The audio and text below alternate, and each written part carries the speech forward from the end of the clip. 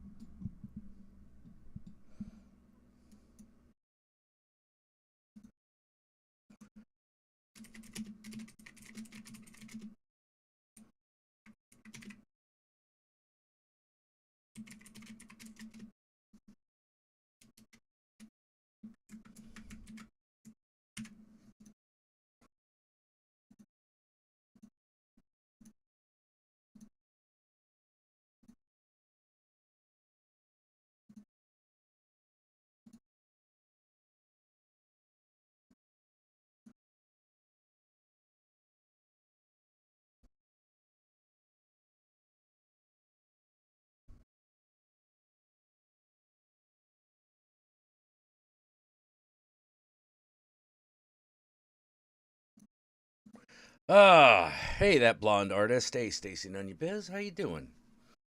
How is everything? Welcome, welcome. I am glad to see you. It is a day. It is a day. It is a day when things happen. Um, and man, sometimes I get a little tired, and I'm a little tired today, actually. Like not in a bad way, but in a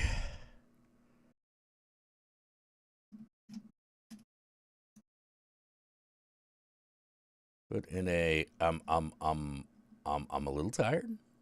Mm-hmm. Ah,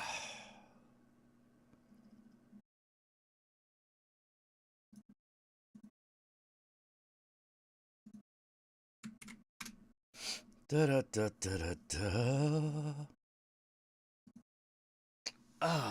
Crumb Bison, how are you? Once again, not sure what we're going to be doing today because it's been oh just here to hang out with people and stutter over my lines and my words. It's been quite a week, hasn't it? Hasn't it been quite a fucking week? Yeah, yeah, Yogi. I don't know what to say.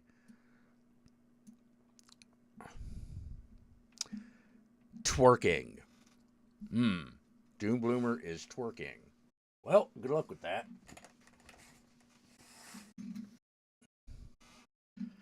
Ah,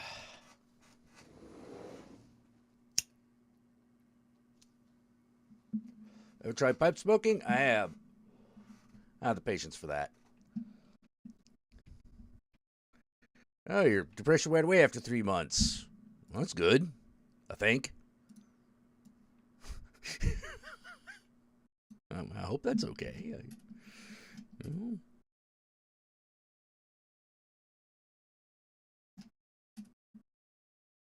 Oh man, things have been.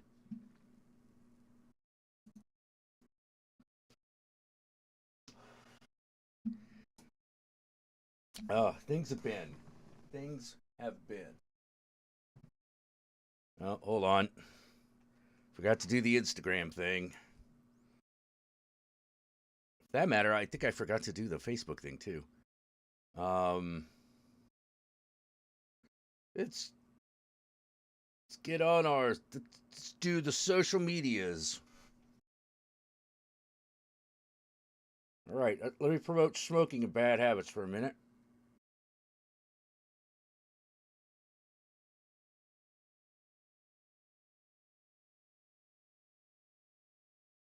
Mm-hmm. Mm-hmm.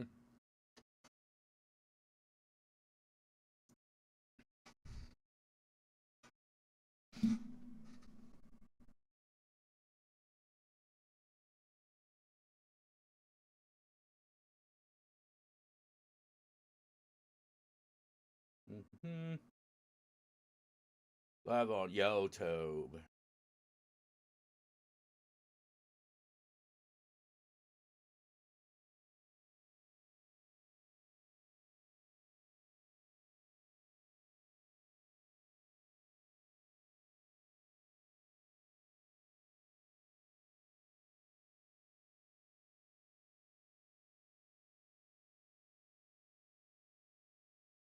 All right, now let me make sure my the link is in fact in the bio. That would be kind of silly if it wasn't.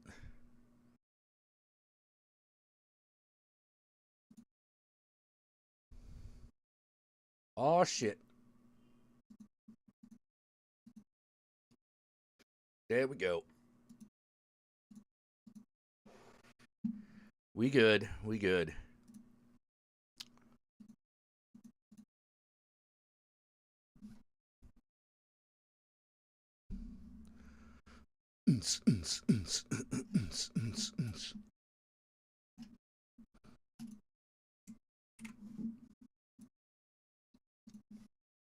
Man.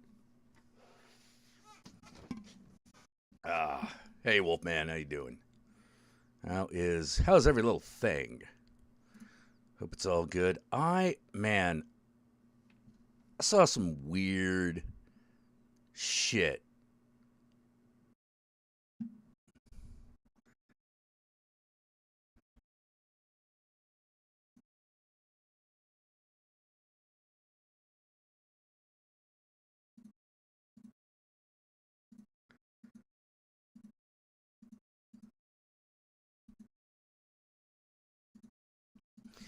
Ah,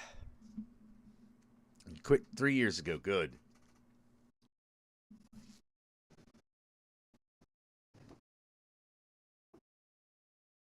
So as I was saying earlier on that Twitter, man, I saw that video of like Ron DeSantis like fucking dissing these kids. Like y'all see that? Y'all see that?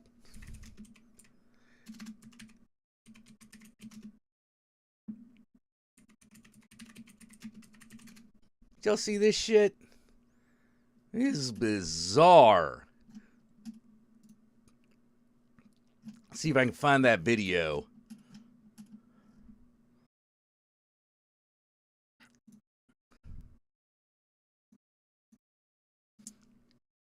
Yeah, like check this out. Check this out. It's fucking insane.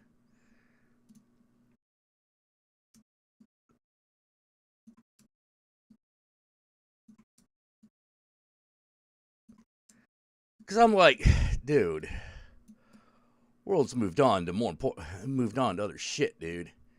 You gonna have to. Yeah, so check this out.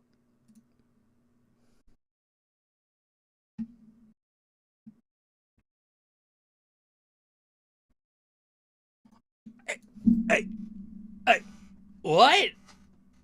Damn. Like he's just like dissing on high school graduates, man. Like university students. Like, oh wow. Good fucking gravy. I don't even know. I don't even know what to say about that. You know, because you're just like, oh, come on, man. You, you're picking on kids, and Fox News ate that shit up. They ate that shit up. I couldn't believe it. Because I was like, what?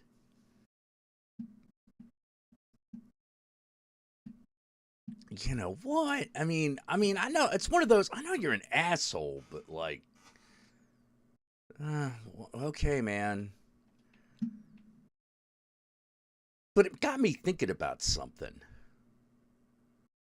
Got me, got me thinking about something.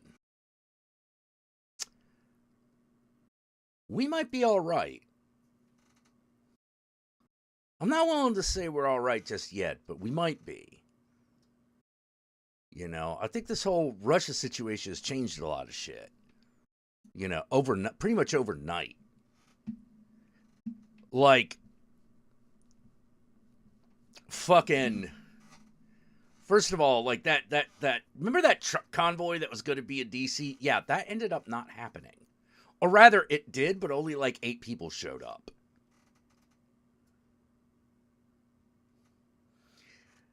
So I was like, wait, whoa, go back. You serious? You serious? That's okay. All right. I guess if that's what we're gonna do, that's what we're gonna do. I was kind of surprised. I thought for sure they were gonna get a lot farther. I was sure there was gonna at least be a protest worth mentioning. But no. Russia happened and everyone was like, nah, fuck this. Fuck this. It we might have turned a corner.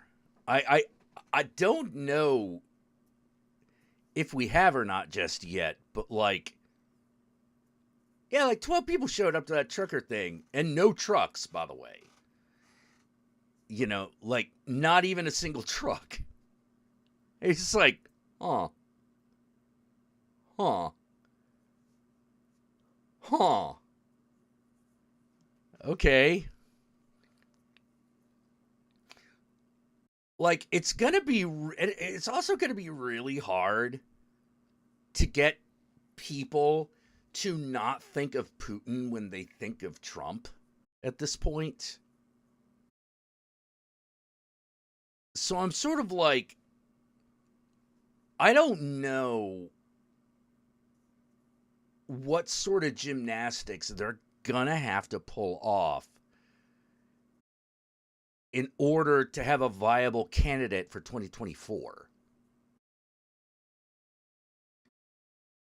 Because you can't have a presidential candidate openly praising Russia when we're in when we're this close to a direct conflict with them.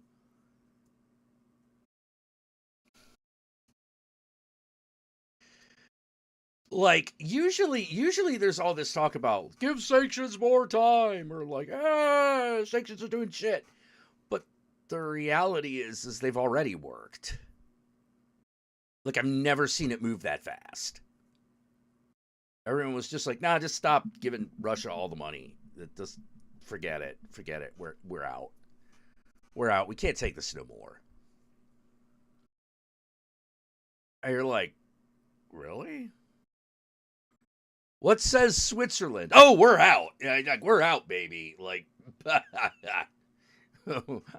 we're out. And and Switzerland's like those aliens in fucking Futurama, the neutrals. They're all about to die, and all the guy can say is, "Tell my wife I said hello." Like, that's the Swiss. On the international stage. They never take a stand on anything. And I'm just sort of like, huh. Well, I guess that had to end sometime. You know? Yeah, like I don't want to say that he absolutely committed political suicide already, because like he's already done things that should have fucking had him out like many times over, so who knows? But I don't now I'm starting to go, I don't know if this guy can get elected. Like how how well China abstained, which was a big deal. They're like, well, we're not gonna condemn or condone or blah blah blah, but like we're gonna economically we are gonna what was it what they do they did economically isolate Russia, and it is one of those like wow, okay. I mean, that's good for China, right? You know, as long as a world war doesn't happen, that's good for China because now their next biggest rival is like fucked. What are they going to do? And there's definitely a like, if you can't invade this place properly, how are you going to hold it? I mean, I know those are completely different things, but you fucked up the invasion. The invasion's the easy part.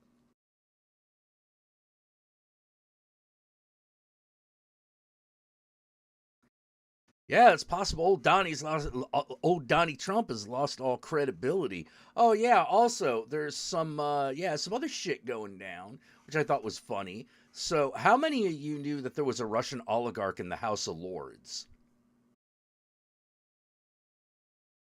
the British House of Lords? There was a Russian oligarch in the British House of Lords, except not anymore because today he was found dead. Dead. He's dead. I found out that guy existed on Monday. It's Thursday, and now he's dead.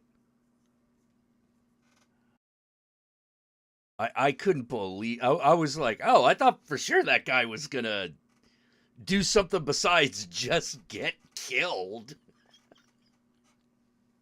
I guess some motherfucker. I don't know. I don't know who did it. They're all like, oh, we think it was natural causes. Yeah, maybe. I do think it's kind of funny that the Russian oligarch in the House of Lords is now dead. Like that does seem a little too coincidental. I'm sorry, you say what now? Yeah, yeah, there was a Russian oligarch who actually was in the House of Lords in Britain. Was. you know, he died today. And I'm just sort of like, well, I I think the odds of him like dying of natural causes is about the same as the odds of Jeffrey Epstein killing himself, which is one of those. Yeah, it could have happened, but I wouldn't. I think probably it didn't. Yeah,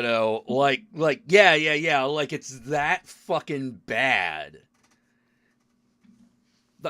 I'm wondering who did it. Like I'm wondering who did it. I mean, like he could have just died. It's possible.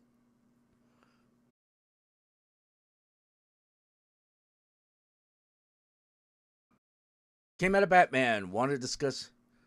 Actually, I don't want to discuss the Batman for a bit because I haven't seen it. Do you want to talk about something else though? We can talk about something else, but not the Batman. I don't need no spoilers. I don't need none of that shit. Yeah. Catherine's like natural causes of falling out of a building and landing on bullets. Tragic, really. Yeah. Yeah, well, bullets will naturally kill. A person will die naturally if you kill them. Yeah, I know Russia got banned from social media, and all of a sudden, like, I all of a sudden realized, wait a minute, I haven't seen a troll in a few days.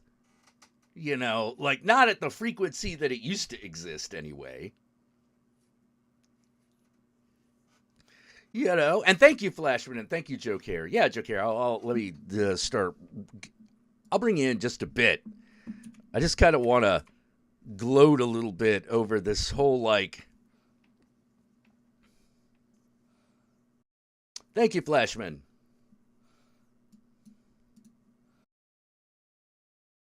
Yeah, like Flashman mentioned, like, wait a minute, didn't all the trolling kind of stopped? Not like completely, but like for the most part, it disappeared.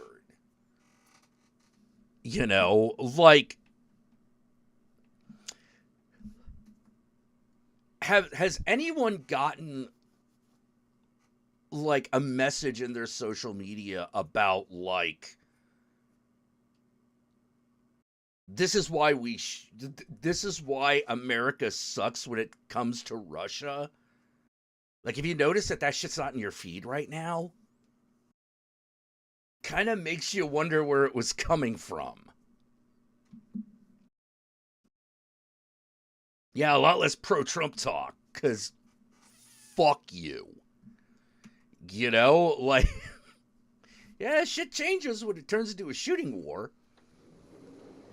I didn't think it was going to change this much and this quickly, but like I said before, what's the problem with war? You don't know what's going to happen.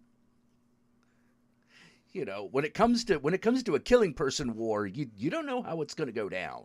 You have no fucking clue. I don't think anyone would have predicted this.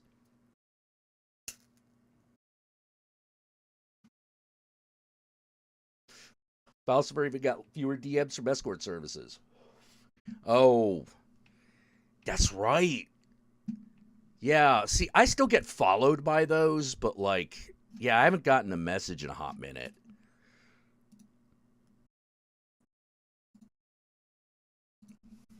You know? Why, whatever do I mean, Jack? I mean, a lot of that trolling shit may have been more Russian than we realized. That may have been more Russian shit than we realized. Because I think we all knew that it was happening, but I don't think that we appreciated the true extent of it. Oh yeah, RT got kicked.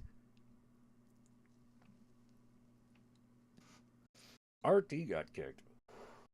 Wasn't it Google that did that?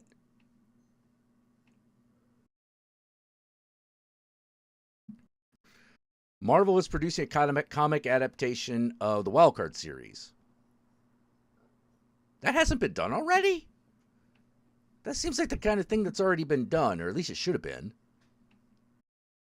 I mean, sure. It's a comic universe.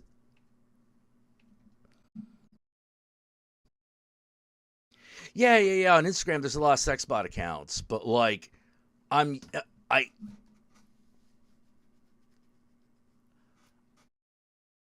I wasn't like, yeah, and on Reddit, yeah. There's a lot of that, but at the same time, I'm sort of like, wait, how much of that was Russian based?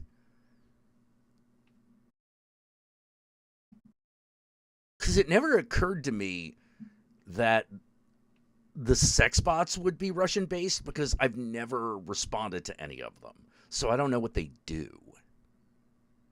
Like, I'm just sort of like, oh hey, first of all, I'm like, hey, there's a sexy girl with 16 followers on Instagram, bot. Like, just no, no, no, that's not a thing that exists. Like, yeah, they vanished.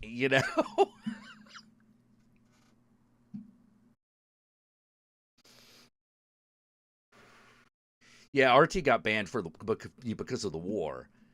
I've I've never seen that shit. I mean, like, it's weird because that's like old school. That's like old school shit where it's sort of like, oh no, we're just not allowing the foreign media to fucking influence people right now. And they moved on that shit quick. Like, that's what really gets me. Where I was like, oh no, that shit was quick. Got that on the quick pass. I thought for sure they were gonna. What's Fox News gonna do now that Russian media ain't backing them up anymore? Visibly backing them up anymore.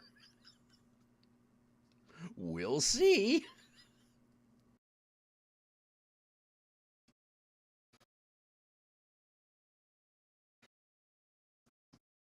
Yeah, yeah, it happened in the 90s, but like that was the last time. It's been like it's been over 20 years since it's happened, in America anyway. Like usually our strategy was uh to counter propaganda with propaganda, if you know what I mean, rather than just saying like, all right, that's it, cut off. That wasn't a thing that we normally do. That's not a thing that we've done since like World War II, something like that. Like I forget the last time we officially did it.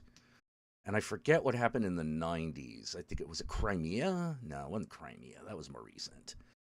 Um, but like in the 90s, we didn't have like the huge interconnected everything as much. So it's much easier to just cut it off, just be like, all right, we're invading Iraq. Don't talk to Russia for a bit, like that kind of jazz.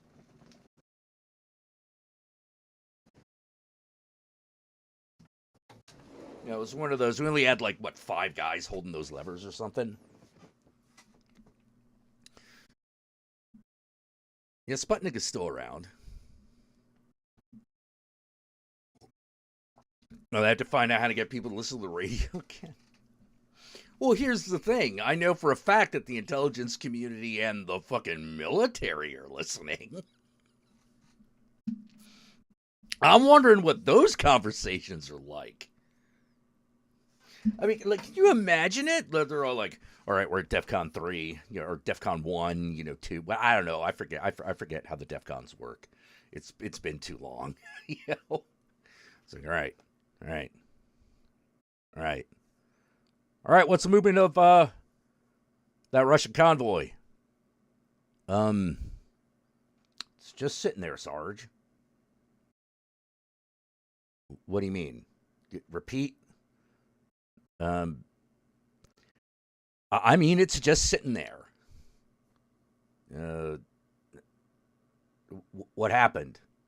They seem to have run out of gas. Excuse me, could you repeat that?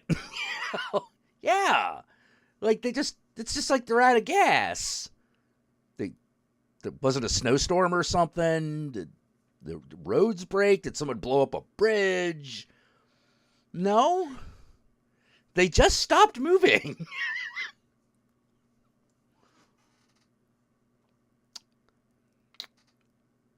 uh, Radio 2, is Radio 1 having a stroke? We need confirmation on this.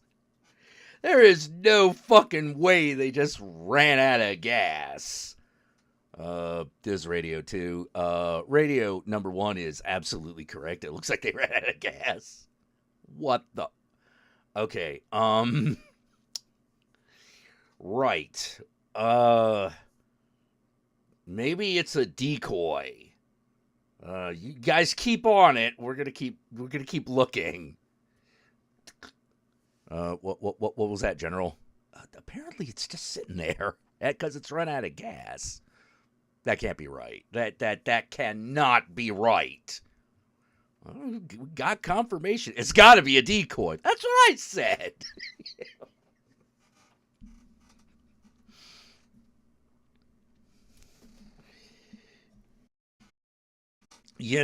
But like, damn, like, and members of that convoy just got out of their machines and just walked away. Which I understand why, because it's like, wait, how long have we been on this road? This has been like, we've been stopped for like an hour. That is forever in fucking combat time. You know what a sitting duck is?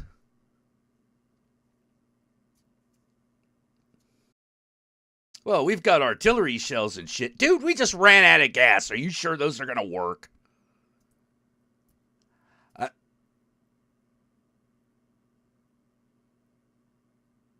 uh, hmm. Okay. Maybe we ought to do something. Quick, abandoned convoy. Run into the Ukrainian wilderness. Nobody here but us trolls, you know?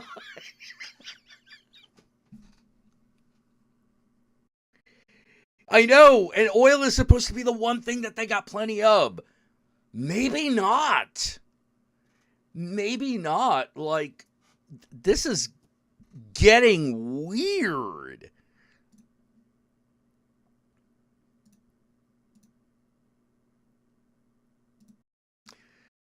You know, it's getting so strange. Let's see, there we go. All right, I just sent Joe Care the link. But, like, yeah, I'm just, my brain is like, does not compute. Does not fucking compute. Although we did have a Russian friend say, like, look, Russia is such a kleptocracy right now. I'd be surprised if there was any fuel in those fucking tanks. And you know, and you have a good laugh. And then all of a sudden, it's one of those, oh shit, it's worse than we thought. You know, the joke turned out to be real. What the fuck? You know, like, y'all remember Tailspin? How there was like a country of warthogs that were like, you know, a thinly veiled like fucking Russian Air Force, and they just kept doing everything wrong. Like there was never fuel for the planes. The planes were the wrong size. You know, the missiles didn't work. Like all this shit, so that Baloo and what's his fuck could like do rings around them. You know, because they were the bad guys, you know, and they were one of the bad guys. That's what they're starting to look like for real.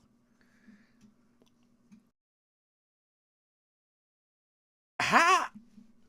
Ha!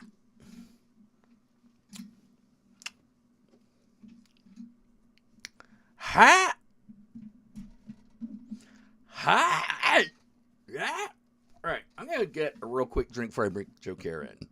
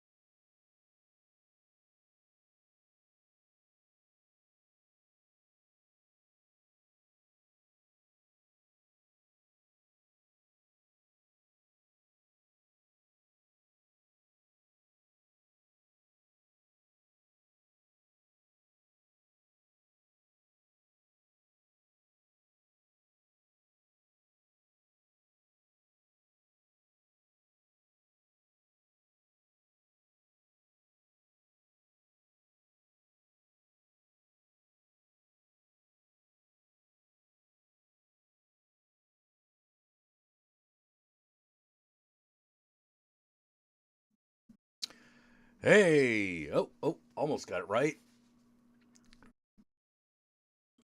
Oh, you can't. Hang on. Let's get that.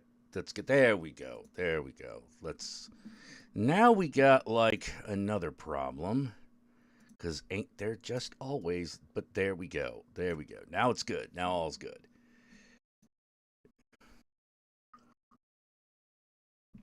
I did not.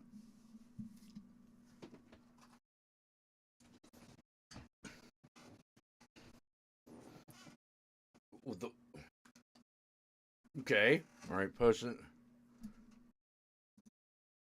All right. Check this shit out. Da, da, da, da, da. Got to bring up the live stream, the live chat, so that I can do that. Top chat, fuck you. Live chat is the way to go. See, where did you put it?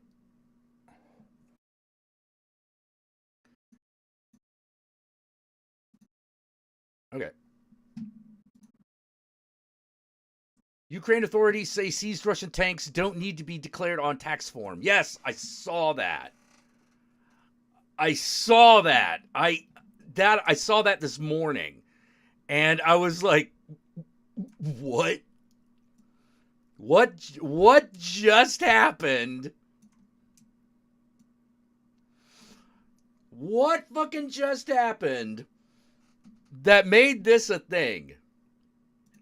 Right now, I cannot see Putin as the James Bond villain. I see him like fearless leader from Rocky and Bullwinkle. I know. It is starting to feel like that. Well, that's why I brought up that whole thing about Tailspin. Yeah.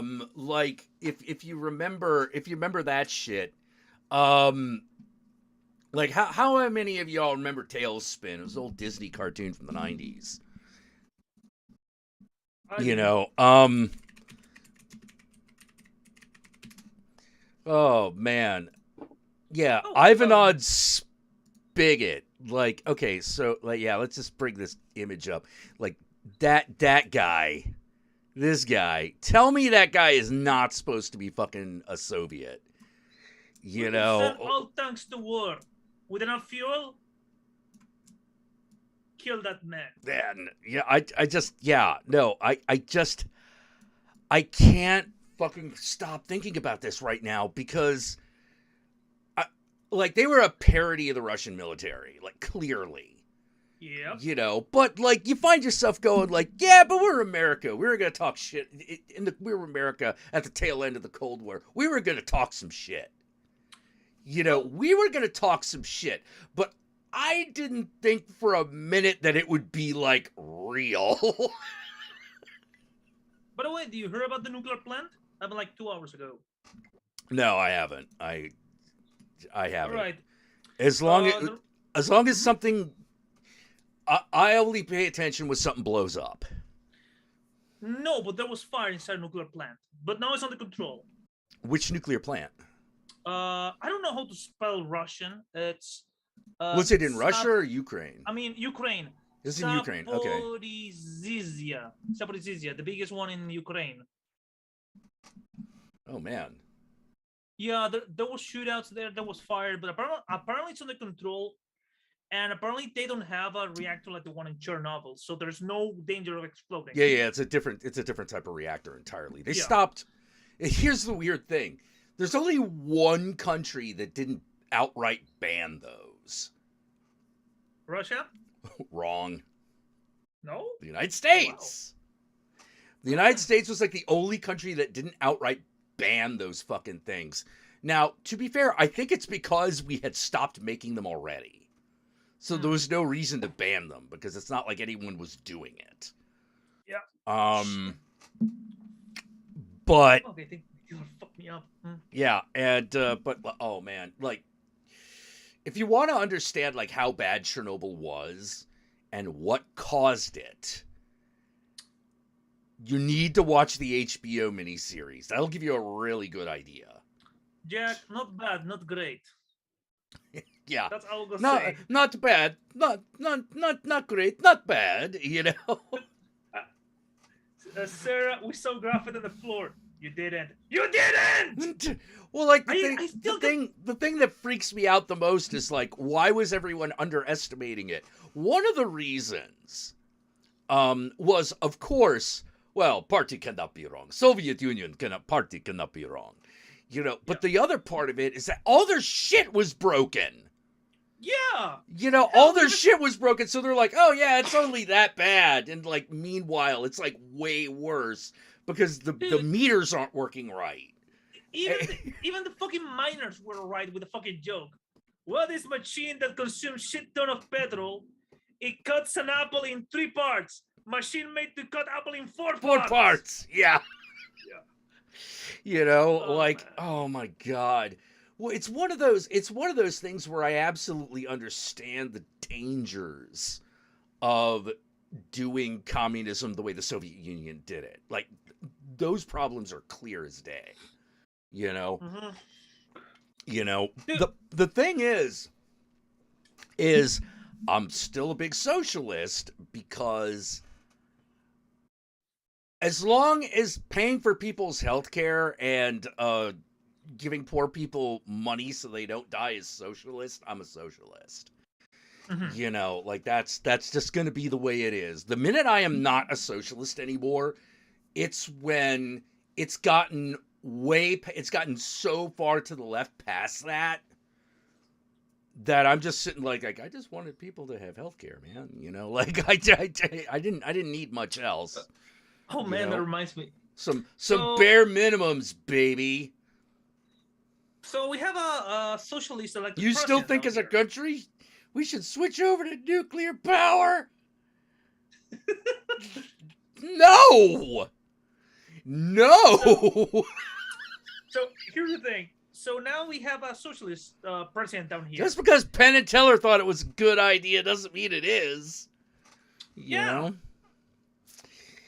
Like, oh man, said, communism is good in theory. In theory. Well, yeah. Well, here's the thing. Like I've said this many times, and mm-hmm. I stand by it. Which is everything that is wrong with Karl Marx is in the things that he does not address. Everything that he does talk about, he's pretty much spot on about. The problem comes in when you factor in things that people will do that are against their own best interests. It happened down here. And that's yeah. Like, our president will give the workers the tools, the equipment, and go like, work the land. And everybody will be like, but I don't want to. Yeah. It's a human factor what we need to consider in this sort of shit. Yeah. Well, Flashman's like Lenin's communism wasn't even Marxist communism. No, not. It was a form of communism. The problem is that this is what I was getting to when I say like the problem with Marx is in the stuff that he does not address, which is how do you enforce communism? Mm-hmm. The Soviet Union and the Soviet Union's answer and Cuba's answer, and in fact, many communist countries' answer, was that the state should enforce it. That has proven to be a really bad idea. Mm-hmm. The for some reason, and you know we can go into this, but for some reason, making it a matter for the state to enforce invites a level of corruption that is was unfucking thinkable before. You know, like, not to say other forms of government aren't corrupt, they are, but like, but some more than others. But yeah, some way more than others. And the Soviet Union was a great example. The funny thing is that Cuba has actually turned out to be the exception. I might have a personal story that you might like. Maybe. Like, let's say that everybody here is smoking weed, okay? Everybody here is completely high. You're dreaming this, you're sleeping about this. This is not real. Mm-hmm. I might have a relative that during the era, let's call it like that, was a bodyguard for the president. Okay. And there was a time in which Castro came to Chile when Mm-hmm. this relative was the bodyguard. Mm-hmm. And he heard certain conversations to which Castro, based on our model of communism, said, dude, this is not communism. This is anything but communism. You're Mm-hmm. doing it wrong. Yep. Yep.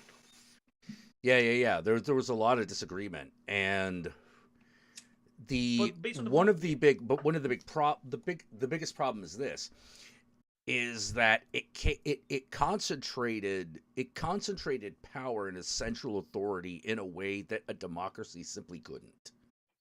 yeah, You know, that's essentially the core problem. And the realization that that was a problem is what pretty much created the philosophy of socialism, you know, which is what made it stand apart from communism. Yeah, it not only depends on who runs it, but how that is determined, Falsifer. That's the big thing. One of the things that hasn't been tried very well, that has not been tried in earnest.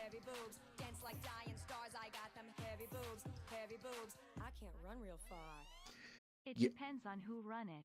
Yeah. It depends on who run it, but like one of the things that a communist nation has that we do not have a great example of is a nation that employs both communism and democracy. Well, here's the thing. Down here, we elected a communist president back in the 70s. Yeah. But then what happened? Exactly. You know, like they just took over, you know. By the way, can you send my regards to the CIA? Thank you. Yeah, that was a lot of that was a CIA problem. Now, like that's where we come down to, this is where America fucked everybody. Which is the marriage of any sort of marriage between democracy and communism has pretty much been stopped by the United States. Not that great. Shit. Sorry, I went through the wrong pipe. All right. Terror of Death, let me explain why you're wrong. Terror of Death. There is currently a fire that runs through massive parts of West Virginia that is an underground fire that has been burning for decades. It's coal fire. It's an underground coal fire that happened due to coal mining.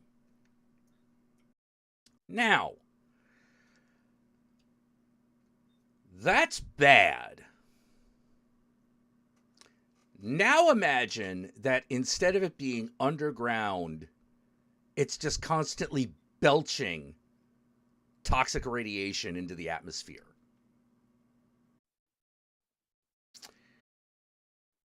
The potential for failure, of human failure, leading to something super disastrous with nuclear power is fucking unimaginable.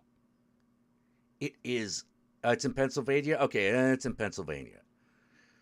I'm pretty sure it's in West Virginia as well. That's what there's definitely, there might also be one in Pennsylvania. So maybe there's two of them. You know, that's the problem. The problem is if it goes catastrophically bad enough,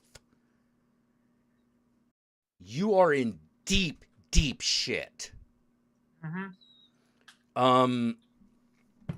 Fukushima itself, not as bad as Chernobyl, still extremely bad.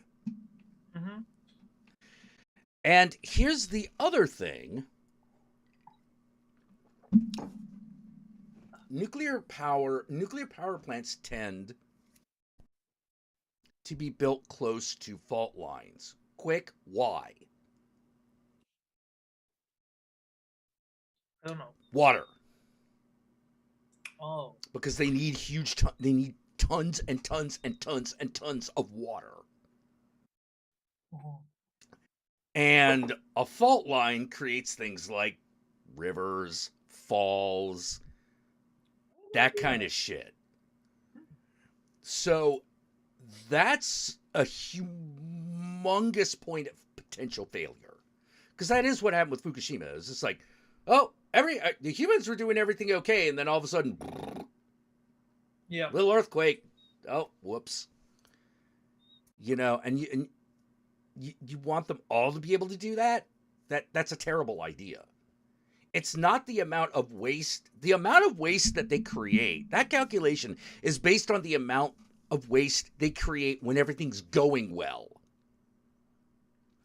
But I gotta tell you, shit don't always go well, and it usually breaks down at some point. People don't usually fix things until they are broken. And by the time a nuclear power plant is broken, it's usually too late. Yep. Yeah, that's the problem. That's the problem with nuclear power. We're not even getting to, like, the bombs yet, but, like, that's the problem with nuclear power, is that it poisons so much, and then you don't have the electricity anyway. It's not like fucking Chernobyl shuts down, right? That shit's, it's just gone. Like, that's just offline. There's nothing you can do.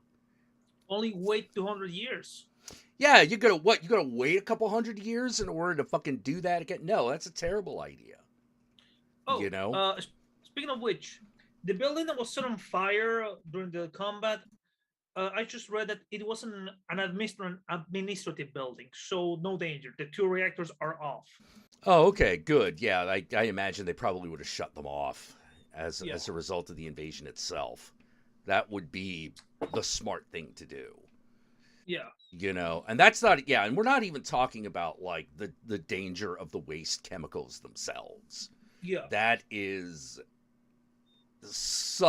that's a distant concern. Yeah. But how to put it, man? Yeah, ask the people who lived in Pripyat or Love Canal or near Fukushima. Ask them how they're feeling about it. I guarantee it's a little bit different. Because, like, let me put it this way. Like, a nuclear bomb, like the type that we dropped in World War II, that shit'll dissipate. In fact, it has. And relatively fast, to be honest. Yeah, relatively quickly. But, yeah, like a nuclear reactor, that just keeps happening. Little machines don't keep that from happening. Just literally the element put next to the other element makes that happen. Mm-hmm. And it is so hot, you can't do anything about it. It's like, hey, let's get... Oh, and it melted. Yep. Yeah, oh, and it melted. Well, why don't we put concrete over that? All right, well, after a certain level of it has fucking... oh, God, what would it... Yeah, concrete doesn't melt. Not the way that metals do. Vaporized, is after a certain amount of it has stopped vaporizing, we can, like, fill that thing in to a degree at which the radiation does not escape, and then pray. Mm-hmm. Like, that's what it is. It's like, okay, put a big cap on that, and then just hope that's good enough. Mm-hmm. Yeah, if you think we have anything else, any other plan for that type of thing, if a nuclear power plant goes wrong, you are sorely fucking mistaken. It is a classic thing of, like, don't build Frankenstein's monster unless you have a way to shut it down. Yeah, like, the only plan you can do is sit down, drink, and hope for the best. Mm-hmm. Yeah, bend over, kiss your ass goodbye, and hope for the best. That's not... How to put it? That ain't no plan. That's the problem. Like, when people talk about, like, the nuclear waste, Oh, that is not even close to the biggest problem. Yeah. That's way out there in the realm of tomorrow. It's like, oh, I got a mosquito bite, but the building's on fire. I should treat this mosquito bite. Exactly. If you're talking about the nuclear waste, you're talking about the mosquito bite as opposed to the fact that you're on fire. Yeah. That's the problem. Everyone thought that the waste was the worst thing that could happen, but we know for a fact that that's not the case. Because the waste you can clean. Let's leave it to that. Yeah. Nuclear waste corrodes. Yeah, it does. It does. There are things that we can do about it. Yeah. But the other problem is it doesn't stop being toxic. Not for a very long period of time, and that is quite a lot. Like, we're going through global warming right now just because we took rocks out of the ground. Yeah. Like we took rocks and oil out of the ground. That's causing it to go into the atmosphere. Nuclear radiation of the level that is created in a nuclear reactor is so much worse. Yeah. Like that's the fucked up thing. That's the thing that's so fucked up. It's so I don't really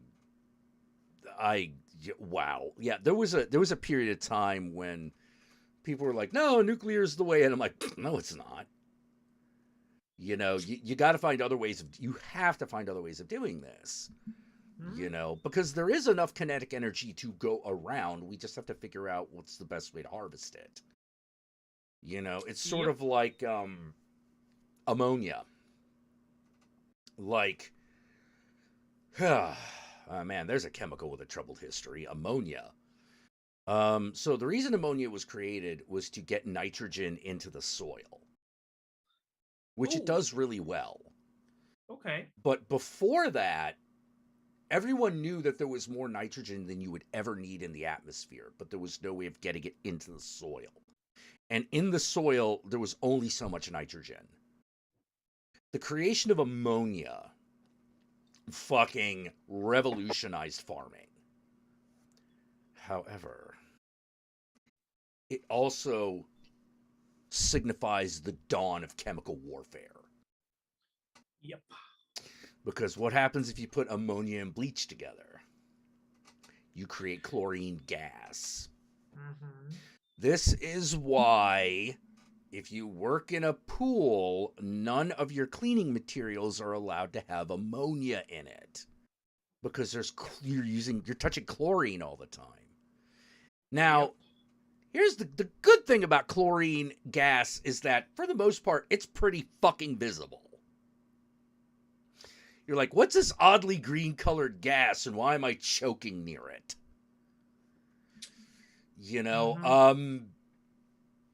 So once it starts, you could kind of stop it and just have everyone go, all right, back off for about like 10 hours, and then it'll just dissipate into the air. It'll just go back to what it was doing before this happened. Yeah, mustard gas is another example. Somebody told me that there's a chemical that you can do by what I quote pissing in a bottle of chlorine. What's that? I don't know, but it may be toxic, but it's not like airborne because that happens all the time. Mm-hmm. Like you wouldn't have the kiddie pool if pee and chlorine was immediately toxic. Mm-hmm. There'd be too many dead children. We would know, is what I'm saying. There's a mustard gas? Huh. Yeah, mustard gas was another one. Yeah. But like, here's the thing. You want to know, like, the unintended consequences of science, of chemistry. So,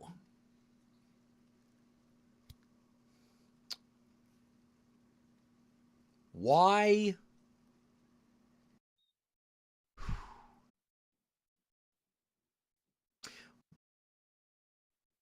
what was the basis? What's the all right, do you know what Zyklon B is? Rings a bell. Zyklon B is the gas that was used to kill a lot of Jewish people in concentration camps. Oh, okay. Okay. Ammonia makes that chemical possible. Oh shit! And yeah. So the guy who invented ammonia is directly responsible for that. He is also directly responsible for the fact that chlorine gas was deployed in World War I and is considered a crime against humanity. Oh. Because here's what it does. Mm-hmm. Here's what it does. It gets into your mucous membranes in your lungs, attacks them. Your body tries to fight off the infection, and it fills your lungs with pus. So you suffocate on dry land. Yeah.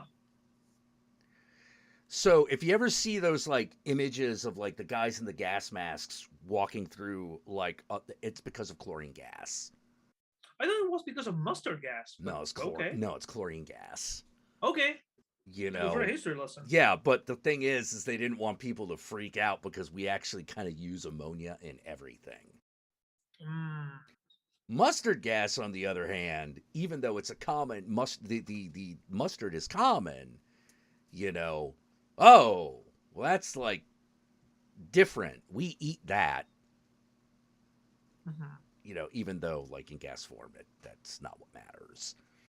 Also, chlorine gas is a lot more deadly, a lot more quickly. Like people would just start coughing up mucus and it's done. Hundreds, thousands of people killed, especially in trenches, killed by the Germans. Yeah. Because they were the one who developed it. Because the guy who created ammonia was German. You want to know what's even more fucked up? Shoot. He was Jewish. Okay, that's really He was a fucked Jewish German.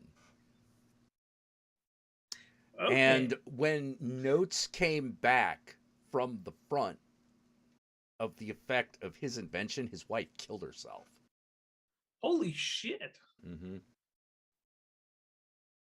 Wow. Yep.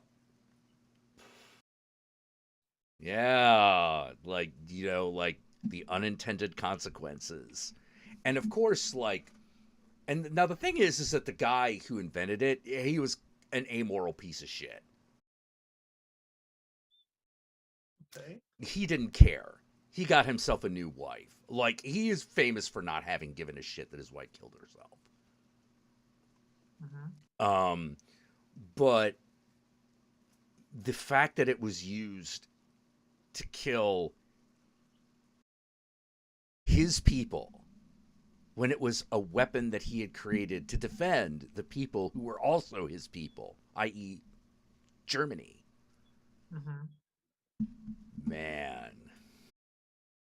That's some dark poetry right there, man. Yeah. Maybe it's because I'm also high, but for some reason. Yeah, I'm pretty sure that the company that made I forget the name of the company that made Zyklon B, but they're still around. Like, I don't think it's DuPont, but it's something like that. It's one of those. It might be Johnson and Johnson. You know? No, I was gonna say, aren't those the guys who made the Raid bug spray? Yeah, what do you think it's made from? I know that part. No, I was trying to say the company. You know, it's like, you know, like, yeah, that was what it was originally marketed as. Zyklon B was originally a pesticide. Yep. That's how they got the idea of using it on Jewish people, because they were parasites. They were pests. That's what they called them. That's fucked up in so many levels. Oh, dude. There is nothing in this world that is so fucked up that human beings will not make it more. I don't know why, but again, you were talking about science, and for some reason, Jack Parsons came to mind. Oh, the rocket scientist? The rocket scientist occultist? Yeah. Like, that guy was interesting because I don't know if I don't think he was evil, but he was definitely nutty as shit. I mean, okay, the guy was friends with the creator of Scientology. Let's start with that. Yeah, that's true. Yeah. The other thing that I thought was really fucking funny is that everyone's pretty sure his girlfriend was responsible for his death. Oh, I heard another myth about that. Oh yeah. Everyone's pretty convinced that the woman he was with when the explosion happened was responsible for it. I heard another myth about how he died. Yeah. Have you heard? Okay, so the guy was obsessed with Crowley. Everybody knows that. Yeah, he was. Yeah, he's totally upset. Yeah, so, he was a contemporary. Yeah. So the legend I heard was that, according to Crowley, in the Book of Law, he put how to summon a succubus or an incubus. But he made instructions fucked up. So if you follow it step by step, you will create an explosive that will kill you right away. Because actually, here's how that's told in like thelemic circles, roughly. There are a lot of thelemic circles, so it's like everyone's got their own take on it. Yeah. But the idea was that, yeah, he did summon a succubus. It was the woman he was dating, and that's one of the reasons she killed him. I heard a version where he was making the entire thing, and he had the last chemical, but he didn't realize he had fulminant mercury. He basically, the chances that his girlfriend caused the accident are as great as him just having made a simple mistake. And also, I don't know if you knew this, his clothes were covering gunpowder. Yeah. He was a nutty guy. Yeah. He was a fucking crazy guy, like... Oh, so question, what are you guys talking about? Okay, we're talking about a guy called Jack Parsons. Jack Parsons is an interesting dude because he was both an occultist and a rocket scientist. Like very, very famous one, actually. Very key in developing, space program and shit like that. He's also not that... He's not from that far ago. I think at this point it's 100 years. Hold on, let me check. Jack Parsons. Like in the 60s? No. It wasn't that recent. Yeah, he died in the 50s. Yeah, he Yep. Marjorie Cameron. One of the women is suspected of having orchestrated the accident that killed Jack Parsons because he died in a lab explosion. But yeah, he was totally into the Goetia.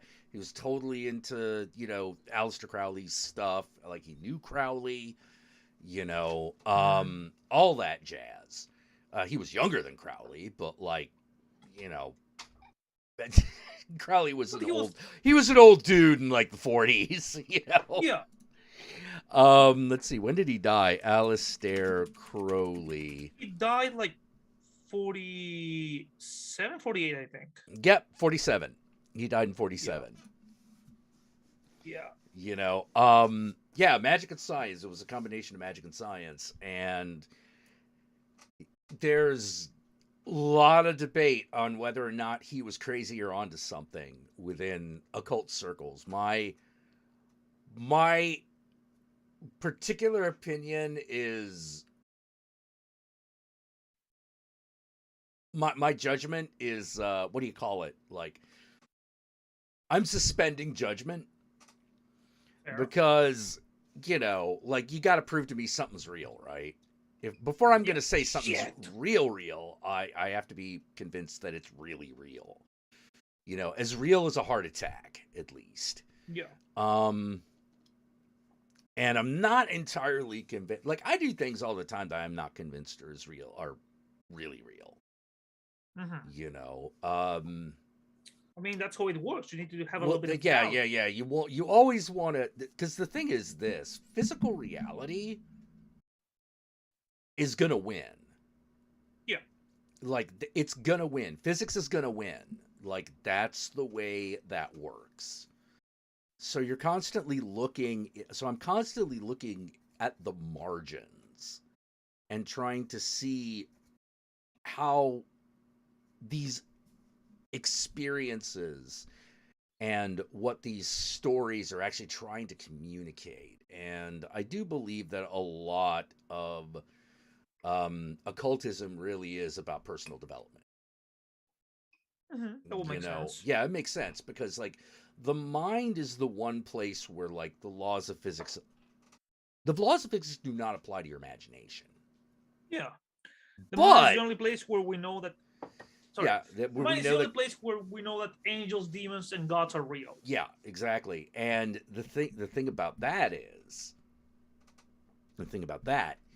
is we don't even know. I like to say this a lot, but we don't know what thoughts are made of. Like we're pretty sure that it's like electrical impulses, but like even the electrical impulses on a hard drive leaves a trace. Yep. So we know what it's made of. We know what that information is made of. What about the information that we're constantly writing in our heads? What's that made of? We're actually not all that certain. And what separates a memory from imagination? Exactly. And the answer might actually be nothing. It might actually be nothing, but then you still got that question. If there is no difference between the two within the mind, then they're the same thing. So what is that thing? Is it a process? Is it a particular calculation? Is it a frequency? Like what is it?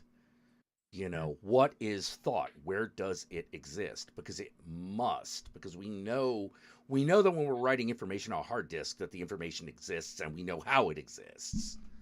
So mind, why would it be? Mind? Yeah. Mind. What is mind? So what? Why would the brain be any different? But then you're getting into a world that we just don't really understand at all. We can theorize about universal soul, man. Maybe it could be. It could be universal soul. It could be a frequency. It could be, we could be fifth dimensional beings projected onto the third dimension. We could be it could be a whole bunch of things we don't actually know. And right now, in my opinion, we may never. And right now, to me, that is the truth, is that we don't actually know. But I'm always going to be curious about that. I don't think that's going to be something that's going to get solved in my lifetime. So yeah, that's just all there is with that. Didn't Hubbard also know Crowley? He might have. I don't know if he did or if he didn't. The myth I heard is that he tried to correspond with Crowley and he went just like loser. Yeah. Oh well, the thing is, Crowley was a son of a bitch. Let's be honest. Oh yeah. No, totally. He was totally a son of a bitch. So is Hubbard.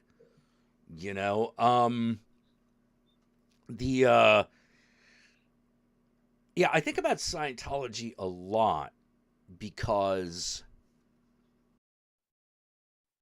the story from the guy from the story that the guy from I Have No Mother, My Scream told about how Scientology. Oh, not that. That I'm pretty sure is true. Me too. What fascinates me about Scientology is that it kind of proves it, like it and Nixia and like all of these groups kind of prove that there is something within us that activates when we think we're working for a greater cause. Like there's something about human beings that does that. I don't know if that's a direct effect or a side effect of something else. It's probably both. I think it might be related to the idea that we feel like we are part of something bigger, so we're not alone anymore. Yeah, but why? Like, why do we, like, here's the thing. We're social creatures. We know that. So Yep. we're going to be, so we have an instinct to work together. But, Yeah. and cults are interesting because they kind of work on the level where self-improvement meets collective action. I mean, there are other things that do it too, but not in so stark contrast. But remember one thing: when you're part of a society, you can be a member of the society and still feel alone. But if you're in a cult, you always are part of the same people who think exactly like you, aiming for the same goal. So you feel more accepted than being in society. Yeah.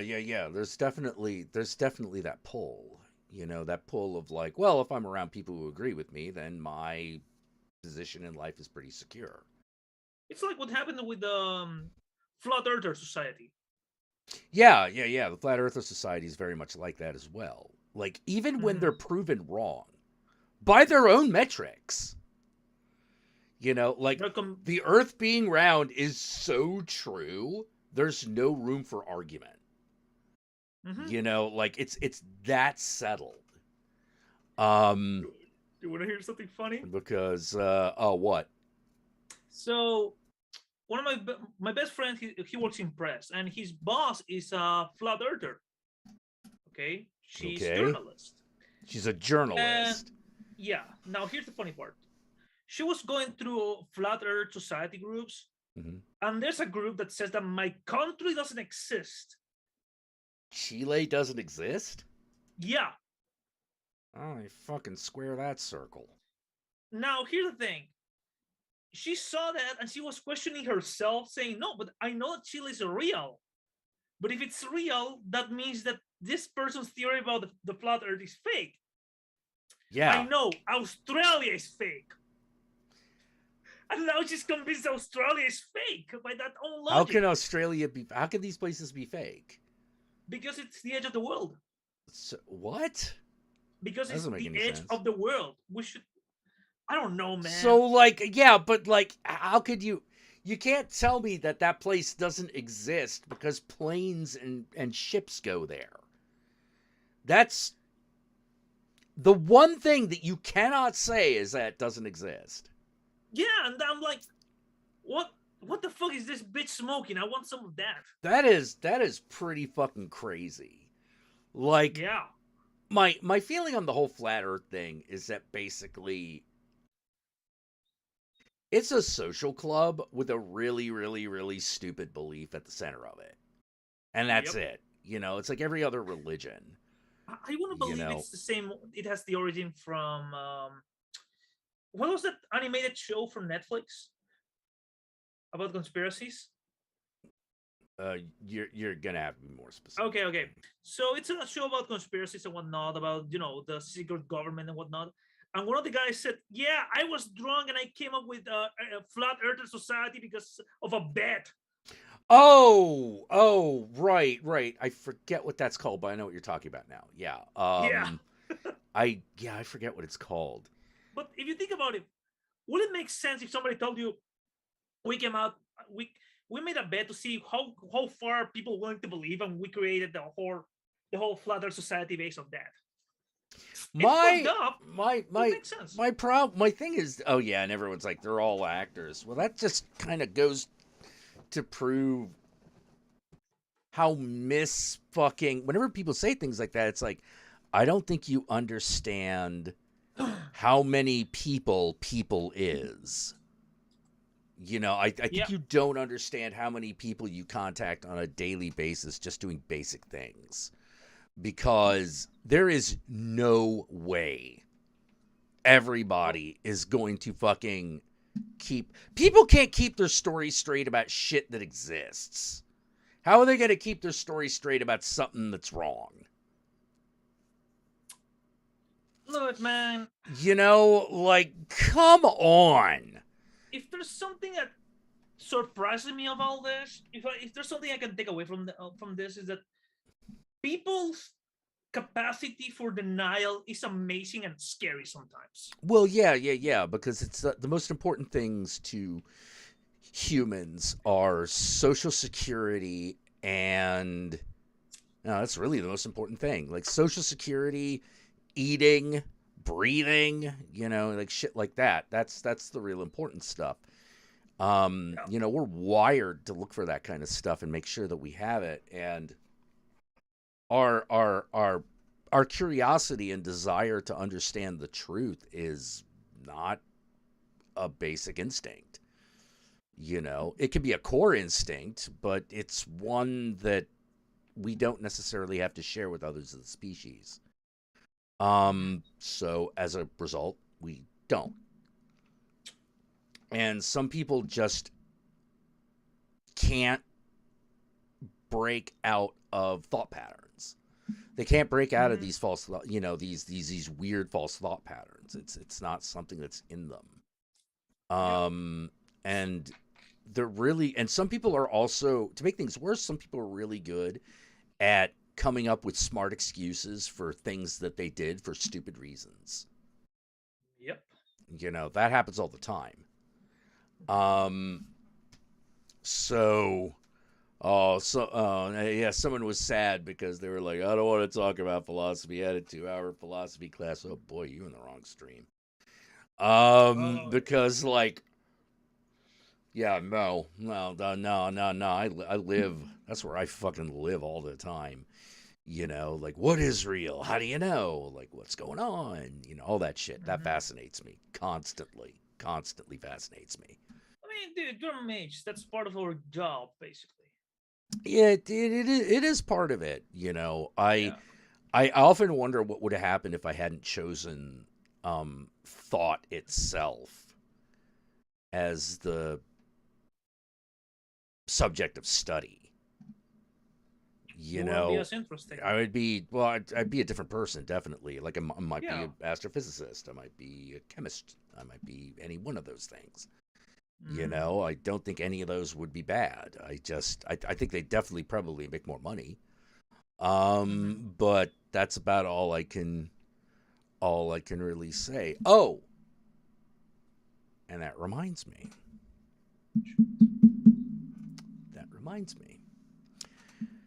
All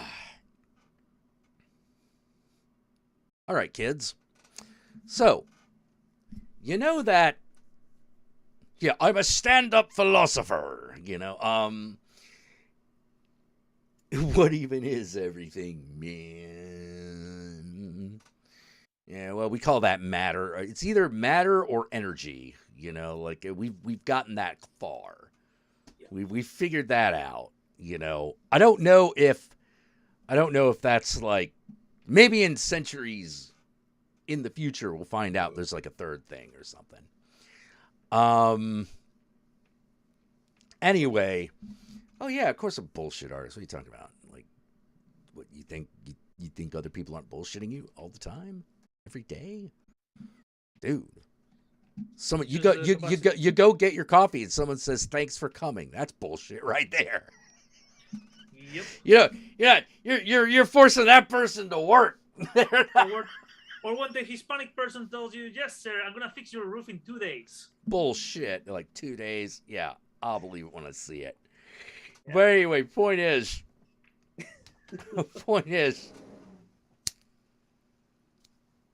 I'm not sure what the point is.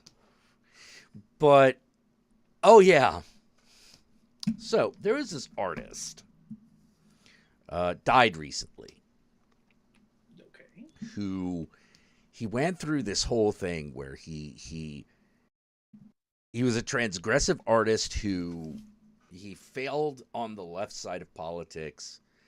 And so he started taking conservative money. And then he also kind of failed on that side. And in the middle of the art festival that he had worked so hard to create with this money, he just dropped stone dead. So, the question is, kids.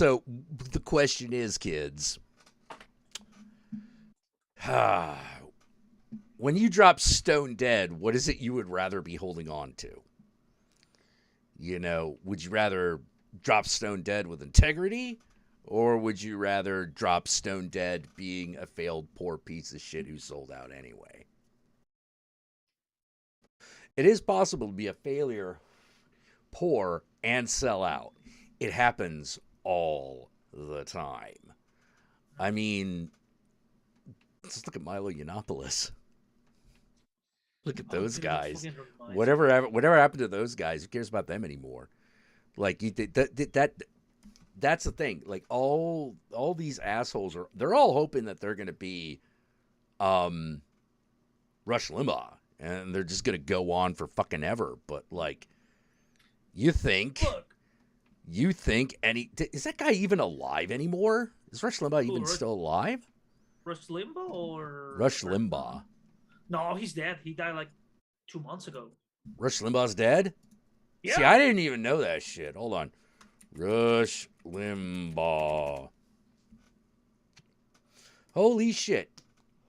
Yeah. You are right. Died in Palm Beach, Florida.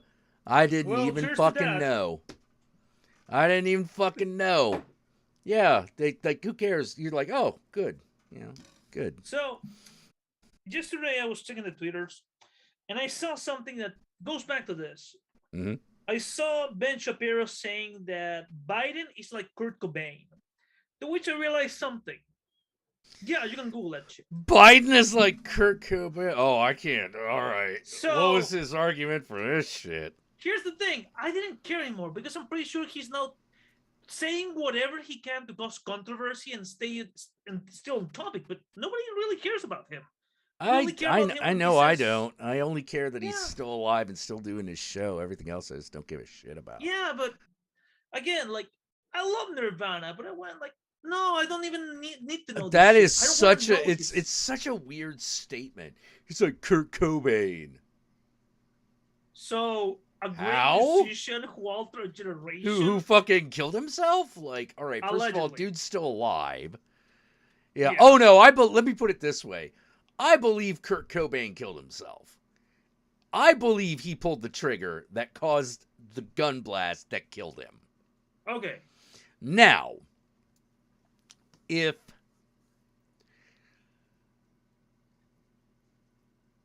I would also say that I am pretty sure that Courtney Love is part of the reason that there was a loaded shotgun in that house to begin with. Yeah. You know? Good point. I don't think she murdered him physically, you know? Like, she might have, like, just shit so much in his soul that he couldn't take it anymore. I mean, okay, like, with all honesty, Jack, if you weren't with your lovely wife and you had a chance to be with Courtney Love, including all the money that comes, including all the money that comes in. No! Exactly! No! God, no! Nobody would! God, no! Kurt Cobain had the patience of fucking Buddha, let's be honest. Yeah. I'm like, no way. No fucking way. I'm also like, because I'm like, look, the number of people who made diss tracks about Courtney Love is not small. And not only is it not small, it's largely made up of people that actually knew her. Yeah. Like Dave Grohl. Tori Amos. That one still flabbergasts me. Tori Amos did a diss track on fucking Courtney Love. And I'm like, how did you get Tori Amos to hate you that much? What did you do? And how did you make Tori Amos and fucking Trent Reznor not be able to ever talk to each other again? Yeah. You know, How did you do that? You know, how the fuck did you get Billy Corgan angry at you? Oh, that's not hard. Billy Corgan's a piece of shit. You know, really? Billy Corgan's a complete piece of shit. Huh. You know, let me put it this way. If you want to know why Smashing Pumpkins only has 2 albums and are never going to have a reunion, the answer is Billy Corgan. You know, he is an asshole. He is a notorious asshole. You know, rampant fucking egomaniac. You know, yeah, to the point where, like, would you rather, let me put it this way. All the members of Smashing Pumpkins who are doing other things, many of things which are not, some of which are not related to the music industry, and some of which are like, one of them like works in marketing somewhere. You know, You ever think about getting Smashing Pumpkins together? Why? My life is so much better now. Holy shit. Yeah. Bonafide rock star. People who were rock stars would rather work their shitty 9 to 5 than be around that guy. That pretty much tells you everything you need to know. Holy shit, Nosferatu had an ego. Wow. Oh yeah, no. He is James Iha. Yeah, James Iha hates him. He has fucking they reunited briefly just to break up again like the next day. Oh my god. Yeah. I mean, like, okay, question. Is the guy a Nazi or something? Because if no, so, he'd get the same level as I don't know if he's a Nazi. That I'd have to look into. But he is a notorious piece of shit. Okay, so I just wanted to make sure that he was at the same level as Morrissey or a little bit higher. It's hard to tell. Oh, fuck. It's hard to tell. But, like, if you're like, hey, why don't the Kinks ever get back together? Yeah, it's never happening. That's never happening. They're not dealing with Morrissey ever again. You know? Yeah, dude, yeah. Or Van Halen. Van Halen. Well, here's the funny thing. Van Halen.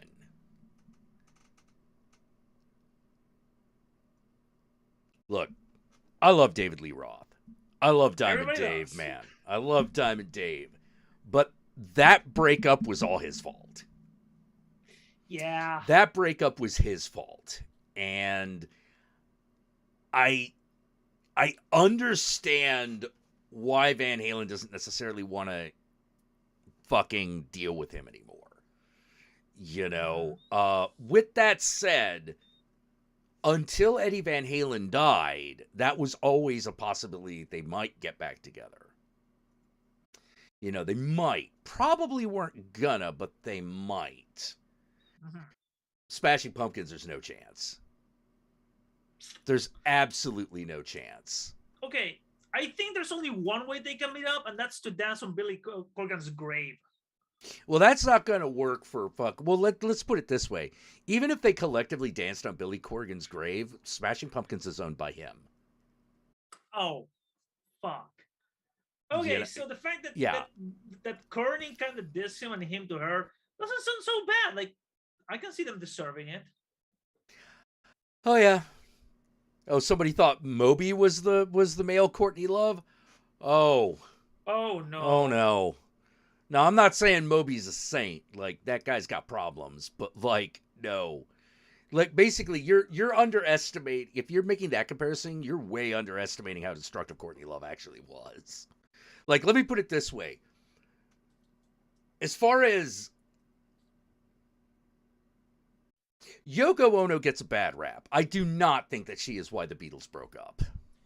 No. Hell, I saw Get Back. I kind of know why. Yeah. But Courtney Love is absolutely the reason that Nirvana did not try to get back together with a new frontman and instead turned into the Foo Fighters. Yep. She is absolutely why that happened. You know, because she owns all the rights. Oh, that reminds me. Do you know what she did with like she sold the rights for Kurt Cobain to be in Rock Band and then she kind of regretted it. Yeah, whatever. And also Moby. Oh, you don't know who Moby is? He's like an EDM. He's an EDM guy. Yeah, pretty good to be honest. Yeah, he's really good. You know, Yeah, he's not usually in anyone's like top 10, but he's someone that like everyone really likes. Like, here's the thing. When you think while Courtney Love is that bad, no, she is. All you have to do is actually look into the actual things that happened, and you're just like, oh my god. Okay, so the last thing Courtney Love did, she was saying that Dave Grohl was abusing Frances Bean, like he wanted her sexually. To which Frances said, "Guys, Dave's a good friend. My mom is high. Don't pay attention to her." Hey, We're gonna see. Yeah. Yeah. Yeah. People need to blame someone for the Beatles breaking up. I blame Paul McCartney and fucking John Lennon. That's who I blame. I blame themselves. I blame them. Now, Yeah. here's the thing. Could they have gotten over that? I think that they actually could have had John Lennon not been killed. Yeah. I think that would eventually have happened. But now we'll never know. Yeah. Yeah. The answer is John Lennon and Paul McCartney. Yeah. Exactly. Exactly about somewhere. Did you saw Get Back? Yeah. What? Did you saw the documentary Get Back? The Peter Oh Jackson? no, I didn't see the whole documentary. I saw like a couple episodes of it. But I mean, how many hours is that thing? I was like 8. It's like 8. Yeah, it's like 8 hours, man. And it looked good, but there's definitely I got other things I gotta do. Yeah.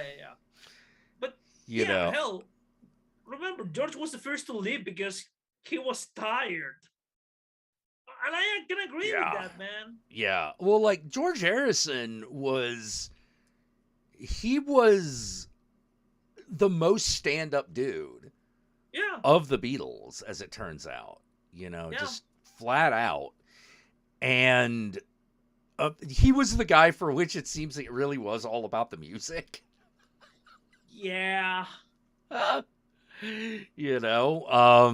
Which is kind of funny because, like, everyone knows John Lennon, everyone knows Paul McCartney, everyone knows Ringo because we like to talk about how bad Ringo is, which I actually, my opinion is he's not that bad. He's not that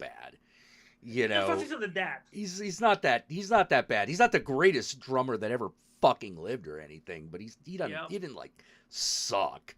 But then we just kind of forget that George Harrison fucking existed. And it turns out that George Harrison was actually the one most responsible for the sound of the Beatles. Yep. It's, oh my God, it's so fucking hilarious, God damn it, no, thank you. Don't think about Bill Hicks and his Beatles routine. But they were so fucking high, they even let Ringo sing a couple of tunes. Something about a yellow tambourine or something, Yeah. I'll say that. Like, Ringo was not a terrible drummer. He was a very bad singer. Oh, yeah. But hey... Oh man, he got sick of Lennon and McCarthy.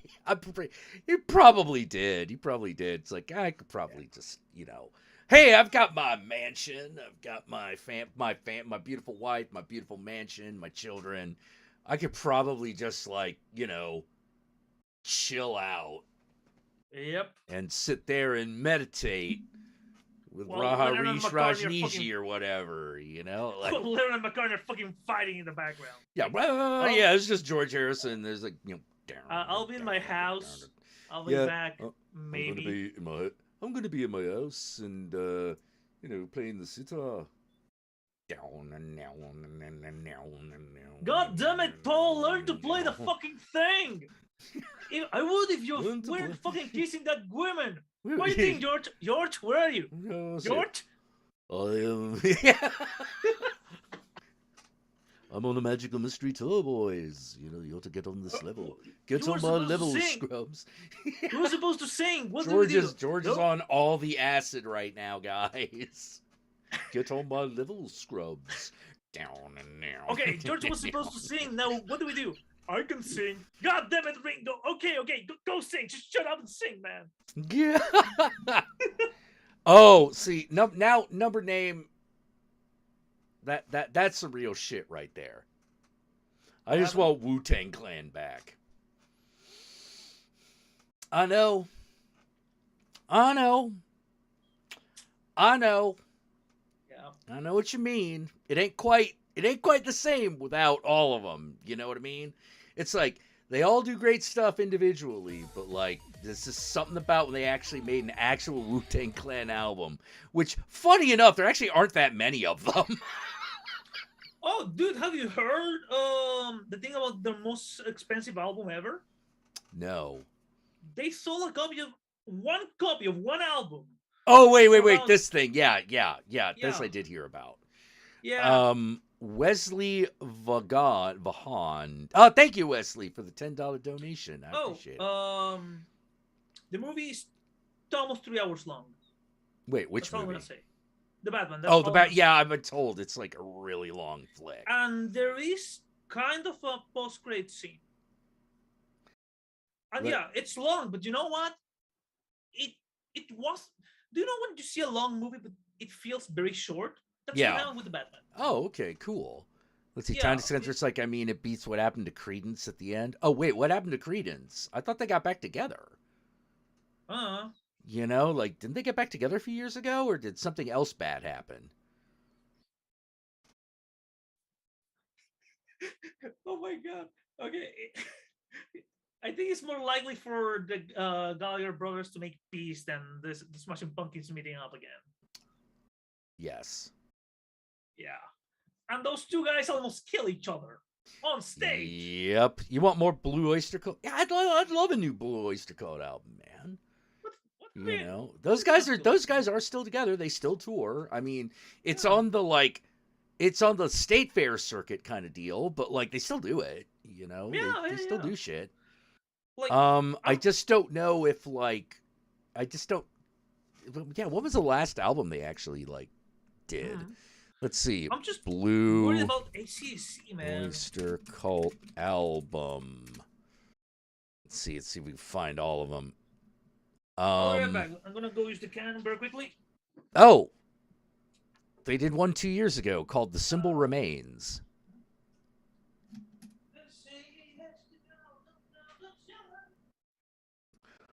Oh man, that totally got by me.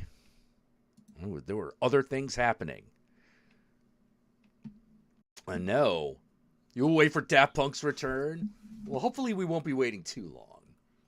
You know, because I really like Daft Punk, but like, Tears for Fears is back together? Oh my god, everybody wants to rule the world, baby.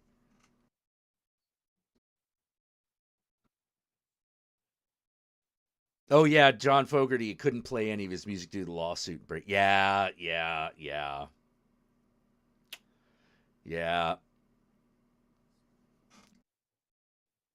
oh yeah, Riz is doing incredible stuff. But that's what I mean by like, it's great stuff, but it ain't the same, man. You know? It's so weird to say that. You know, it's like, no, just ain't the same, my brother. You know? You know, I would love to have a new System of a Down album. I wonder why not. Oh, yeah, that's why. Oh, wait, that's why. Yeah. All right. Well, it's been an hour, so I should probably let you go for now. Oh, and it looks like Thorgrim donated, so we can have him on if he likes. Nice. But until I'll wait and see what the response is. Yeah. When are you planning to go watch Batman? This weekend or? I don't know, sometime. Like sometime, like whenever I can get a hold of it, basically. Might have to wait till streaming. That's what I had to do with Shang-Chi. Oh, yeah. By the way, before I forget, do you remember the new Alex de la Iglesia movie, the one set in Italy? Huh? The Alex de la Iglesia movie set in Italy that I showed you? Which one? What was the title? Shit, I can't remember the title. So I showed you the trailer. Yeah, I'm pretty sure I haven't seen I haven't seen it because I haven't seen the Iglesia flick in a couple of months. No. Oh, that's right. Falsifer also donated. Right. The movie's coming on April 22. We have a date, and apparently it's also coming for VOD. Oh, okay, cool. So in April, it's coming to VOD. Yeah. Well, that's good stuff. Yeah. Yeah. All right. Oh, so did you saw the thing I put in the slot pit for you? I have no idea what you just said. Dude, some maniacal genius made Amityville in space. Oh, I heard about this. Yeah, Amityville in space. In space. All right, Joe. Stupid. I gotta let you go for right now. Oh, Falsifer. I also had. Oh, that's right. He also donated, so maybe I should let him come in first. Anyways, take care, man. Yeah. See you soon. Yeah. Talk to you later, Joe. Yeah, Falcifer. Just give me. Let me know if you want to come in. And have we had you on before, or like I feel like we have. We have.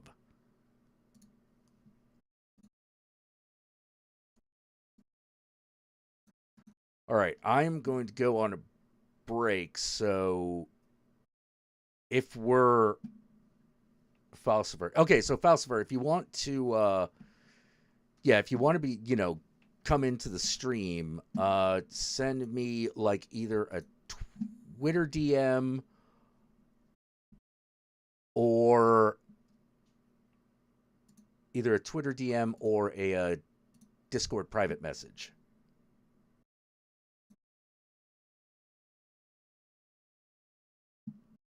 And I will be right back.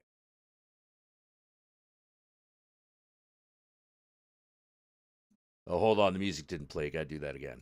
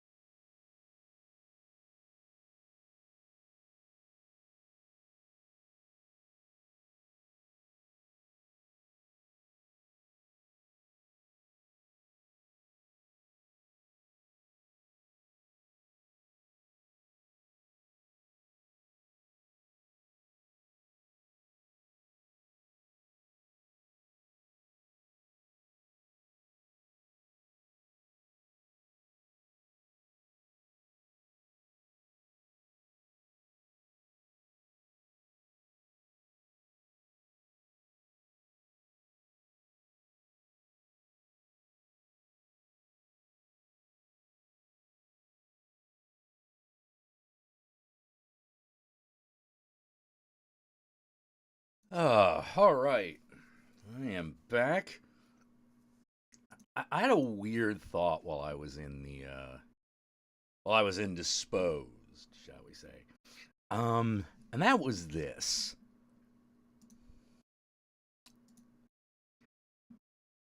You ever imagine what it would actually be like to be raped by Bill Cosby? Like, what does that look like from your perspective? You know, I'm sure I don't need to know the ins and outs of the emotional damage. I just want the perspective visual. Does he do bits while he's doing it? Like, does he do that shit? I want to know. I don't need to know, but I kind of want to know. All right, Instagram.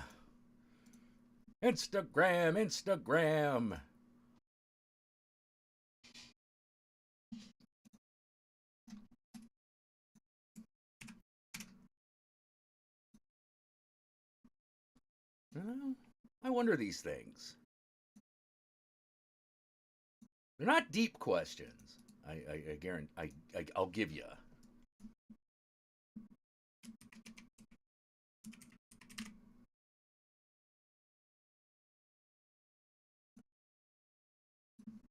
Not deep. Why would you be thinking about that now? It's not 3 a.m., dude. I'm just saying. There's a part of me that wants to know. I have a feeling I would immediately regret this knowledge. Don't get me wrong. I'm pretty sure I would regret knowing. But I can't say that I'm not curious.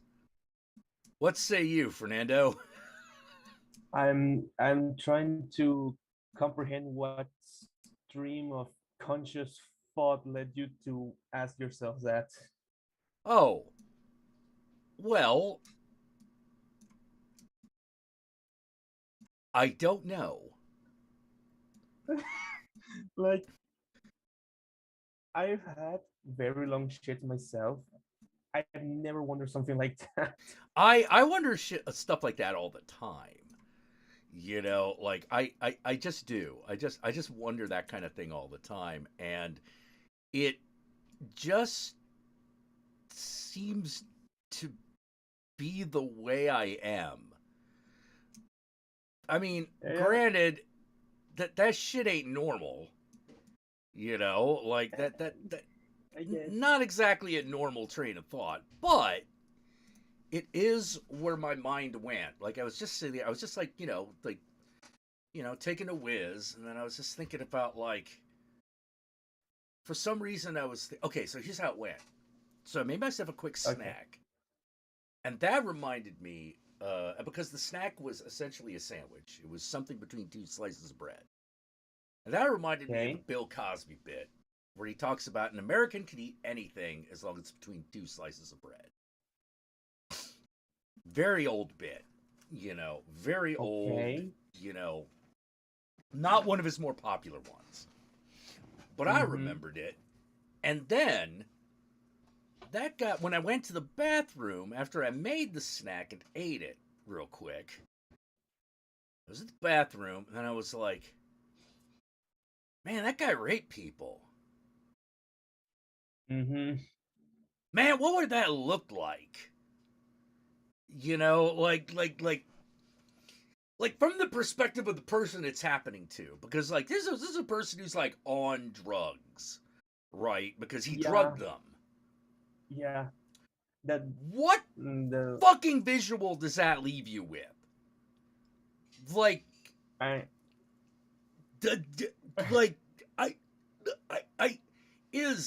is part of the reason it went on. I know that a large part of the reason it went on for so long is because people were covering for him. But like, there is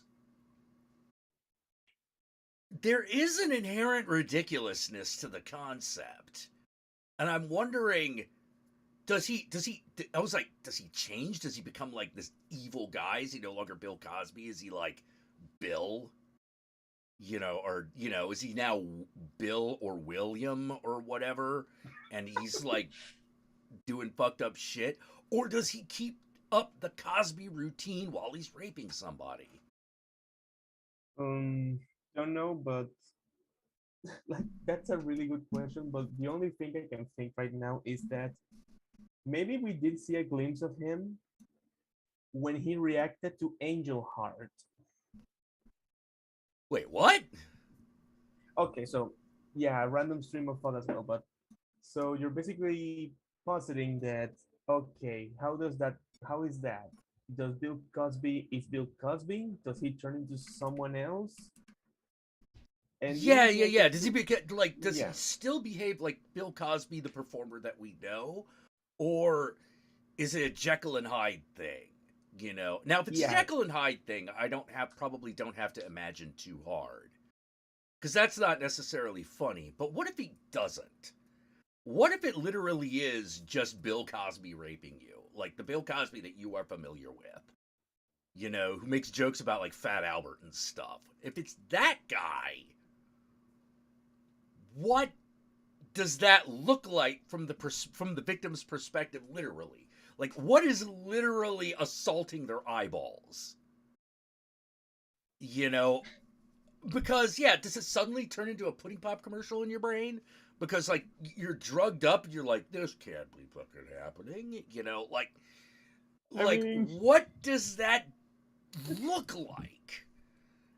I mean, considering a lot of the women that did accuse him are still anonymous, they probably don't want to. Well, for obvious reasons, they probably don't want to relieve it. But also, like, that's a really good question. How do you reconcile the fact that someone who used to be America's most beloved comedian abused you? Yeah. And the reason what I thought Angel Heart was, I remember that when I first watched that movie, by the way, Chad, if you haven't seen Angel Heart, watch it. It's a fucking amazing movie.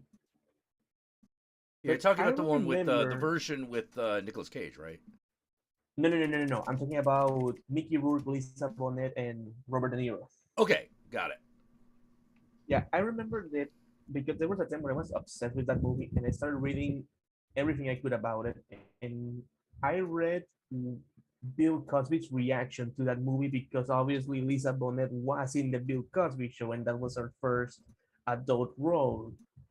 Right. And I remember that of all the reactions towards the sex scene in that movie, his reaction to that scene was the most vicious. And I have to wonder myself, are you mad because you're trying to maintain that the image of the wholesome America's black sweetheart, or are you pissed off that a white guy got to see her naked before you did?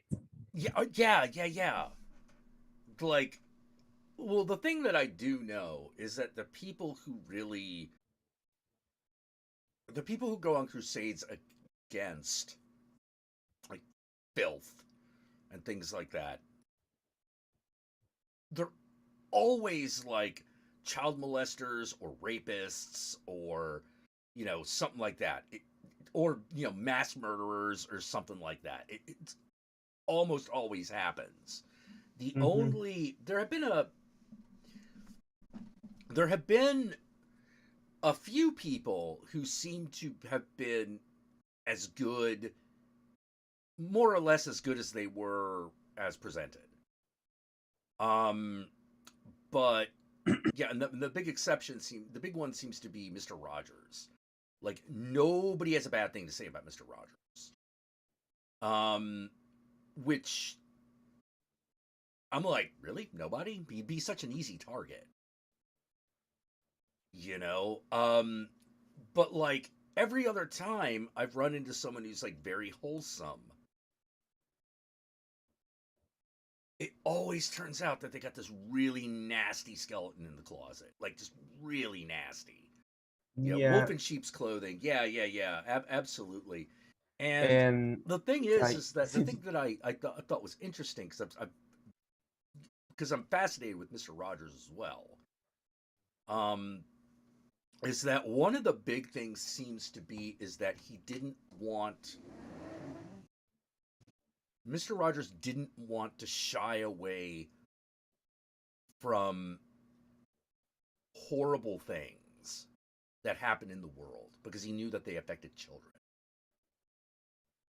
So for example, like he did an episode of his show that was all about, and this is just, talks about like how long he was on the fucking air. He talked about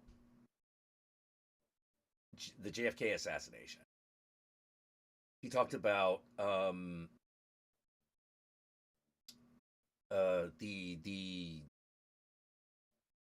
bombing of the Twin Towers before 9/11, the ones before 9/11, that weren't as successful. He talked about AIDS. He talked about all that stuff. Did he talk about MLK too? Mm-hmm. He did. Oh, right. He did. And that's one of those like, whoa, that's his whole thing was like, look, children wonder about death. They wonder about death and tragedy and horrible things that happen. And it's your responsibility as an adult to not lie to them, but also communicate that they're going to be okay. To him, it was very important that, like, in the middle of a tragedy, he come out and say, it's okay. I love you for who you are, because who you are is a very special person. Like that was and like, it's weird because like he lived by that for decades. Probably, as far as I could tell, he lived up to that, like from the minute he becomes the Mr. Rogers we know up until his death. Yeah.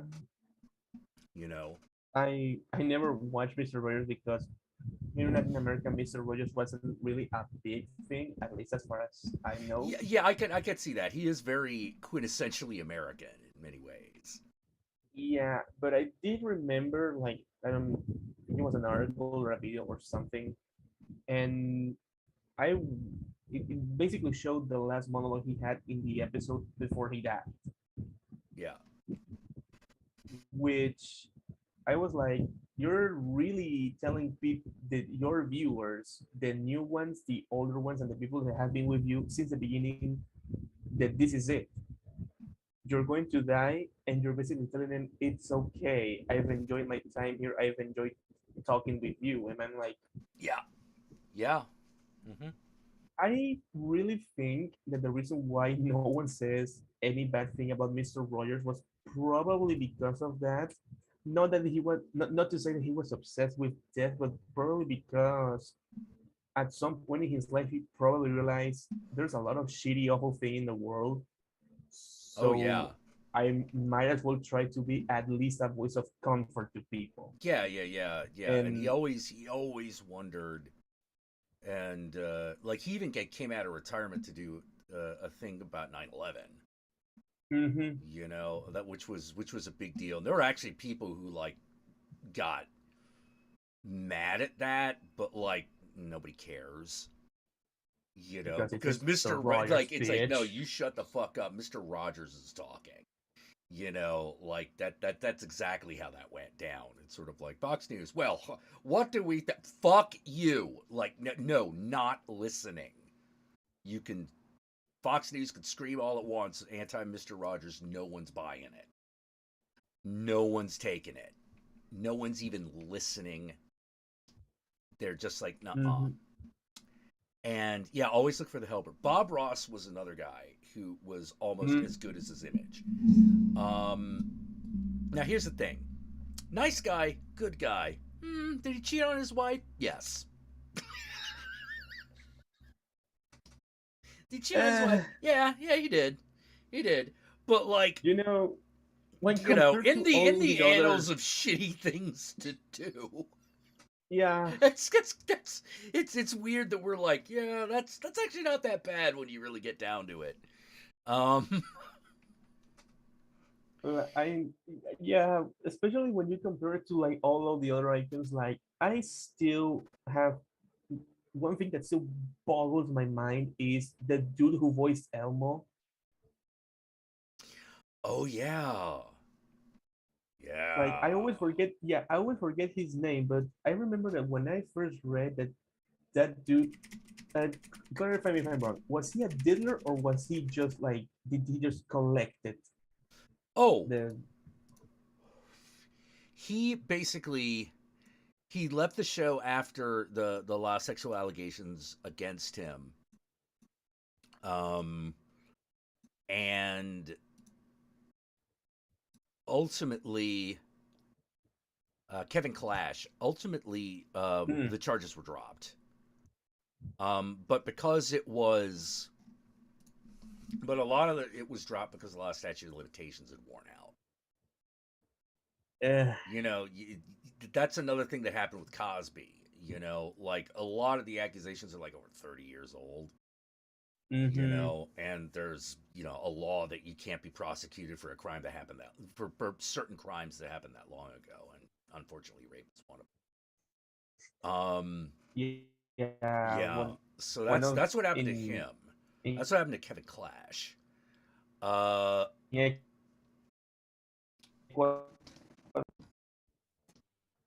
yeah, but still, it happens. That's I think the really sick part because whether if it's something like Bill Cosby or Kevin Clash in the Muppets, it's mhm. always in environments where there's a lot of children around. Oh yeah. Well, why do you, I feel And like I those two know, things and kind of go yeah. I know it's together. by design. I know it's by design. Like the Well, I other don't even know if day, it's by design as so much as no, like, no, no, it is by design.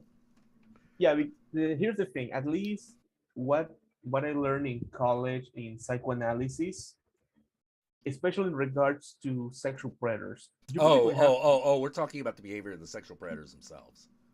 yeah. So Okay, okay. I'm gonna give you a very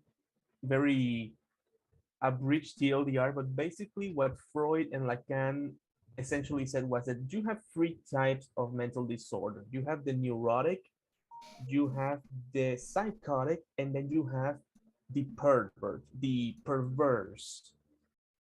And the thing about the perverse type of people is that if the neurotic is constantly second guessing themselves, because that's what makes a neurotic a neurotic. They Right, right. constantly second guess everything. Yeah, Nothing is that's certain. kind of it's kind of the definition Mhm. of the term. Yeah. And the psychotic is someone who is completely off the real and the symbolic. Like it's someone who Right, lives on right, pure right. instinct. They're just not in reality, you know. Yeah. The perverse or the pervert, I'll just say pervert for convenience sake, that is someone who is aware of reality, but is trying to impose their reality on the on this object of their on their Yeah, fetishistic yeah, object, yeah, yeah, basically. yeah. I actually, yeah, it's I don't I forget what the actual terms are, but yeah, there is the like the second guess, completely divorced from reality, and trying to impose an order that doesn't exist. Yeah, Um, that's basically the gist of it. Yes. yeah, uh, yeah, no, like a lot of people like that end up in children's entertainment. And the funny Mm-hmm. thing is this. This is the really, really, really, really, really, really, really, really funny thing. Whew. Every time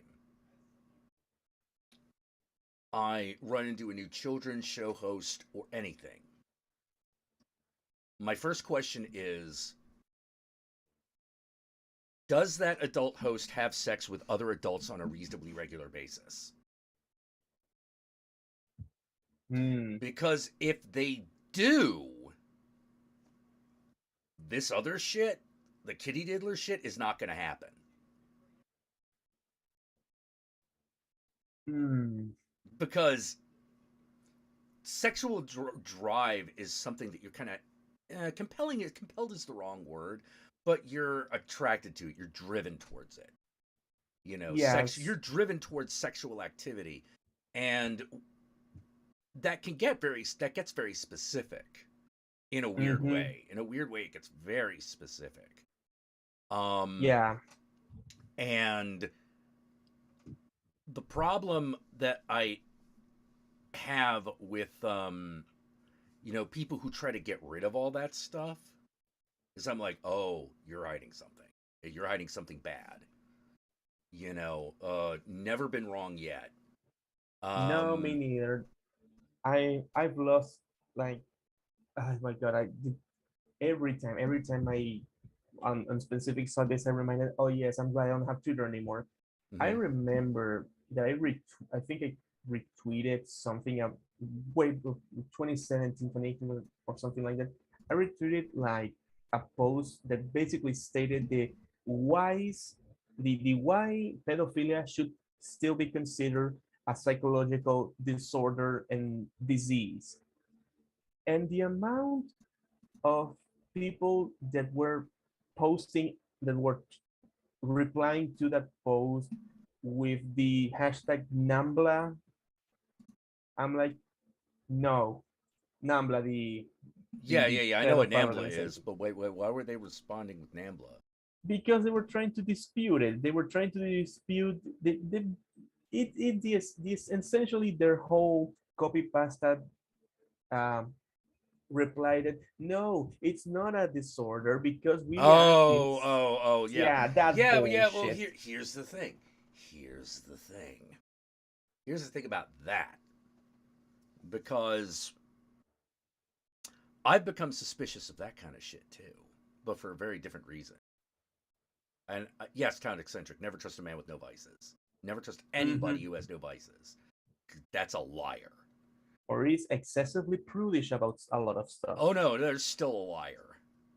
They are Mhm. still a liar because there is something terrible that they are doing somewhere. Like this. Even if it's just like, sorry, I was about to say write bad checks, but that's like not even in the same ballpark.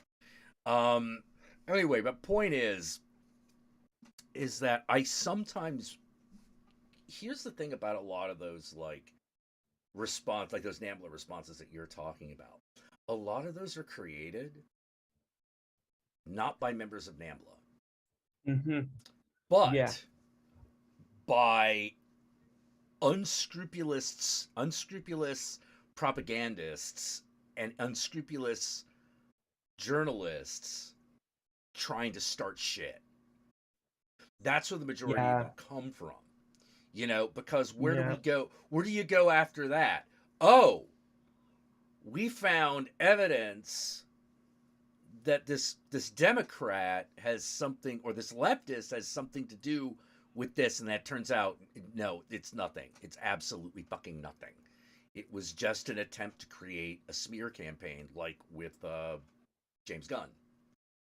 Yeah. Or more recently, the whole, oh, here's literally the laundry list of all the women who have tried to sue or brought charges against Trump for raping. Yeah, but Biden needs to sniff women's hair like that. How? Yeah, okay, that's shitty. Explain to me how is that It's worse weird, than but a like, lawn but how is that worse than flat out rape? or a laundry list off? Yeah, yeah, because it ain't just like one or two times with Trump. It was Mm-hmm. a laundry fucking list. You And know, that's the stuff we know. yeah. That's just the shit that we know about.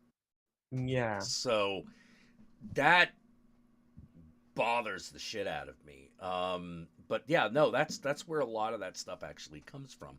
A lot of these really stupid opinions, like that, like, oh, it's not a mental Mm-hmm. disease, blah blah blah. It's there to sow division, and it works. It works pretty well until people stop caring. Then it Mm-hmm. doesn't work so much anymore because now they've seen through it, and it's like a disenchantment, like the spell's been broken, and they're just like, yeah, whatever. But they got caught doing that the alt-right online got caught doing that a lot of times. They got caught a lot. Sometimes with the pants down, balls in the deep fryer. And it was fucking incredible. It was incredible in that it was part of their playbook. It was incredible because there was a playbook. Like a literal, like, I think it was a PDF or something. It was digital, but still, like, there was still a manual. Yeah. About how to do this, and I just constantly found myself going, wow, what kind of piece of shit do you gotta be in order to think that these tactics are okay? And now we know what, there's an actual playbook. And yeah, well, like any good organized effort, it needs a handbook, You can't have people, like, memorize all that shit, not put it down. They're not that smart. Like, you ever seen these motherfuckers? You gotta write that. Like, some of them can't tie their fucking shoes. So you gotta write it down to make sure that everyone's on the same page. Or you don't even need to write it down. You just need to turn it into a buzzword. Yeah. But, like, it's, oh my god, has my mohawk, like, fucking moved? I think it has. I think it's migrated a little to this side. It's no longer like center in my head. Oh well. If there was a PDF that went around 4chan, there was. It happened. Yeah, I remember that. They literally had, like, a list of it was a manual essentially, and it happened in the aftermath of Charlottesville, because that was the moment. That was the moment where a lot of all these quote polemicists were masked off, and so literally a lot of people in 4chan basically, like, it turned into a meme because you get to hide your power level, or otherwise they'll know your crypto. Yeah, no shit. That's why they stopped using. Yeah, let me put it this way for Dark Cody. Yeah, you can still find it, but, like, having a copy of it kind of is like having a copy of Mein Kampf or the Turner Diaries. Or it's one of those. You're a metal, it's one of those. Like, I wouldn't save a copy. No, or if you're a metalhead, having a Parsons vinyl.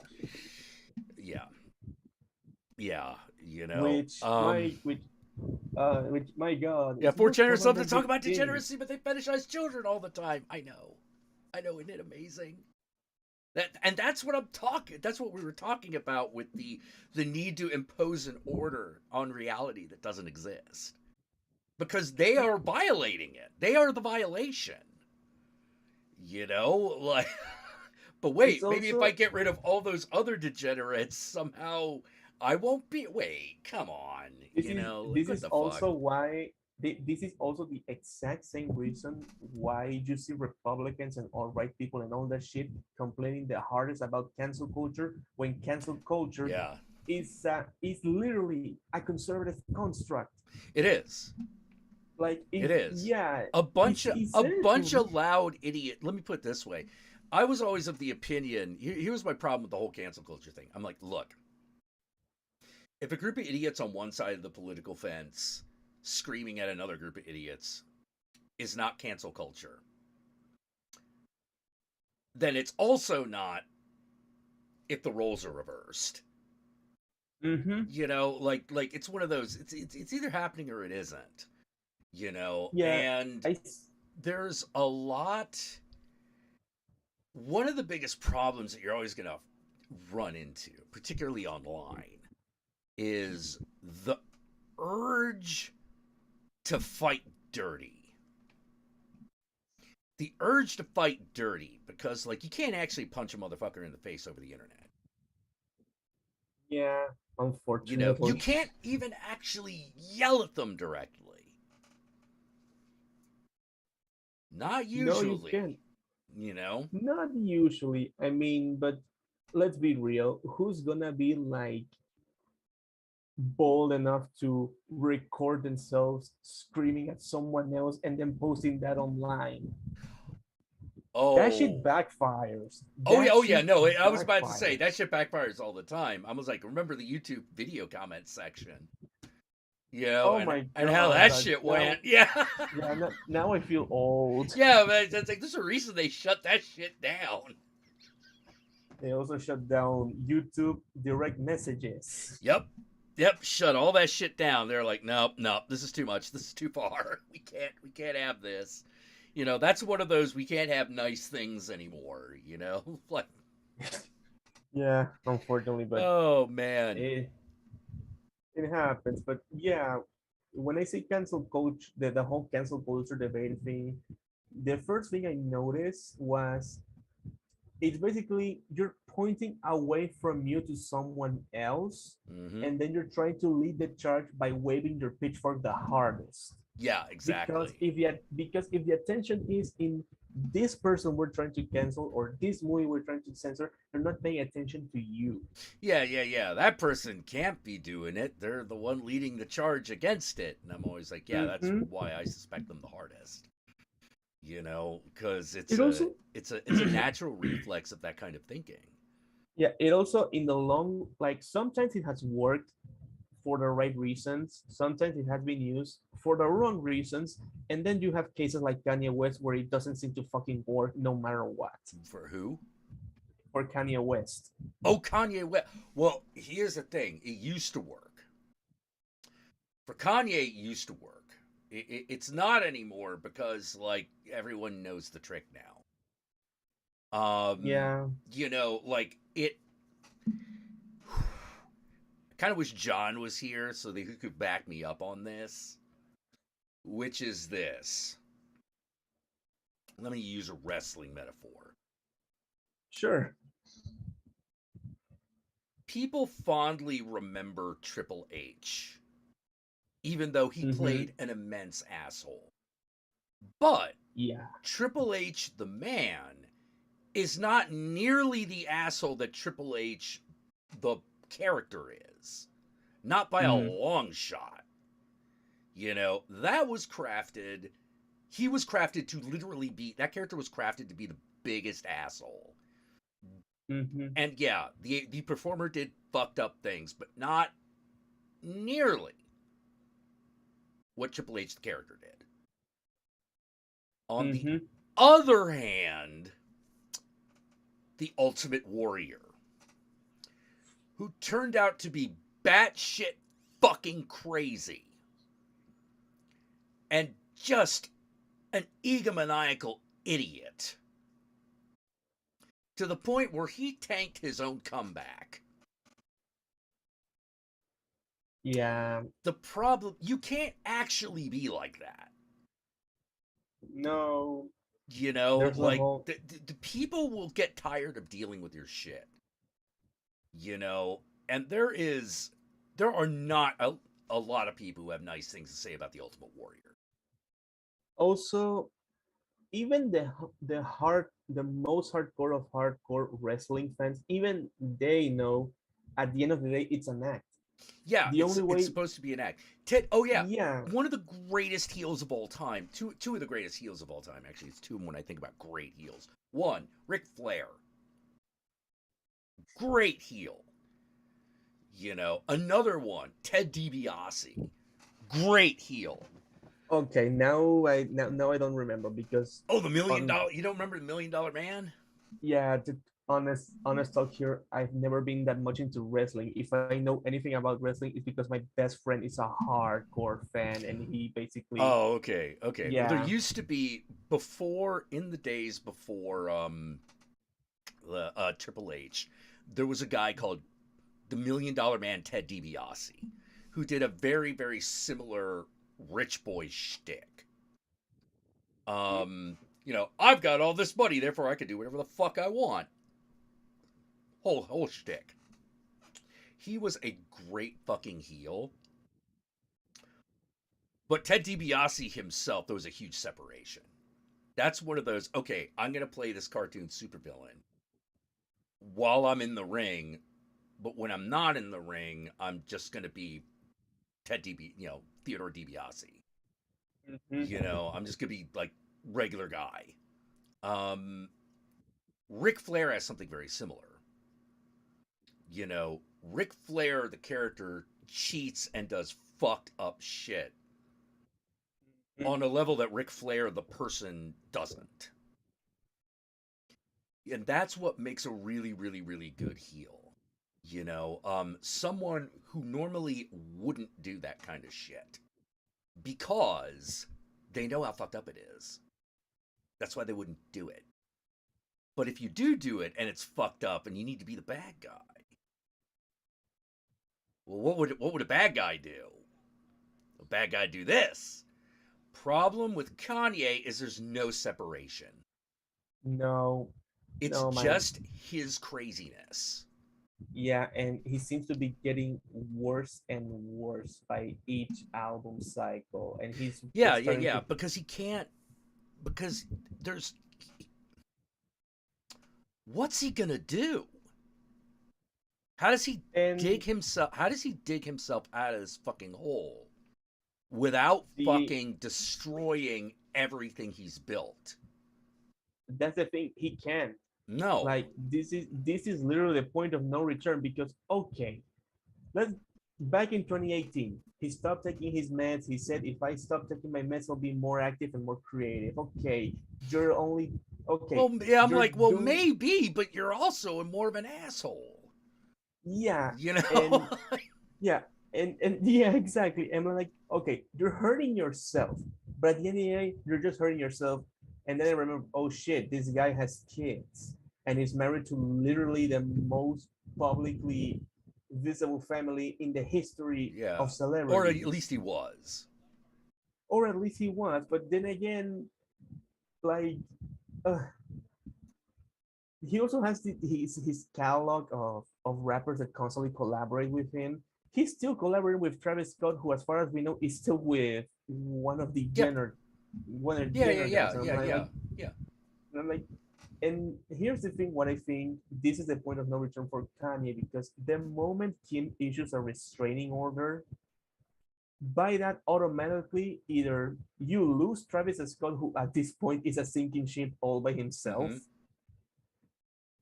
or you end up costing him his relationship, which at the end of the day, as fucked up as this sounds, all the relationships the Kardashians have are in some way, shape, or form a ploy for more attention. Oh yeah, totally. Like, a lot of people say the Kardashians are just famous for being famous, and then they're really dumb. That may be the case, but they're not dumb about their whole image. Yeah, their whole image is very controlled. Yeah, and how they promote themselves. Everything that revolves around them with a camera in their face is calculated to the last detail. Yeah. I believe that is the case. Yeah, and because when you really get down to it, compared to Paris Hilton, like, she was also famous for being famous, but that didn't last. No, it didn't. The Kardashians, I think, have a much better grasp on how to use this, how to use that than Paris Hilton did, because at the end of the day, Paris Hilton kind of was exactly what she looked like, and that was a problem. Yeah, and everything was done for her, whereas the Kardashians are actively involved in everything regarding their image, how they promote themselves, and how they sell themselves, or at least their products. Yeah. That's how their empire is built and maintained. And it's one of those things where I'm like, no.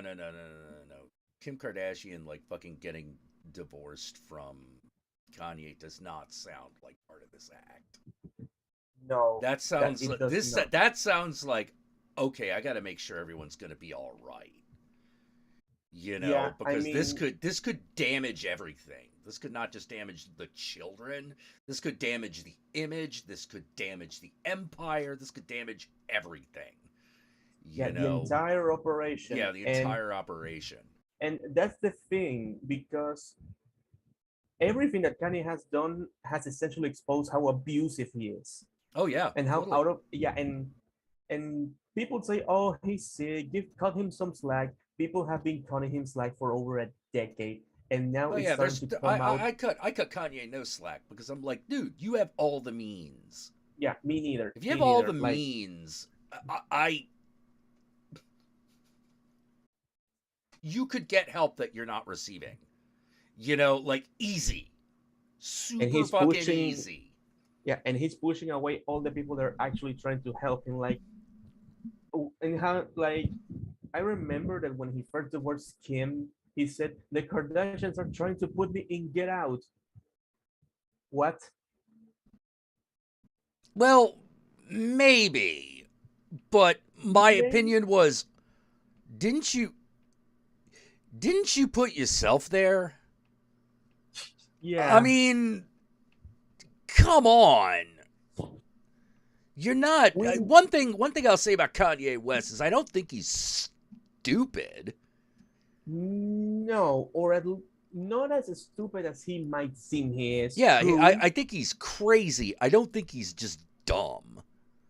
Yeah, he doesn't seem like a dumb person would not have made albums like The College Dropout Yeah, yeah, or Graduation. Like the first albums he did speak for themselves, and the dude used, at least when he was controversial back in the Bush era, he actually had an angle.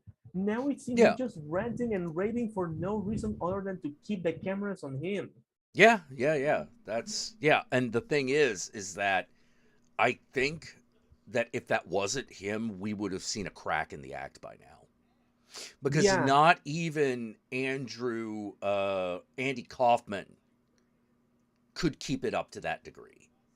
Mm-hmm. You know, you would see cracks in the armor with Andy Kaufman.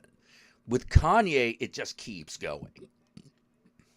Yeah. And I just like before I was like kind of into the like, well, maybe he's doing this all on purpose. And now I'm like, well, it might be on purpose, but this is clearly who he actually is. You Yeah. know, like Yeah. yeah, it's That. kind of hard to accuse people of trying to get out you when you're already pro-Trump. You know, Yeah. it's just sort of like, did they do that to you, or because that didn't seem like a thing the Kardashians were really happy about. In fact, that probably had something to do with the divorce.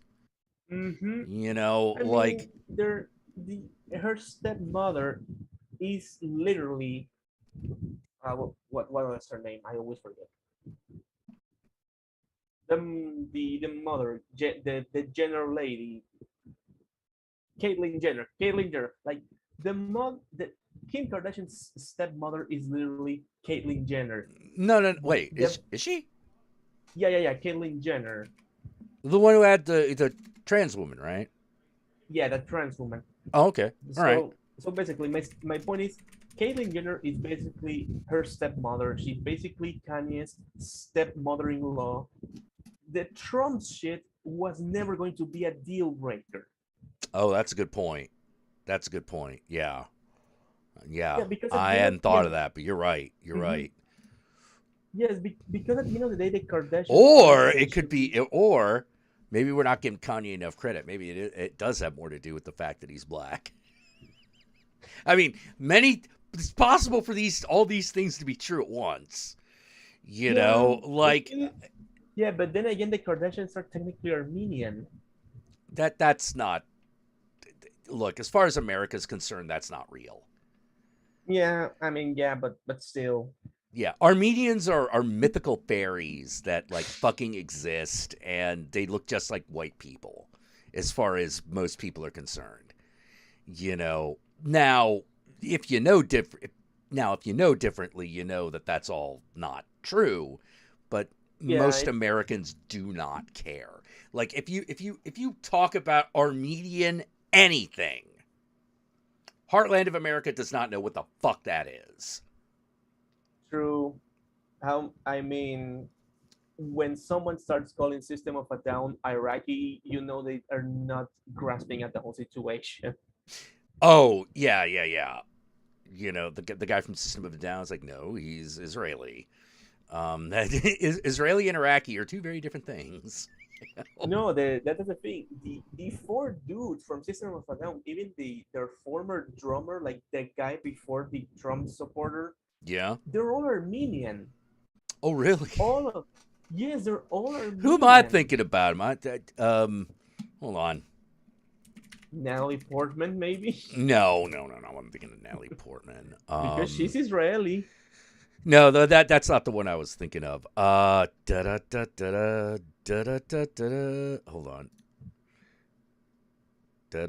Alternative, no, progressive. All right, what's the name of the band? Oh yeah, System of a Down. Yeah, I was thinking of Serge Tankian. Yeah, they're all. Yeah. He's Armenian. I thought he was Israeli. Huh. Well, let me put it that way. I'm paying attention, and I didn't know that shit. Let me put it that way. That's how well America knows Armenian. Yeah. Armenian is a word we have heard that people use to describe themselves. We don't have a slur for Armenian because we don't care enough. Otherwise, we would. I mean, every time I've gone to the United States, and come on, look at me, and I start talking Spanish because my mom or my dad are doing a video call, everybody just stares at me like, these dudes. Yeah, like, literally, it happened to me at Star Wars Celebration 2017. I was in the queue to see Mark Hamill's show. I was talking with two dudes, all American. David Draymond. And I was confusing Serge Tankian with David Draymond. That's where the fuck up happened. I don't know why, because they look nothing like each other. But for some reason, they did break out at the same time. Yeah, but that's like pretty much all they have in common. So I don't know exactly how that mistake happened in my fucking brain, but there it is. You know. Also, now that I remember, like, believe it or not, the Smashing Pumpkins did reunite. That didn't last long. No, it did. It did? Yeah, James Iha is still in the. So apparently, the story was the Smashing Pumpkins reunited in 2006, and it's just Billy Corgan, the drummer, Jimmy Chamberlain. That didn't last, and Billy Corgan essentially assembled a new lineup with a dude who, despite joining late, is now the longest serving member of that band. His name is Jeff Schroeder. Yeah. Oh, yeah, but like it's none of the original members except for Billy Corgan, right? Oh no, wait, no, James Iha is. Yeah. Until really? Until 2018, when James Iha and Jimmy Chamberlain both came back, and everyone was like, really? 2018 to present. Oh, okay. Mm-hmm. I'll guess that. Yeah, I guess that shows what I know. Okay. But yeah, but he's still a piece of shit. Yeah, he's still a piece of shit. Yeah. Wrote some good music, still a piece of shit. Good music until the year 2000. Yeah. Let's see. Flashman's like, yeah, the Midwest is a vacuum of human thought. Yeah. Like, you're nobody in America unless someone has made a slur against you. So what I'm saying is, people know that Polish people exist. They don't know Armenian people exist. Because we don't have a good slur for it. Not one that's in common usage anyway. Yeah, you know what's really fucked up about that? Yeah. Do you remember the Adam Sandler film Don't Mess with the Sohan? Oh, Don't Mess with the Zohan. Yeah, I never saw it, but I remember it existed. Okay, so really stupid movie, as per Adam Sandler standards. Right. But it's his most politically savvy movie to date because, the movie has a stereotype left and right of Israeli and Arabian people in general. I mean, you're basically, the movie has Joe Turturro pretending to be a Palestinian what's his name? The guy who always does black and brown face in every Adam Sandler movie. Rob Schneider. Oh, right. Rob Schneider. Yeah. But believe it or not, the villains in that movie is not the Jotu terrorists, is not the brown-faced Rob Schneider, it's Americans, Yep. That- literally. yeah. And the movie has multiple jokes where white people are telling the Rob Schneider brown-faced character, "This is in Afghanistan," and the dude turns out, "I'm from Palestinian." Yeah. Yeah. It turns out brown people from a lot of places. Yeah, so it's kind of fucked up that a stupid Adam Sandler movie with brown face somehow gets right the issue of Arabian racism in America. Oh yeah, yeah.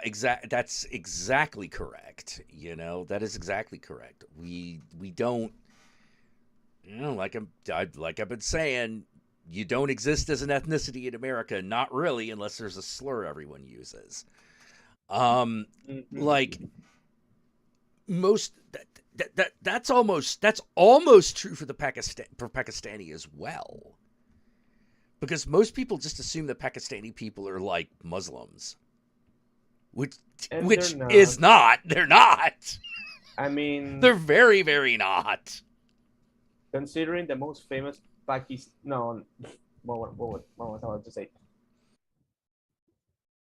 Okay, so here was what I remembered. So I remembered that the reason why America is not all racist against Pakistani is because the British were racist against Pakistani people. Oh yeah.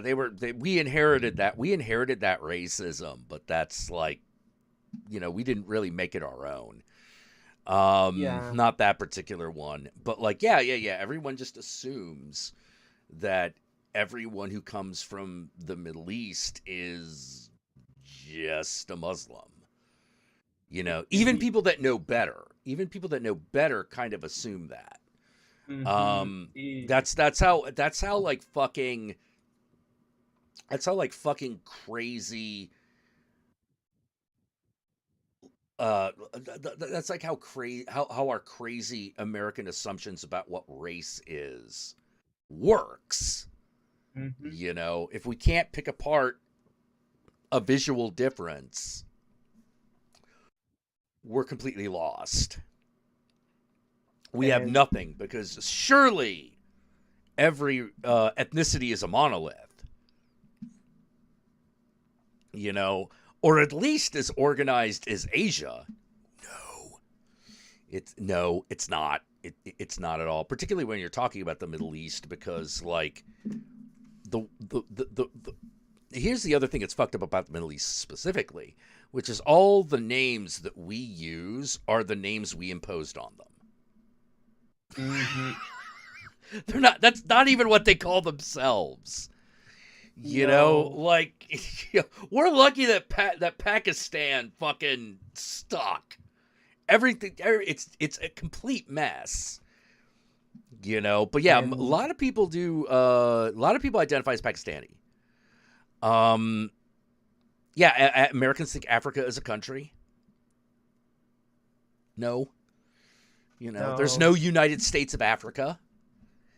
Like. I mean, how would that even work? Yeah. It shows that the issue with the concept of race, it conflates phenotype, culture, class, and a bunch of other stuff in confusing ways. Yeah. Because it's because it used to have, in its own mind, it used to have two races. There was two races because Indians didn't count. It was white people and black people, and that was it. And like Indians, are they even people?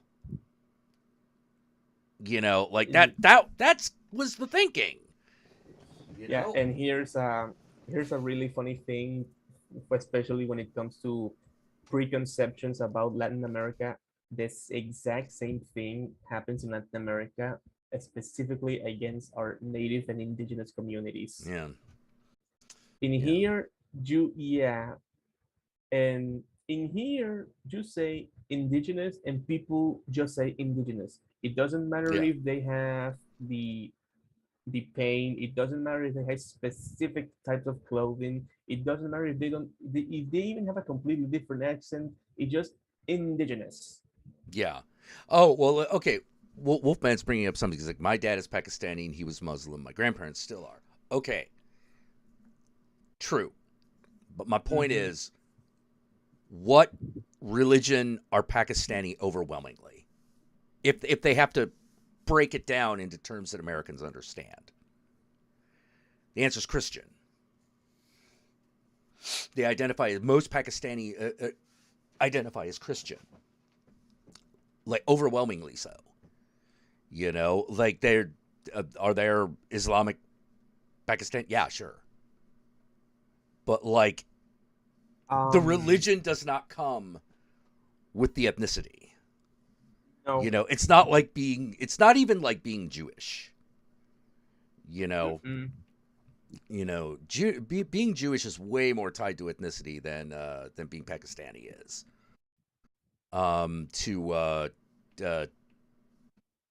To any particular religion. Yeah, so it gets weird. You know, what was even seriously, even as a kid, you knew Africa was a continent. I know, me too. What? Yeah, most Pakistanis are Christians. At least most Pakistanis in America. Yeah, that was what I was about to say, because since 2017, Islam has actually seen a rise in Pakistan. Yeah. I could see it. I wonder why. I wonder why it changed. I wonder why it might have changed. But yeah, in America, most Pakistani people are Christians. Is she sure I'm not thinking of Palestine? You know, I might be. No. Hold on, let me double check. Let me double check. Right, he might be. Thorgrim might be onto something. I'll be fucking up again. I'm gonna do the same thing because I just looked up Pakistan, and since 2017, Palestinian.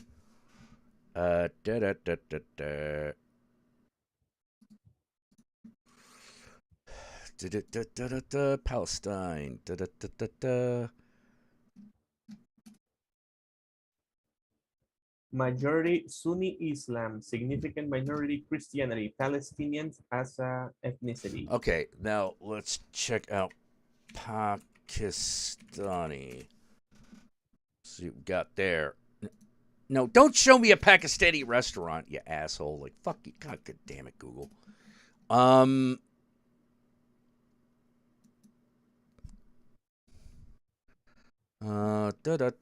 Iranian language family, Southeast Asia, blah, blah, blah, blah, blah, blah, blah, blah. Cuisine, media, arts, symbol, the flag of Pakistan. And major ethno-linguistic, no, ethno-linguistic religion.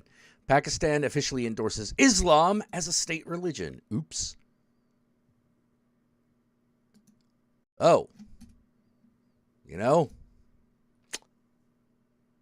Yeah, no. Thorgrim was right. I was saying Pakistani when I meant Palestinian. Yeah, that's okay, that's a pretty major fuck up. You know, that's a pretty major fuck up. But okay, so point is, most Americans assume that if they run into a Palestinian in America, that they're Islamic, and they're not. A Palestinian who lives in America is almost, not entirely, but is way more likely to be a Christian. You know, although a more appropriate analogy would be the fact that most Americans by default assume every single Latino is Mexican. Well, here's exactly yes. That is exactly right.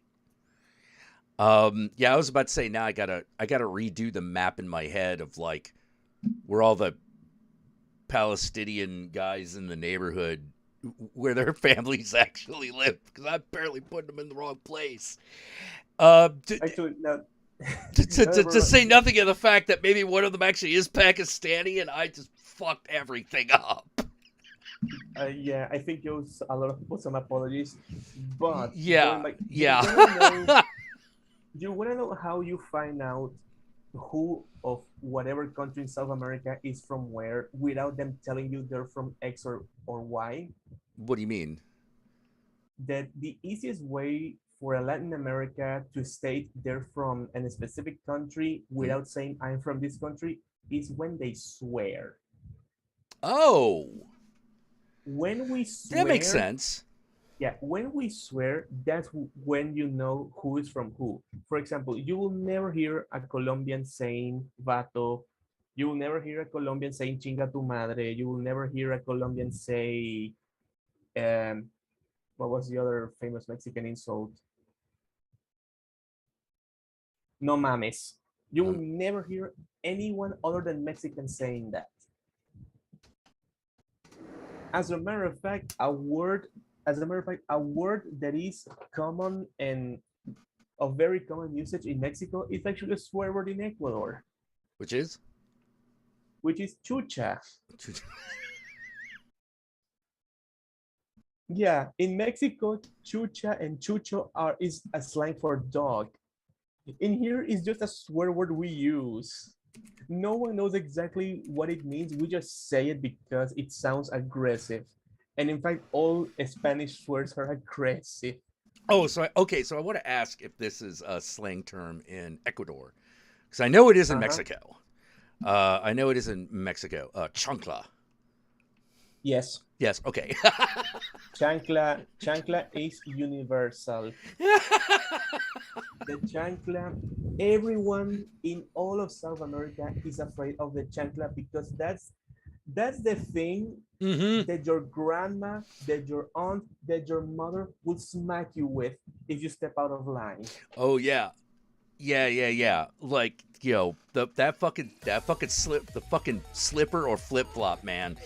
Like in every place, every non-white place on the planet fucking Earth, you live in fear of the fucking sandal. You live in fear of the chancla. I think that's like that. I think that should be like the symbol of women's power. Actually, it's just the chancla. Yeah, it is. Oh, it is. Another one that has gotten really popular, and I don't know why, but it got really popular, is verga. Verga? Verga. It basically means cock. Oh, okay. Got it. And it's also universal. Don't know why. And it's ironic because in almost every single Latin American country, they have different words for pussy. So what is it in Ecuador?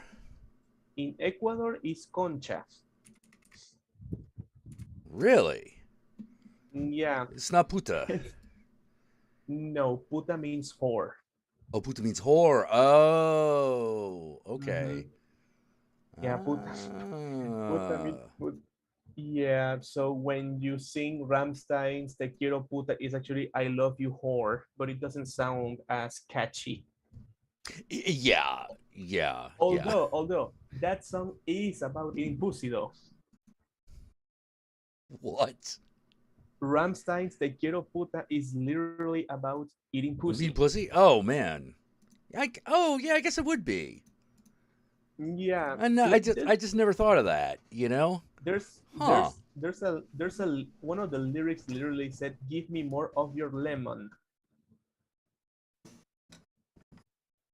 Ew. Now we're getting into something else. I know. Yeah. But yeah, you basically know who's from who in Latin America when they start swearing. And I love every time I for some reason swore in Spanish because it gets the biggest reactions out of Americans all the time, every single time. Like I remember I was in Walgreens. I was buying some bottle of waters, and I stubbed my toe, and I yelled "mierda," and everyone turned around. And that was the moment I was glad I was in Orlando, Florida, and not in Miami. Okay, like this. All right, I feel like I'm gonna have to like let you go in a minute, so I can get Thorgrim on, and then possibly Zindale. But before we do, just because we had a good time talking about the chancla. Sure did. have you ever seen? There is two TikToks that are all about this. Now, this is obviously like American Mexican people. Yeah. You know, so this is in English. It's all about like cholo kind of stuff.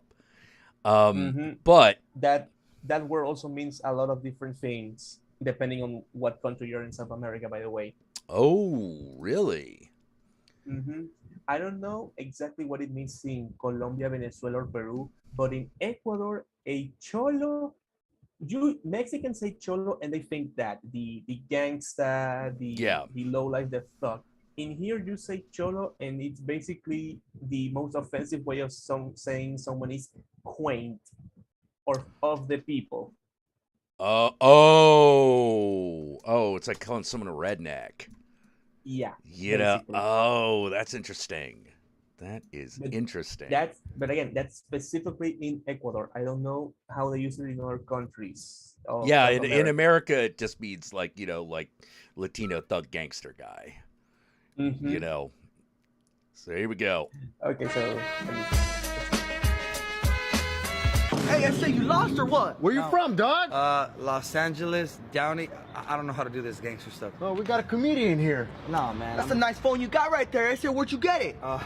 Ross. Mr. Funny Guy. I don't think he's funny. Man, I'm just trying to get home, dude.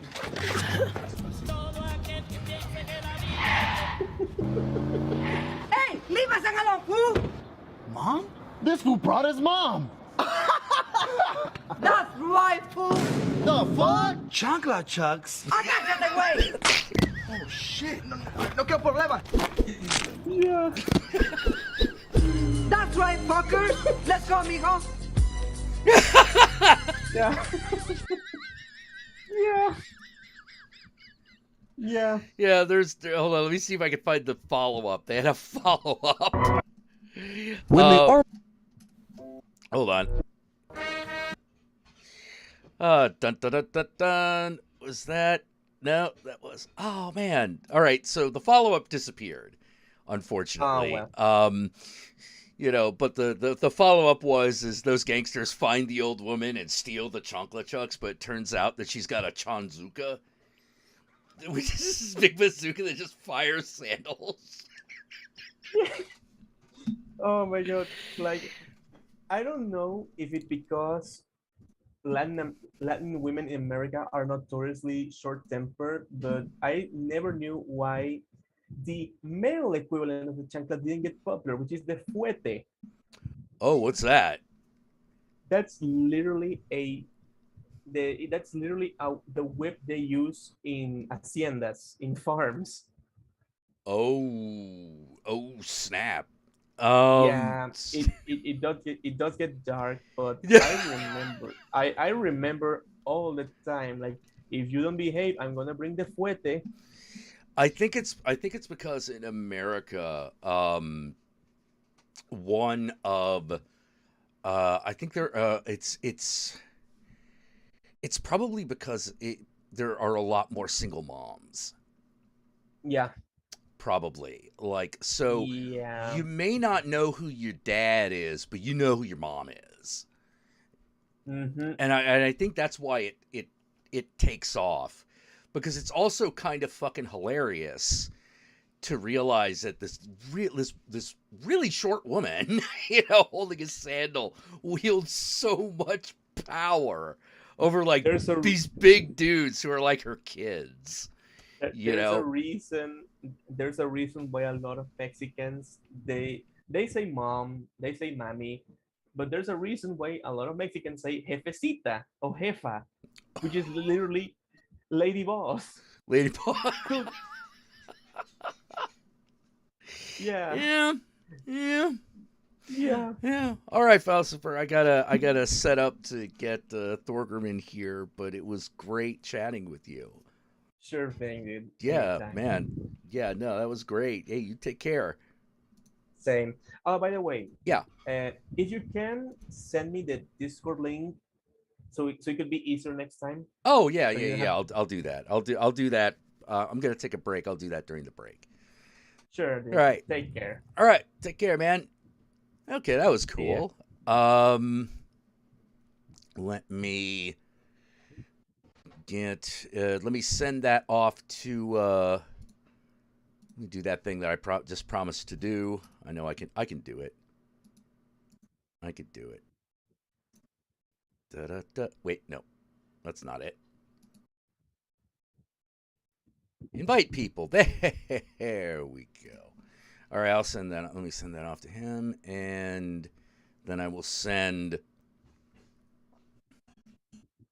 Okay, I'm going to leave now. Oh, Bye. wait, bye. Sorry, we were still like kind of on the horn there. Come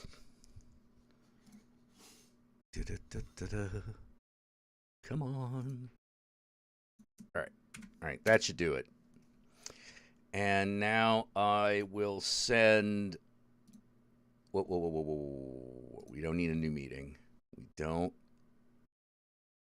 need a new meeting. What we need is an invite. Got the invite link. All right, gotta send this off to Thorgrim. Gotta take a break. And when we get back, we will be talking with Thorgrim. Be right back.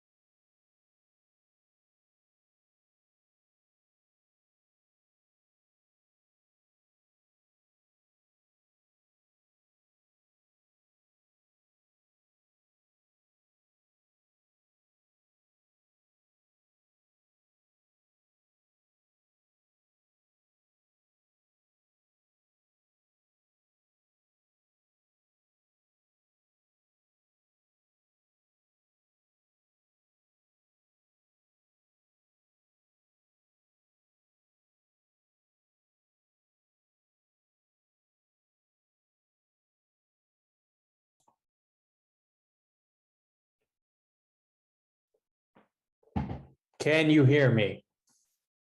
Yes, I can hear you, except I cannot see you. Hang on. Ah, okay. All right. There I am. There you are. Half of you anyway. Well, yeah, Why there's is it half. Why is it doing that? Like, why it's not supposed to be doing that, but it did. Anyway. I don't know what to tell you, man. Yeah, dude. All right. You know what? Do you know what I was thinking? What were you thinking? All right. What, You remember those? What 3 a.m. thoughts were you having in the toilet? Oh, dude. Okay. So it was this. Did you ever watch, like you had Nickelodeon when you were younger, right? Yeah. Okay. You know those like Nickelodeon original sitcoms that they would do? Like Yeah. iCarly or Hey Dude or Salute Your Shorts or something like that. Man, you are all over the place with decades with those examples. Yeah. But the thing is that as a kid, when I watched the ones that were airing when I was a kid, they were all bullshit. Like, at no point did I ever think, "Boy, this is some fine television I'm watching right here." It was always like, "Man, this is crap. I seem to still be watching it." Well, yeah, because the cartoons aren't on yet. Yeah, exactly. Exactly. You're like, hey, man, when's Danger Mouse coming on? Fuck this shit. Oh, I guess I'll listen to Clarissa Explains It All until that happens. Oh, good. Come on, when's Rocko's Modern Life? For fuck's sake. Exactly. Where's Ren Stimpy? The fuck is this shit? Yeah, I need to be weirded out. Yeah, and the thing is that apparently the quality of the Nickelodeon like fucking sitcom, live action sitcom, never really improved. It's apparently, there's really only so much you can do with that. Yeah, exactly. And I'm wondering what they are now. Like, what are they showing? What sort of bull crap is Nickelodeon showing kids now? What's the equivalent of like Salute Your Shorts or Clarissa Explains It All? Now I'm wondering. Yeah. Because I don't know. Also, I'm now too old and I don't know if I really want to find out. And are kids even watching like regular TV anymore? Because like people like, I guess, all right, so between your generation, my generation, the following generation after me, and then the generation after them, do any of us watch TV anymore? Because like you, me, and the people younger than us mostly watch streaming shit now, don't we? Don't we all kind of do that?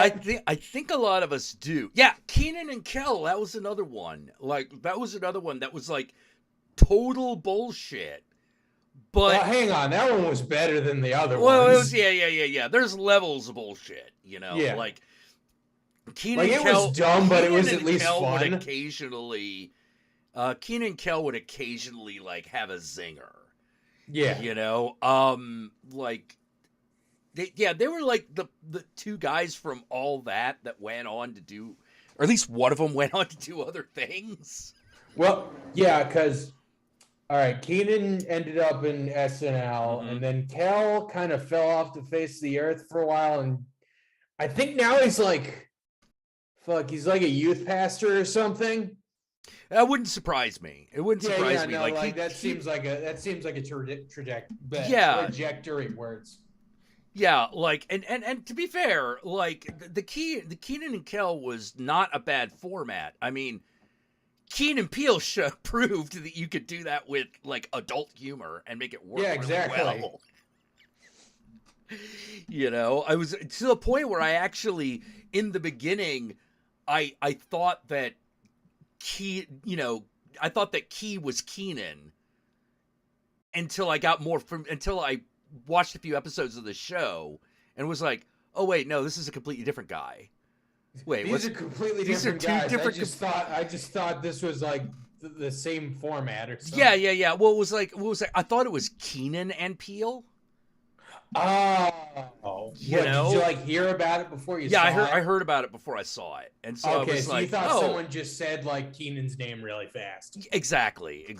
And then I saw it, and I was like, oh wait, no, like that's completely different guys. That's a way different guy. However, Yeah. similar format, and these guys are fucking funny as shit. Oh yeah, definitely. You know, who likes orange soda? Oh, dude. Hi, Gomez. The door. Did you want the door? He wants the door. He wants the door. Door. All right. That's your freebie. That's your free one. 5 minutes later, tap, Next tap. time. Next time there will be hell to pay. You know, Gomez, why do you sound like Werner Herzog? I am in everything now. I played an alien civil rights leader in Rick Yeah. and Morty with the heart shaped like a penis. oh shit. No, Jay Tilton, however, did bring up something. It wasn't all stinkers on Nickelodeon. Okay, go Adventures on. of Pete and Pete. That shit was quality. At least for the first two seasons. I don't First two think I ever seasons are really- great. Like I barely watched that one. I was mostly on Nickelodeon for the cartoons at the time. Yeah. Well, I think you were also like, way younger than I was. Well, yeah, because like I was born in 1990. Oh yeah. Yeah. Like the Adventures of Pete and Pete was meant for kids who were like 13 in like 1990. Okay, all right, yeah, all right. You So know, yeah, I kind of missed that. You I kind of missed shit. that one. And one of the things that I thought was funny is Nickelodeon did end up doing this movie called Snow Day, which wasn't Oh very yeah, good. I remember that one. Yeah. Well, that was originally the Pete and Pete movie. That's why it seems so similar to that show. But because Pete and Pete were adults by the time that fucking movie was made, they couldn't make And it the audience that like ended up watching that would probably not care as much. Yeah, potentially. I actually think that what they should have done. I thought that they should have done it anyway, like done a Pete and Pete movie, but like little Pete is now like 19, Oh, okay. and have it just be as goofy as the other shit, but like now we're like But, yeah, okay, trying to so we get into just, like, college and stuff. just you know. present day. Yeah, just present day, but they were like, no, we want to make it a kids movie, and so we're gonna hire these two other kids. And the problem with that is everyone who was watched Snow Day who saw Pete and Pete went, why didn't they just make a Pete and Pete movie? This seems really weird. I mean, Then everyone clearly else, it's the like- same thing. Clearly it's the same idea. And then everyone my age is like, "What's Pete and Pete?" Exactly. And then everyone your age is just like, Shut up. Shut up. Yeah, Papa Pineapple is like, I was -2 in 90. Yep. Oh, man. "Oh no, now I feel old." Yeah. It all come full circle. Oh, man, yes. In Pete and Pete, they had some of the craziest bully characters. Like, my two favorite ones were Open Face, and, because he always ate open face sandwiches for some reason. I was gonna say, is this like a Dick Tracy scenario where like all the bullies are like fucking mutants? Oh, yeah, no, yes. Oh, Like, okay. So it is a Dick everybody's Tracy got, thing. everybody's got, like a stupid power, but it's not like a superhero story. It's just sort of like, so Open Face, like he's Open Face because he always has an open face sandwich. He runs he runs the bully mob, and so he's acting like the Godfather and shit. You can't do this to me. I'm Open Face, or So wait, are all the bullies like leaders of like warriors gangs? Yes. Essentially. Yes. Oh, okay. Yeah, essentially yes.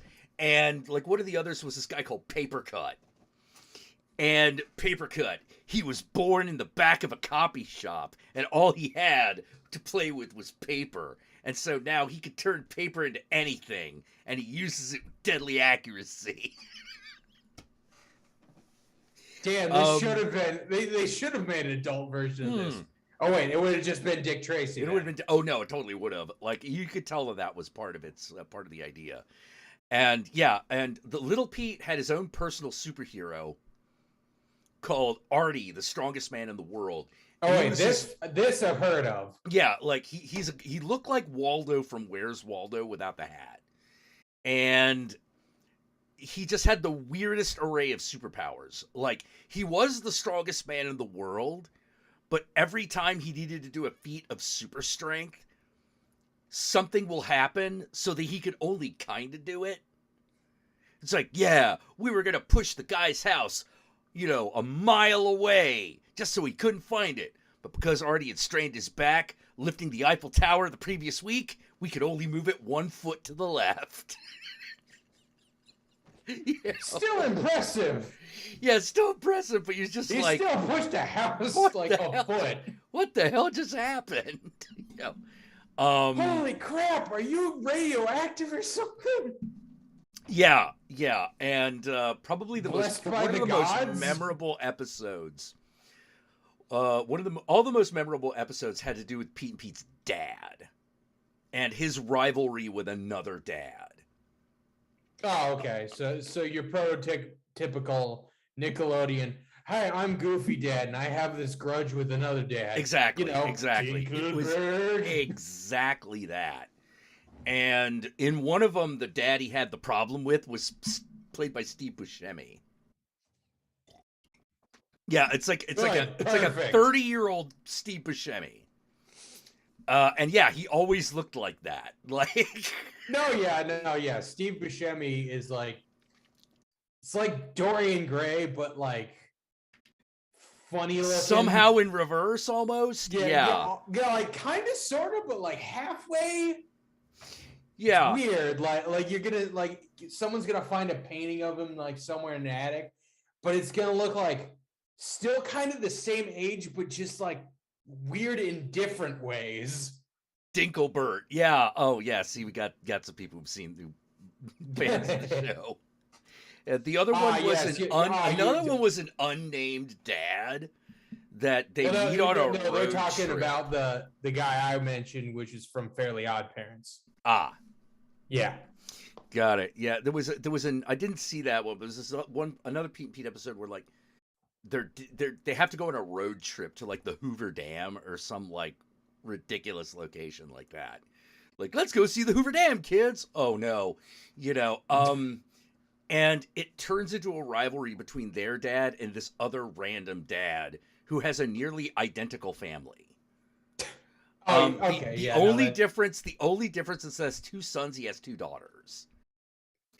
But they're talking about how like Pete talking about how their dad has, the specialized license plate that says King of Fraud.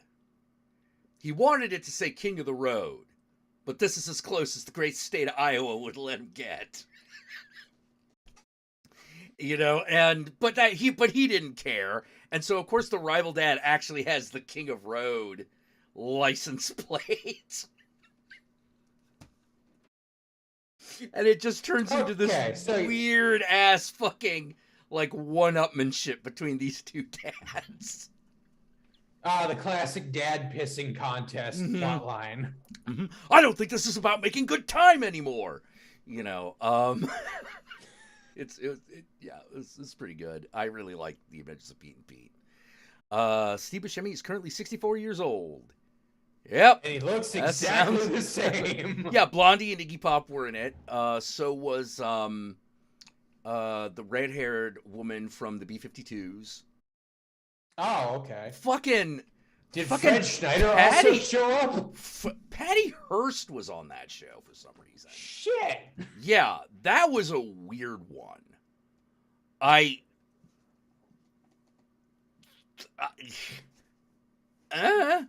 What a time to be alive. Yeah, it was very strange.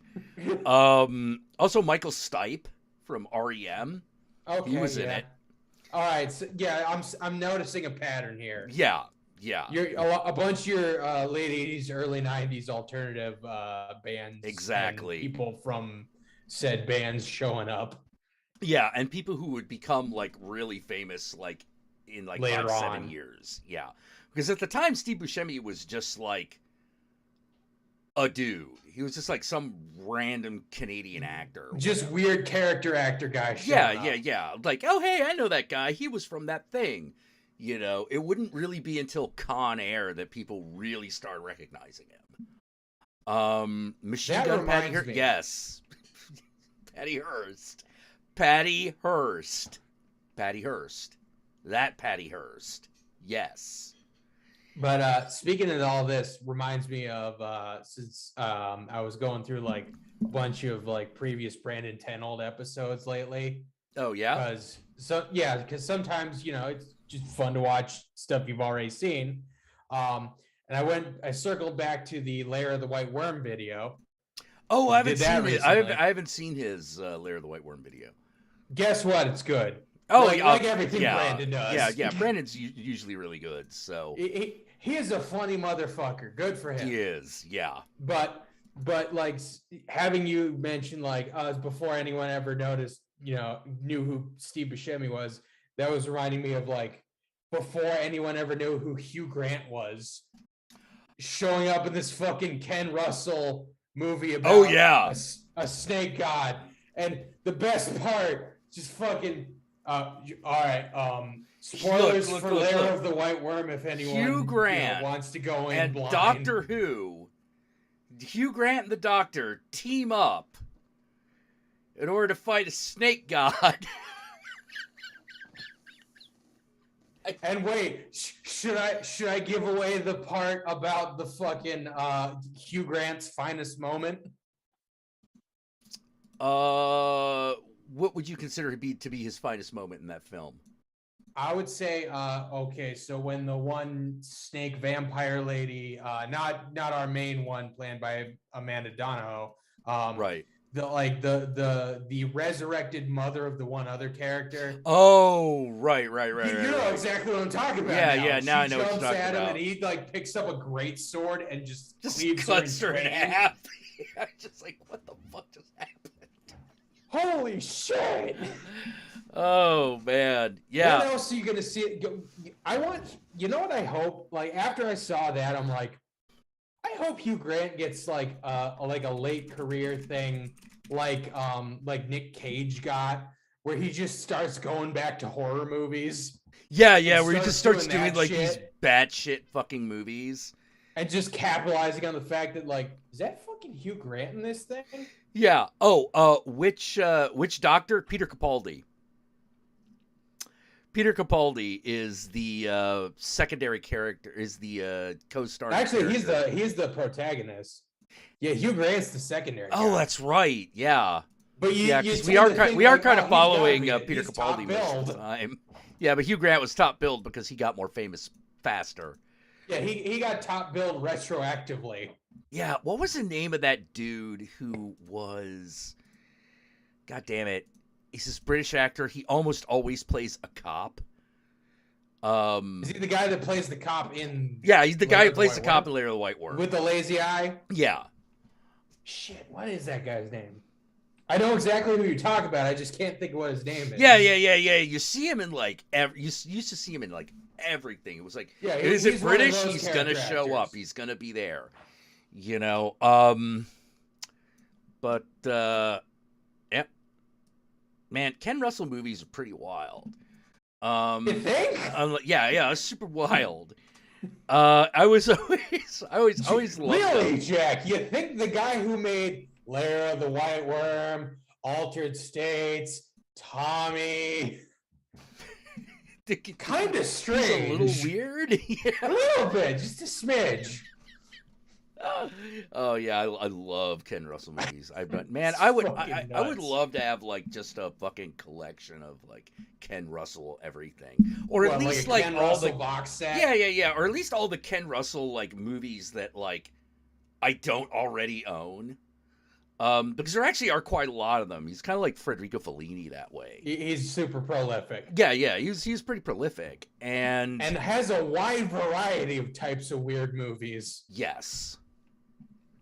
Yes, and they almost all of them have that sort of weird blending of film and video that Larry the White Worm had.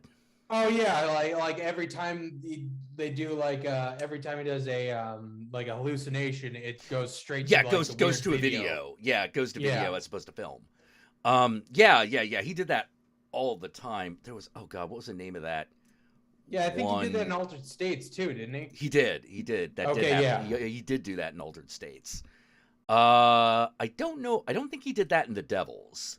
That might have been too early to actually do in The Devils. Wasn't The Devils in the 70s? Yeah, that was 71. Okay, yeah, so that's going to be too early for video. Yeah, too early for video. Same thing with Tommy.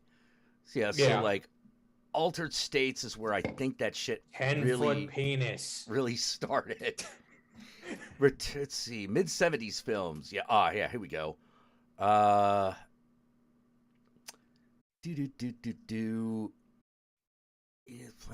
god damn it! No, just give me his filmography. Someone asking here, more weird than Jodorowsky.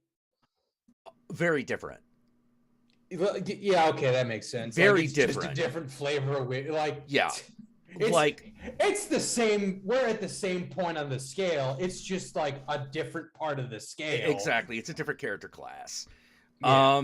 Like how to They're put both Ken level Russell. 60. It's just one's a wizard, the other's a barbarian. Yeah, pretty much. Like, okay, so here's the thing about Ken Russell. Ken Russell is very British. Yeah. Jodorowsky is Chilean.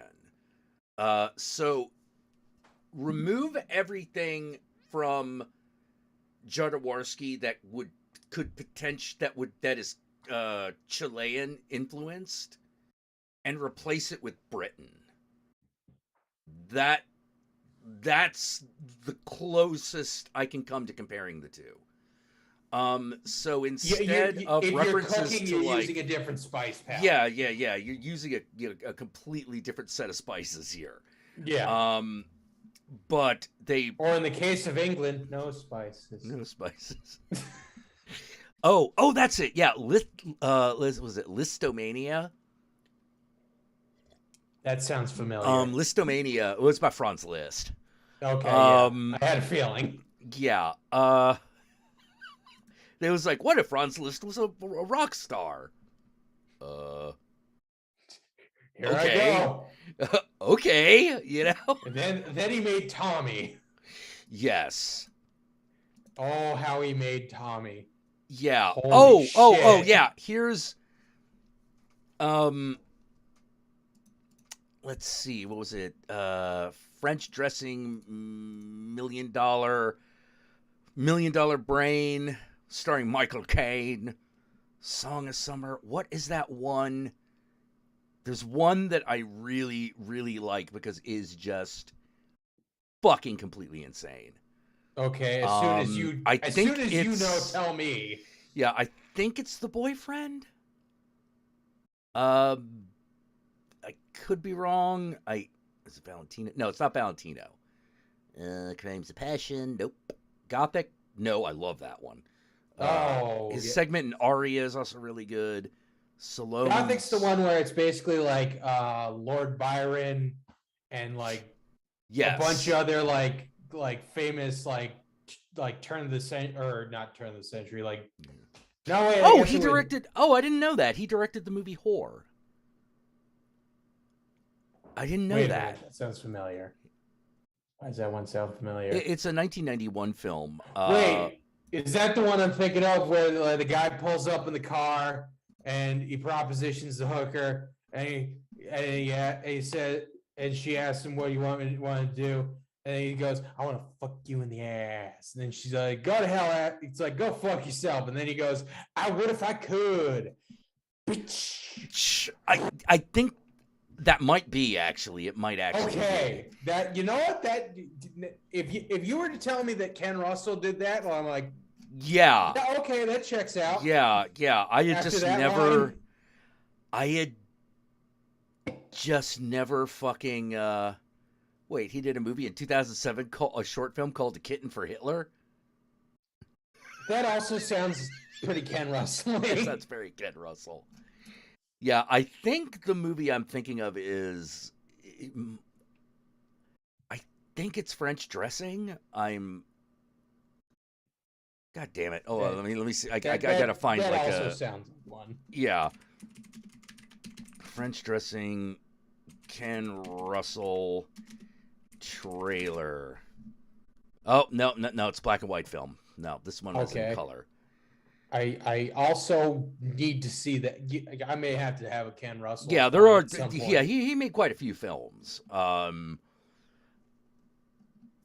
Altered States, Crimes of Passion. I doubt it's Crimes of Passion. No.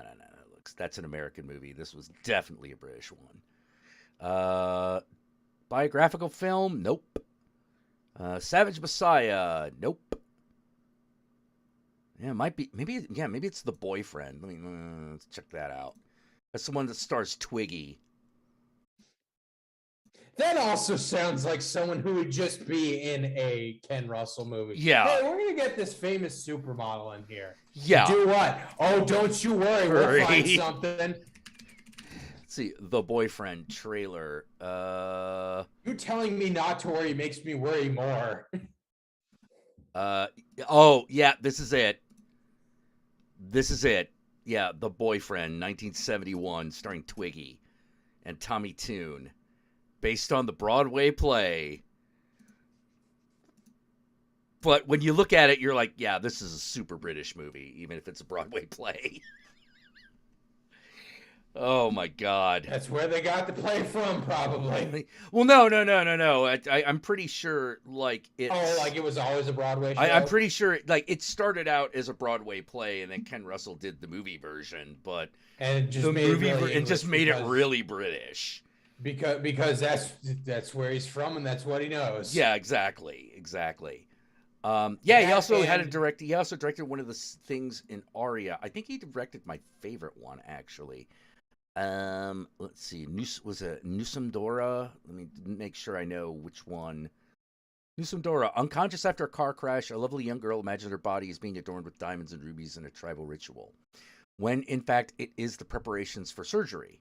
After nearly dying on the operating table, she regains consciousness. Yeah, that was the Ken Russell one. We go. Sounds about right. Yeah, like, oh God, the other one. Yeah, oh God, that's right. He did Rigoletto. Or rather, the Aria had a segment that was based on Rigoletto. Yeah, because the idea was every director is going to be given a piece of classical music to make a short film too. Oh, okay. So it's like a weird live action Fantasia almost. Yeah, actually, yes, a live action adult Fantasia. Okay. I'm curious. I might need to check this out. Oh, it's pretty good. It's actually quite good. It is a little weird because there are a lot of segments. Oh, okay. So it's like one, so it's two, kind of like an three, anthology, 4, 5, just stretched 6, out 7, a lot. 8. Yeah, I think saying adult Fantasia is probably about right. Okay, that makes sense. Because let's see, what was the one that was done? Fictionalized account. 3 children in London are devoted to a statue of Mary in a gym. No. Okay, yeah, Rigoletto is the one where that was directed by Julian Temple, and he re-envisioned Rigoletto as like a complete bedroom farce with an Elvis impersonator in it. That's outstanding. Yeah. Okay. No, I need to see this. Yeah. Aria. Yeah. Like it's hard for me to remember every segment from that movie because there are like 7 or 8 of them. I was gonna say you just mentioned there's a ton of them. Yeah, there's a lot of because some of them are only like 7 minutes. Like Ken Russell's is only like 7 minutes and 10 seconds. Oh yeah, if you're basing it just solely on pieces of music, you're generally gonna have shorter segments. Yeah, exactly. Ty West's new film X-Looks it does. Let's see. Zendale's Gaming Chair says, I swear ever since I saw that one Muppet Show episode, Twiggy pops up when you least expect. Yes. No, she shows up in weird places. She was like, I'm trying to figure out, like, she was kind of like Snooki from fucking Jersey Shore Jersey in Shore. terms That's of a level. weird comparison. Well, in terms of level of fame. In terms of level of fame, she was about where Snooki got. She was famous for she had a Different reason, different but like reasons, the same like amount of much fame, nicer, I guess. much better person, but like, that's about where she was. And yeah, she would show up on like the Muppet Show and stuff like that. They called her Twiggy because she was like a size 0. Yeah, yeah, she was rail thin. Yeah, she was so thin you could just put anything on her. Yeah. She was also in the Blues Brothers. Yes, she is the woman that Elroy stands up. Elwood. But talking about the whole the movie was called Aria, right? ARIA. Okay, yeah. That just reminded me how much of a sucker I am for like anthology movies and the anthology format. Yeah. Sometimes they're really good. I just love that. Well, I mean, I go back to like stuff like heavy metal. Yep. Because of course I do. I mean, look at me, no hair. Big.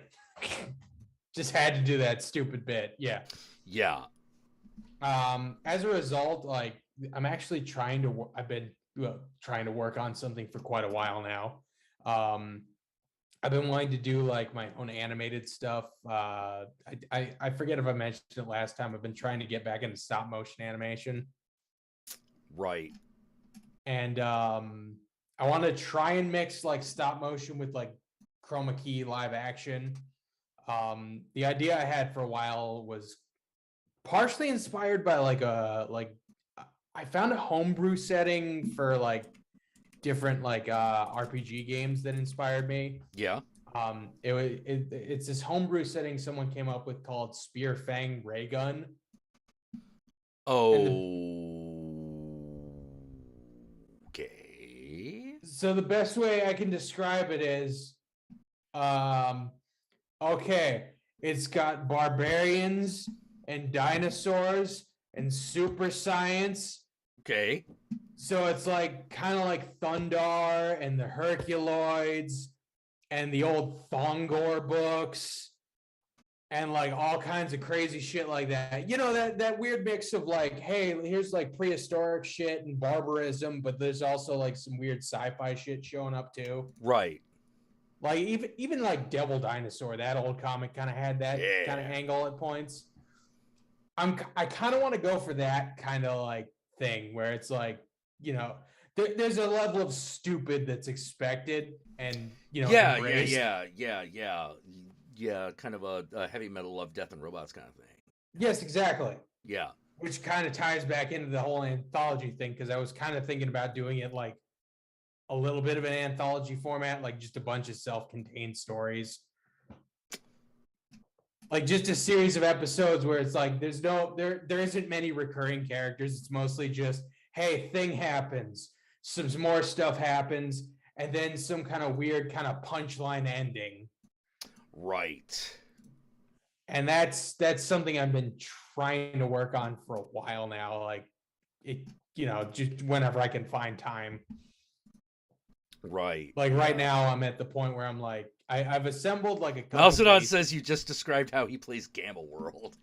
You know what? Perfect. No, yes, exactly. Just Thundar the Barbarian, that shit all the time. Oh my god. Man, that might work. That could work. That could be fun. More stop motion. That'd be fun. Well, it's that right level of stupid. Yeah. There are actually a lot of people right now, and this is kind of making me go a little cross-eyed. But there are a lot of attempts right now to do isekai settings. Yeah. which for the tabletop role-playing game, I find myself going, Yeah, that I does seem don't like know if kinda that's gonna. I counterproductive. don't know if that's gonna work, but it's an interesting idea. You know, the worst that could happen is that it just doesn't work. You know, like Yeah. But one of the things that a lot of people who are designing some of these are doing, which I absolutely disagree with, is they're trying to make it like a standard role-playing game. Wait, if you're gonna bring in the isekai element, then wouldn't you want to actually kind of highlight that part? 'Cause otherwise, Exactly. Why That's, even that's bring up that part? exactly. That's kind of why I've been in some groups where people are like, "How about an isekai setting?" and then they start talking about like mechanics and stuff, and it's just basically everyone's homebrew D&D game. And I'm like, all right, the problem is that's not isekai. Yeah, Isekai is a you could meta just do the homebrew commentary. D&D game. Yeah, isekai is a meta commentary on the computer role playing games. Right. You know, so you've got to start there. Like you've got to take an aspect of like mundane regular life and somehow make it an asset in the weird fantasy world. One of the ideas that someone had that I thought was a good idea was that, okay, the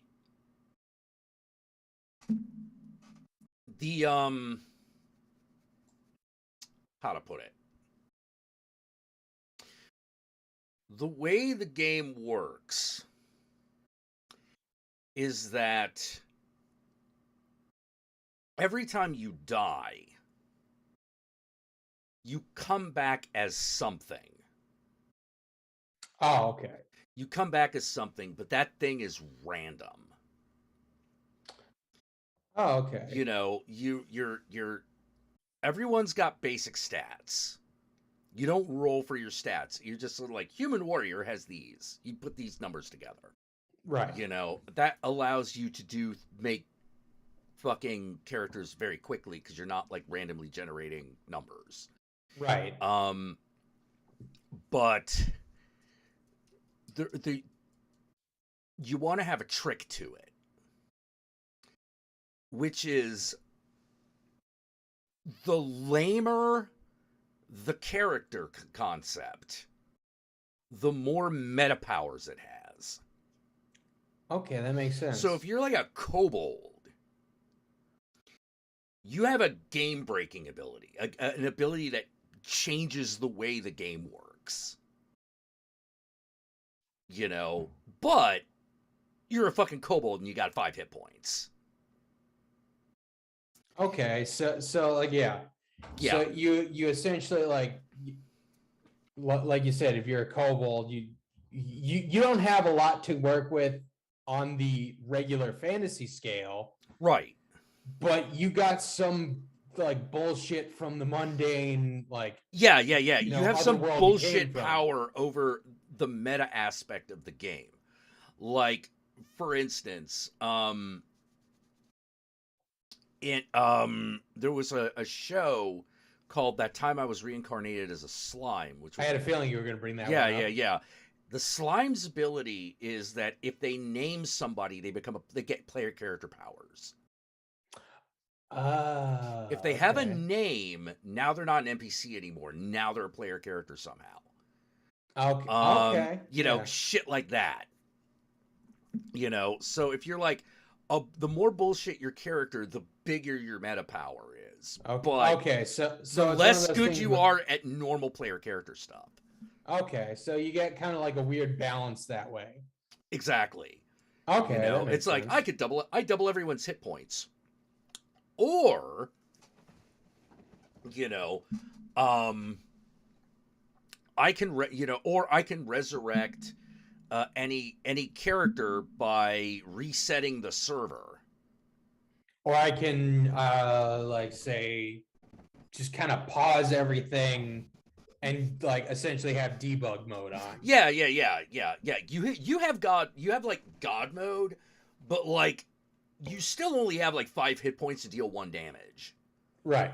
You know, so like you can just go into dev mode and go, all right, I've got like maybe however many like turns.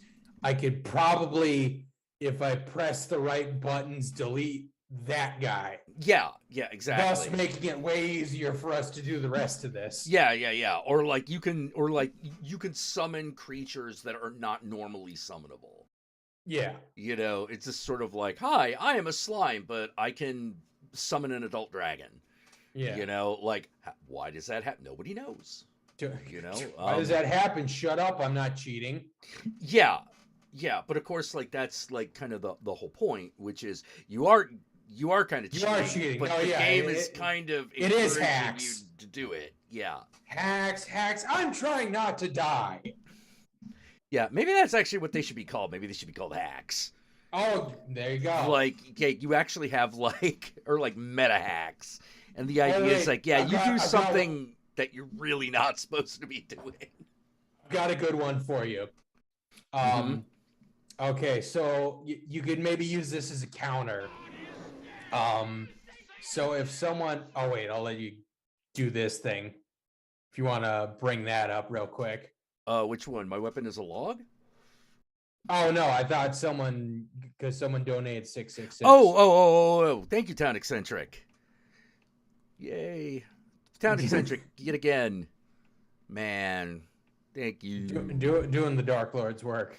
Yeah, like, or my weapon is a log. It could do a lot of damage with that log. Yeah, but there's like this weird slider where the less useful it is within world, the more of a meta power it has. Yeah, like you may not have like good in-game stuff, but like you might have access to like the dev kit essentially. Yeah. Like, but what I was gonna say is, oh sorry. Or like, man, that would get weird. Yeah. You would have to like,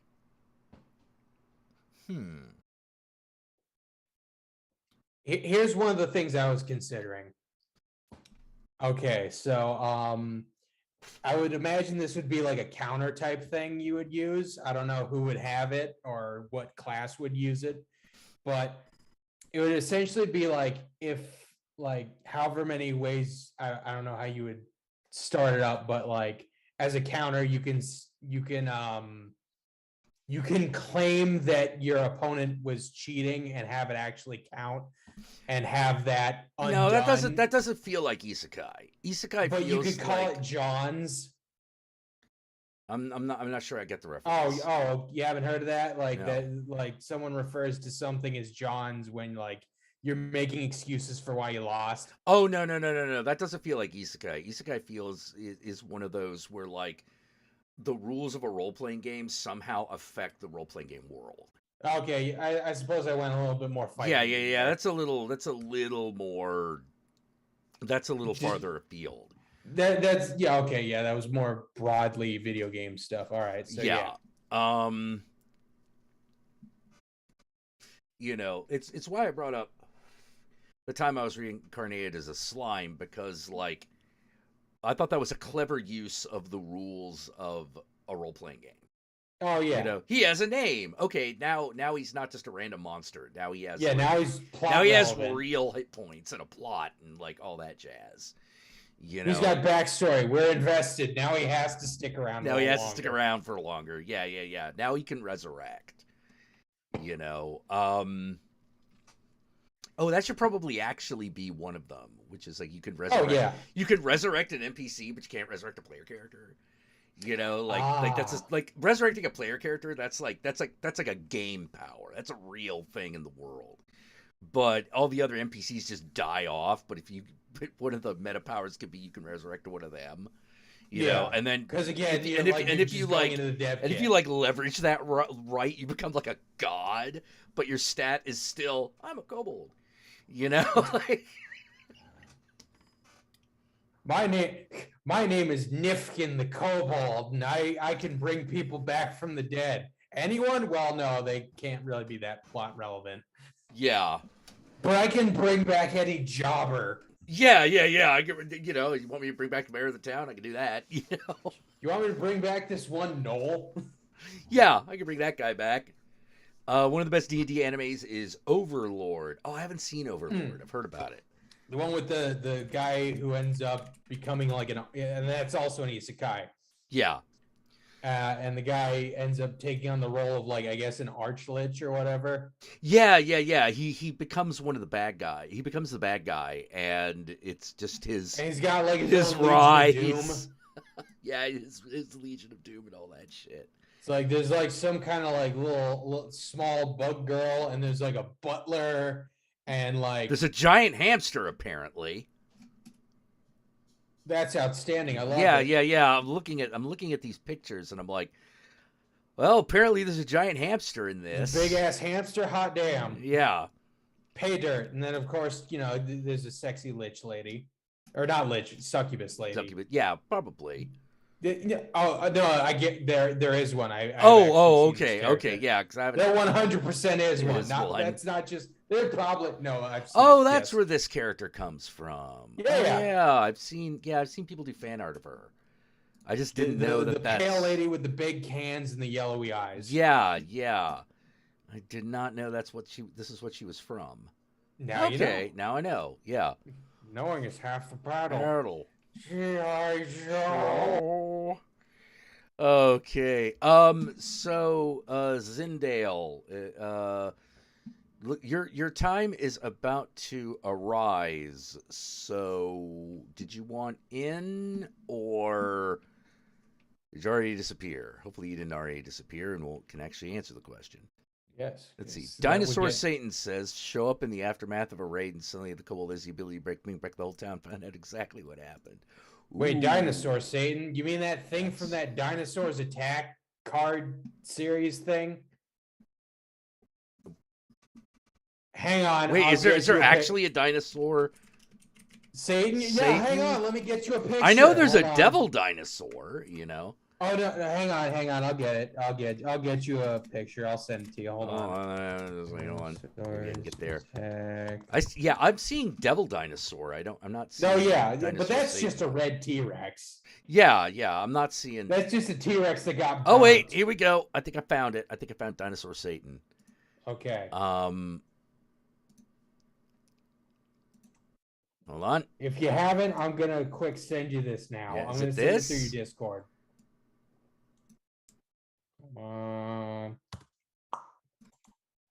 Is that it? Is that Dinosaur Satan? Wait. Yeah. That's it. Oh, okay. Yep. No, yeah, that's exactly what I was talking about. Oh, okay. Huh. I love dinosaurs. Trading cards are weird. Yeah. That whole series is fun because it's basically just like, hey, yeah, it's just dinosaurs killing people, you know? Yeah, it's pretty much that. Like the whole plot thing. There's a plot thing, of course. It's from the same guys who made Mars Attacks, right? Which you could probably guess from that. Yeah, from the name alone. I mean, yeah, exactly. But like the whole thing is like time travel accident. Now there's dinosaurs killing people indiscriminately, like even ones that you would not expect. Like you could expect a T-Rex. You could even expect like certain plant eaters like Triceratops, because it's like a big rhino essentially. Rhinos kill people and they're herbivorous. Right. But even shit like a Parasaurolophus is like killing people. Yeah. Like the ones that you actually think that's basically just a big cow. It's like, no, even that one's like ripping people in half. Yeah. There's it's not even just eating. Like sometimes they're just like tearing people in half for fun. Yeah. Okay, so looks like Zindale is still around. So did you want to come in and talk, or are you just like, I'm just donating, don't need to come in? And that's why it's like 1 cent under 20. Side note, the dinosaurs from Dinosaurs Attacks, that's kind of how I want to make my dinosaurs look for the thing. Oh, okay. Yeah. That's what I would do. Yeah, because that's a good aesthetic for that again, just the right level of stupid. Yeah, definitely. Let's see. Crimson Tyrannosaurus, created by Jack Kirby. Does he have powers? No, he's just I think he's like unusually smart, but it's mostly just he got burnt by like some caveman, and that's why he's red. Okay. Oh, he does possess super strength. He also Okay. possesses Well, I mean, like- above normal intelligence on par with the humans. Yeah. He can switch bodies with Moon Girl. Oh, okay, for the newer one. Okay. Huh. Oh yeah, yeah. I forgot they did that newer one where like he's here in modern times with like an actual human kid as opposed to like. Yeah, because the original Devil Dinosaur had a character named Moon Boy. Yeah, and he was so like, now there's like a little Moon cave Girl. kid. Yeah, Yeah. and Moon Girl is like an actual like modern human child. Yeah. And I think she's like a super scientist or something like that. Like that's Yeah, like, she's I like got a pet dinosaur and I'm a Yeah, super whereas scientist. the original Moon Boy is like he's like a space monkey or something. Yeah, like because I want to say the whole thing takes place on like another planet, but it's like kind of prehistoric, kind of like Planet of the Dinosaurs, but you know, without a bunch of 70s space guys crash landing on there. Well, maybe that happened in one of the later issues. I don't know. Yeah. Oh my God, there's a lot going on here. Godzilla rampages through the Marvel universe. Oh yeah, that's right. Wait. He's taken to the dinosaur where he meets Devil Dinosaur and Moon Boy. Okay. Yeah, Godzilla showed up. Okay. In Devil Dinosaur. Because what are you gonna do? You look, you got Godzilla and Marvel. You're not gonna put him in your like big other dinosaur thing. Yes, I'm just sort of like, oh, it's just weird, man. You know, it's like the Avengers fought Godzilla comics. at one point. That's really weird to think about. Godzilla also got shrunk down and fought a giant, or not a giant rat. He fought a regular sized rat. He fought a regular sized rat? Yeah, in a sewer. He got shrunk down to rat size at one point and fought a rat in the sewer for some reason. Wait, Godzilla? Yeah, in Marvel Comics. Godzilla Marvel fights rat. All right, hold on. Let's see if we can find this. Oh, well, there you go. Well, there you go. There he Godzilla's is. done everything. Yeah, Godzilla's done a lot of shit. He's been all Godzilla over the place. versus the Marvel. Whatever the hell that is. Fuck yeah, whatever that is. It is the Beta Beast, a loathsome monstrosity spawned far beyond the visible stars. But to Godzilla, who cares nothing about its name or origin, it is simply another enemy. That's just a fucking Mego from fucking H.P. Lovecraft. Oh shit, I think you're right. Yeah, it's like a big right? Mego. Yeah. He's got like the kind of brain looking head and he's got like fins and shit. Yeah. Oh my god. Which I mean, like, look, fair. Brain and fins is a pretty good, like, weird space monster design. I'm just Godzilla King of Monsters in that 70s cartoon show. No, in Marvel Comics. Still only 35 cents. Which I mean, he also showed up in the cartoon show, but that's different kind of. Yeah, continuity. like they didn't. Yeah, it's a different one. Where he also fought a T-Rex at one point. I actually, you know what I think? I think they ought to do Into the Godzillaverse. Well, yeah, you got enough different versions. You got enough continuities to where you could just do that. Yeah. I mean, this is what I'm thinking. You know? And maybe you could even have like the version from Godzilla Goes to Hell. Wait. Yeah, there's a comic called Godzilla Goes to Hell. What's Gojipedia? I think it's just like, hey, look at all these tokusatsu and kaiju monsters. Okay, giant rat. Oh my god, wait a minute.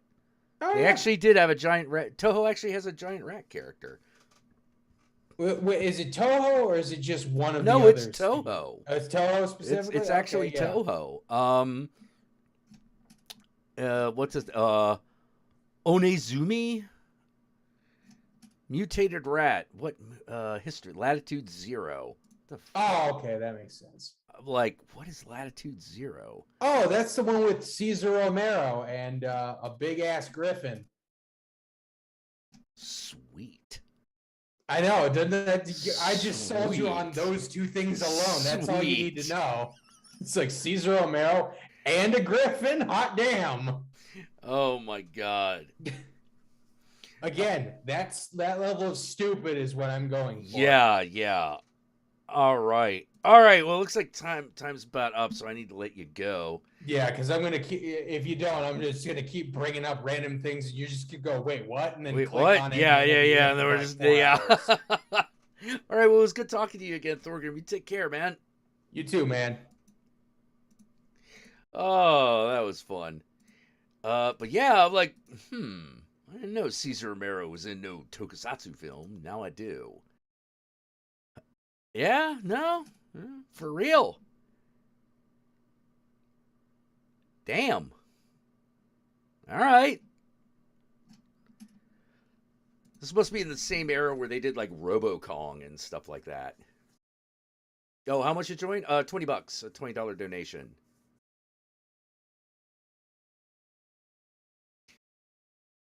Huh. Yeah, see, now I'm just sort of like, oh, I see. The Legendary Pictures universe is officially called the Monsterverse. Okay. Alrighty then.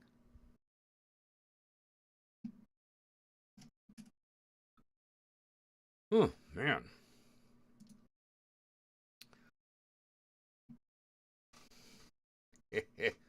That's fun. Man,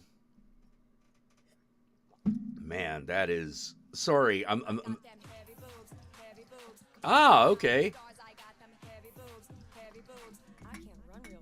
Kuradraco. Sure. All right. So first step is we got to make sure that we can actually communicate, so I can send a link somewhere. Do you follow me on Twitter or Discord? If you follow me on either of those, just send a DM through those respective social media thingies. Oh, you just did? Oh, okay, cool. All right, let's see.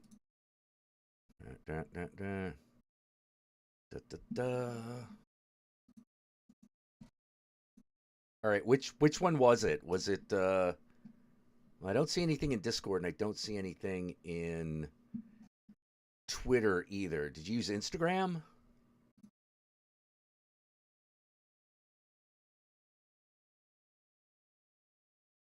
Twitter. Okay, I haven't gotten it yet.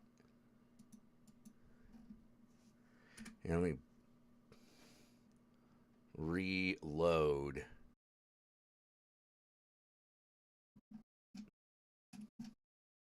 Okay, yeah, it'll probably take a minute to get through. I'm gonna go on break again real quick, and that should, by the time when I get back, it should have come through. If not, we'll have to try something else. Yeah, you sent me a DM, right?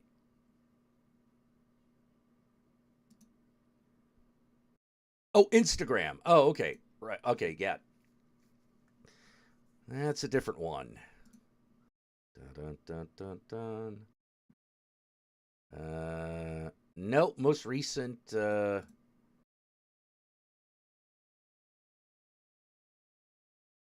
No, those are from 3 weeks ago. That wouldn't be you.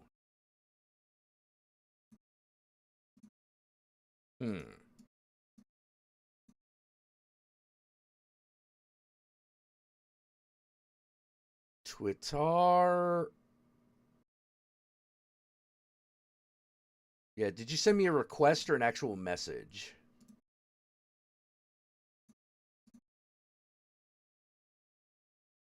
Now that's 11 weeks ago. It wouldn't be it. What is the Instagram? The Instagram is Satanic Jackula.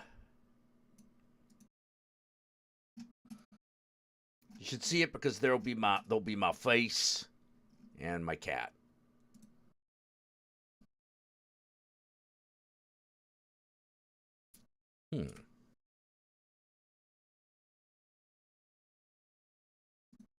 Yeah, my Twitter is Counting Jack, one word.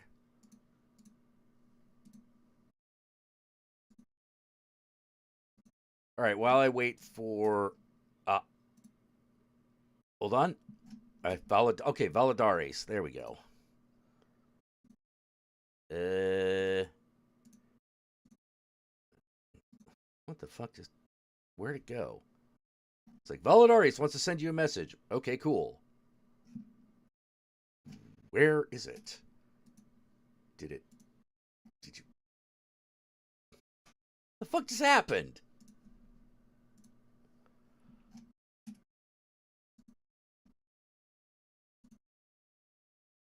Da-da-da-da-da.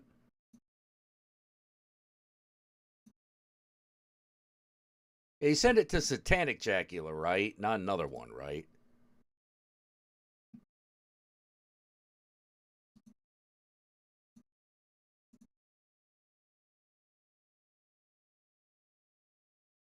Because, like, here's the thing. I got the notification that you sent the message, but I can't find the message.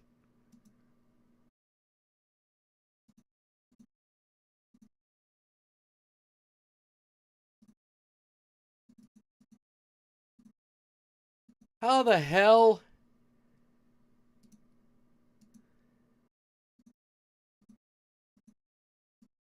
How the fuck?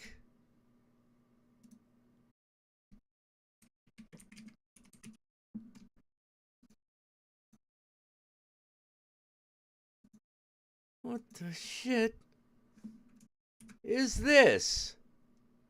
Wait, what do you mean my password is incorrect? I know my fucking password. I know what my fucking password is.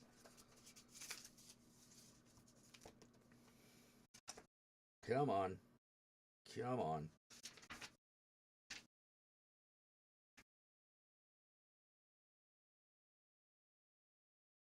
You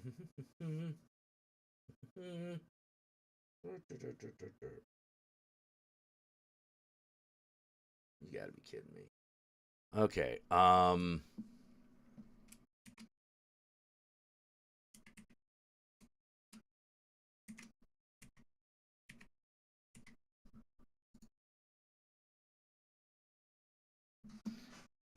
what?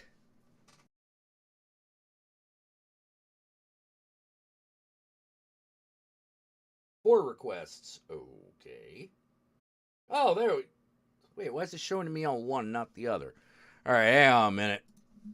Hang on a minute. We gotta figure this out.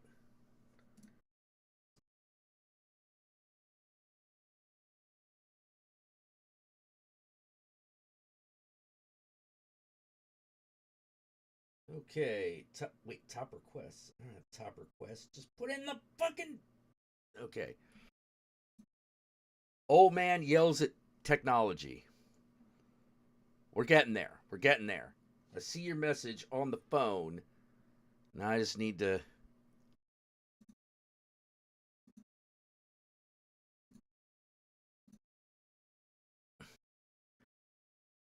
Why are you now giving me shit?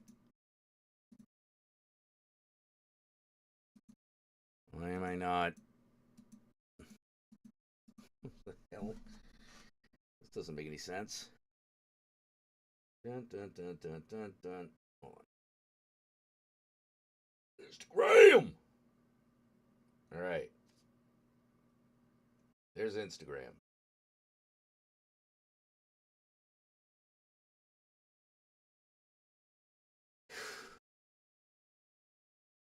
Alright. There's your message. There is Kuru Draco's message. Now...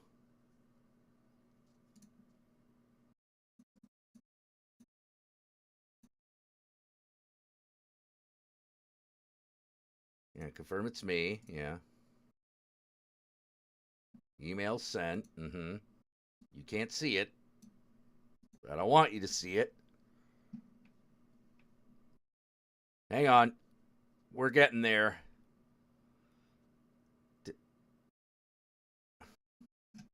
What the fuck? No, that's not the one I want. Oh, Jesus. Oh. Oh, I'm getting so angry.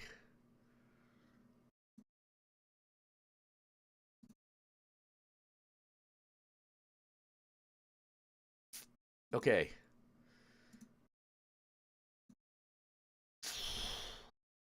Log into an existing account. Save login info. How is that incorrect? How is that fucking incorrect? What the fuck just happened?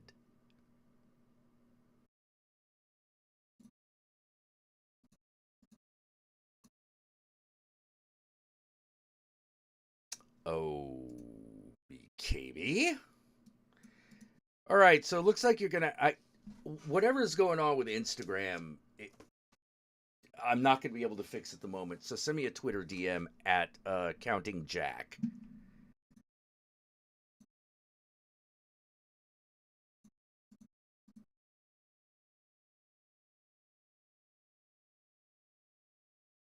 Yeah. Do you need me to? Do you need that spelled? Because that I can do. I can.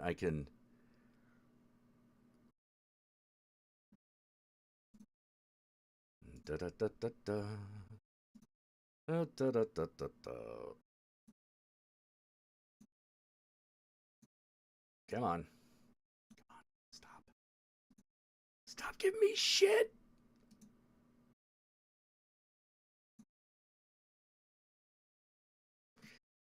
Da da da. Okay. Bonk. Bonk. Okay. Is Discord down right now? No, Discord's up, but I don't think we're connected on Discord. So you got download Twitter. Oh, dude, I am so sorry. I am so sorry. Do you have Discord? Like I could do that if you already got that installed.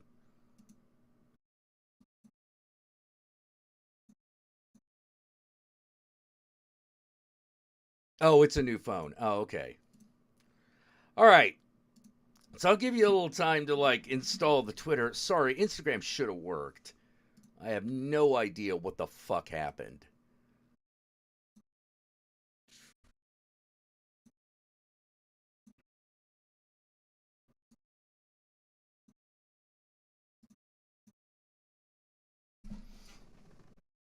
You know, that's one of those that should have worked.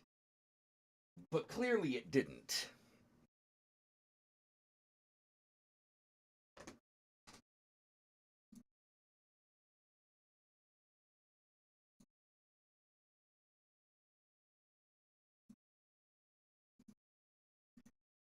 Dun, dun, dun, dun.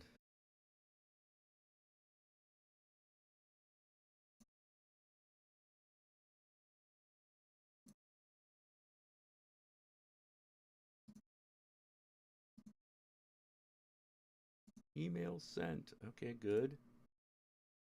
Let's try this one more time.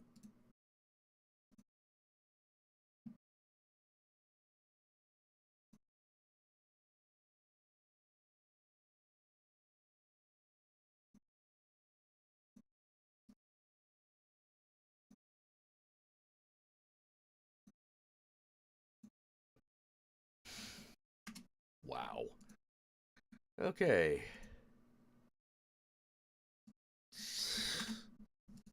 All right, how about that? How about skip that shit?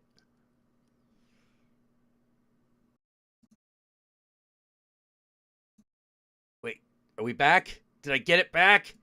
Oh. Okay.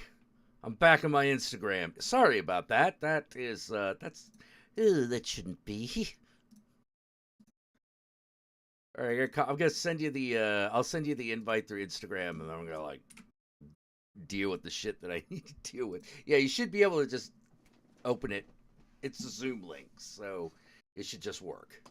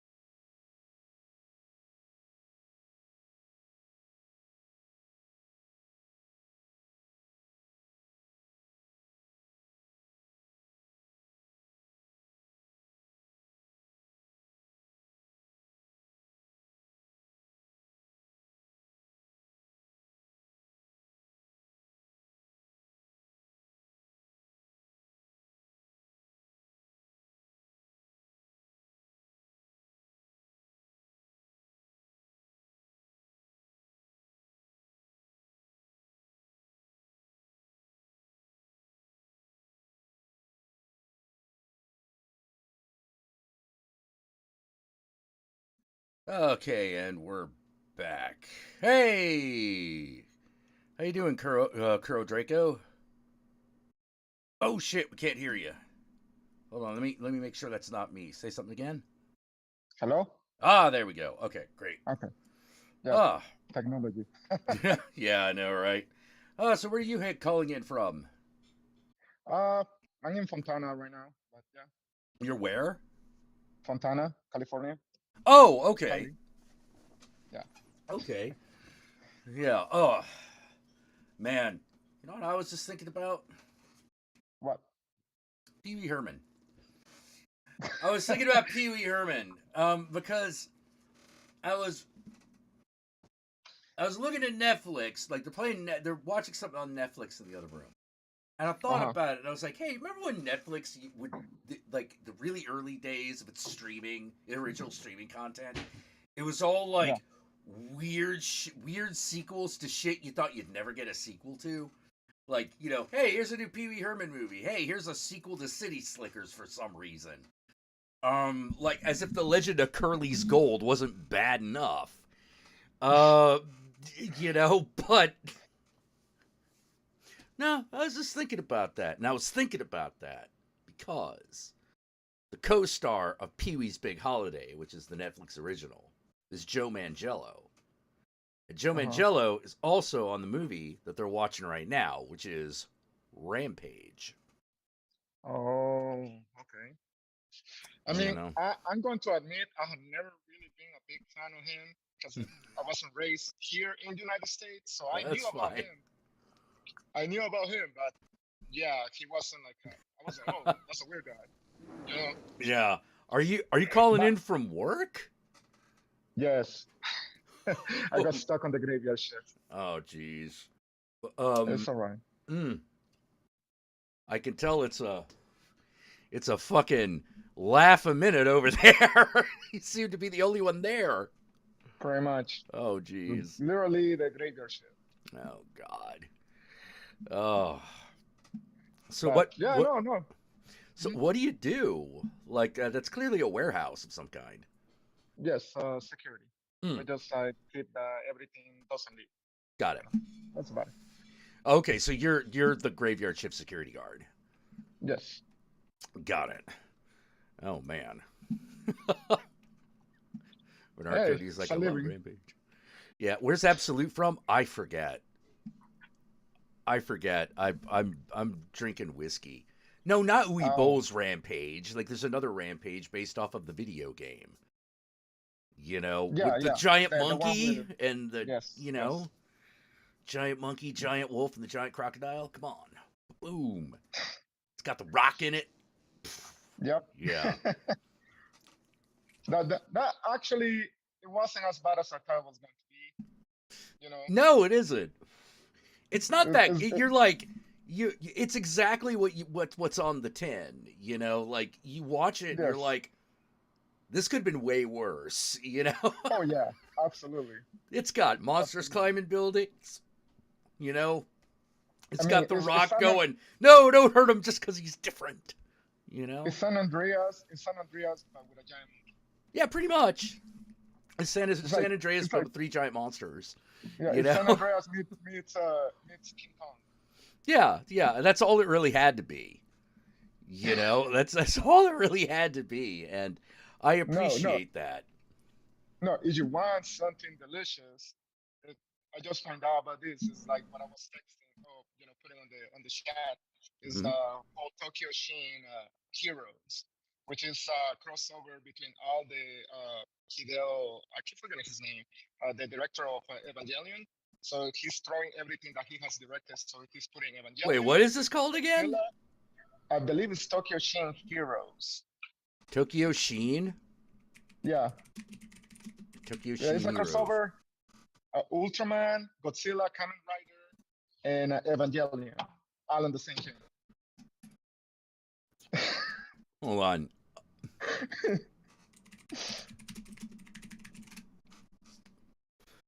Huh. Da da da da da. And is the Godzilla the one the newest one that he directed, the creator of Evangelion? Yeah. Yeah, so is that Godzilla? Is the atomic breath, angels coming out of the tail, Godzilla? Well, I know that there's a show that on Netflix people are trying to get me to watch called Guardians of Justice. Oh, I just saw the trailer of it. I was like, Yeah, I might actually be into that because like I love those kind of nutty movies. You know. Yes. I'm a definitely check it out, but that's something that I'm gonna have to wait a little bit more. Right. But, Okay. So I gotta ask, what weirdest story? Is there any weirdest story about work at the graveyard shift? No, Nothing not yet. really. Oh, No. too bad. I mean, I've been doing it for I've been doing security for 17 years, so. But I mean, I have seen my share of stories, especially because I did 10 years mainly working the area of San Bernardino, and that area is rough. Capital R. Oh But man. Fontana is more calm.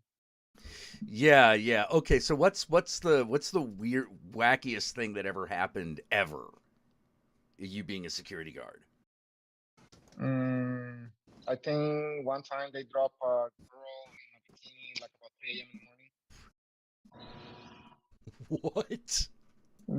They just like let her out. I'm like, oh, what the hell?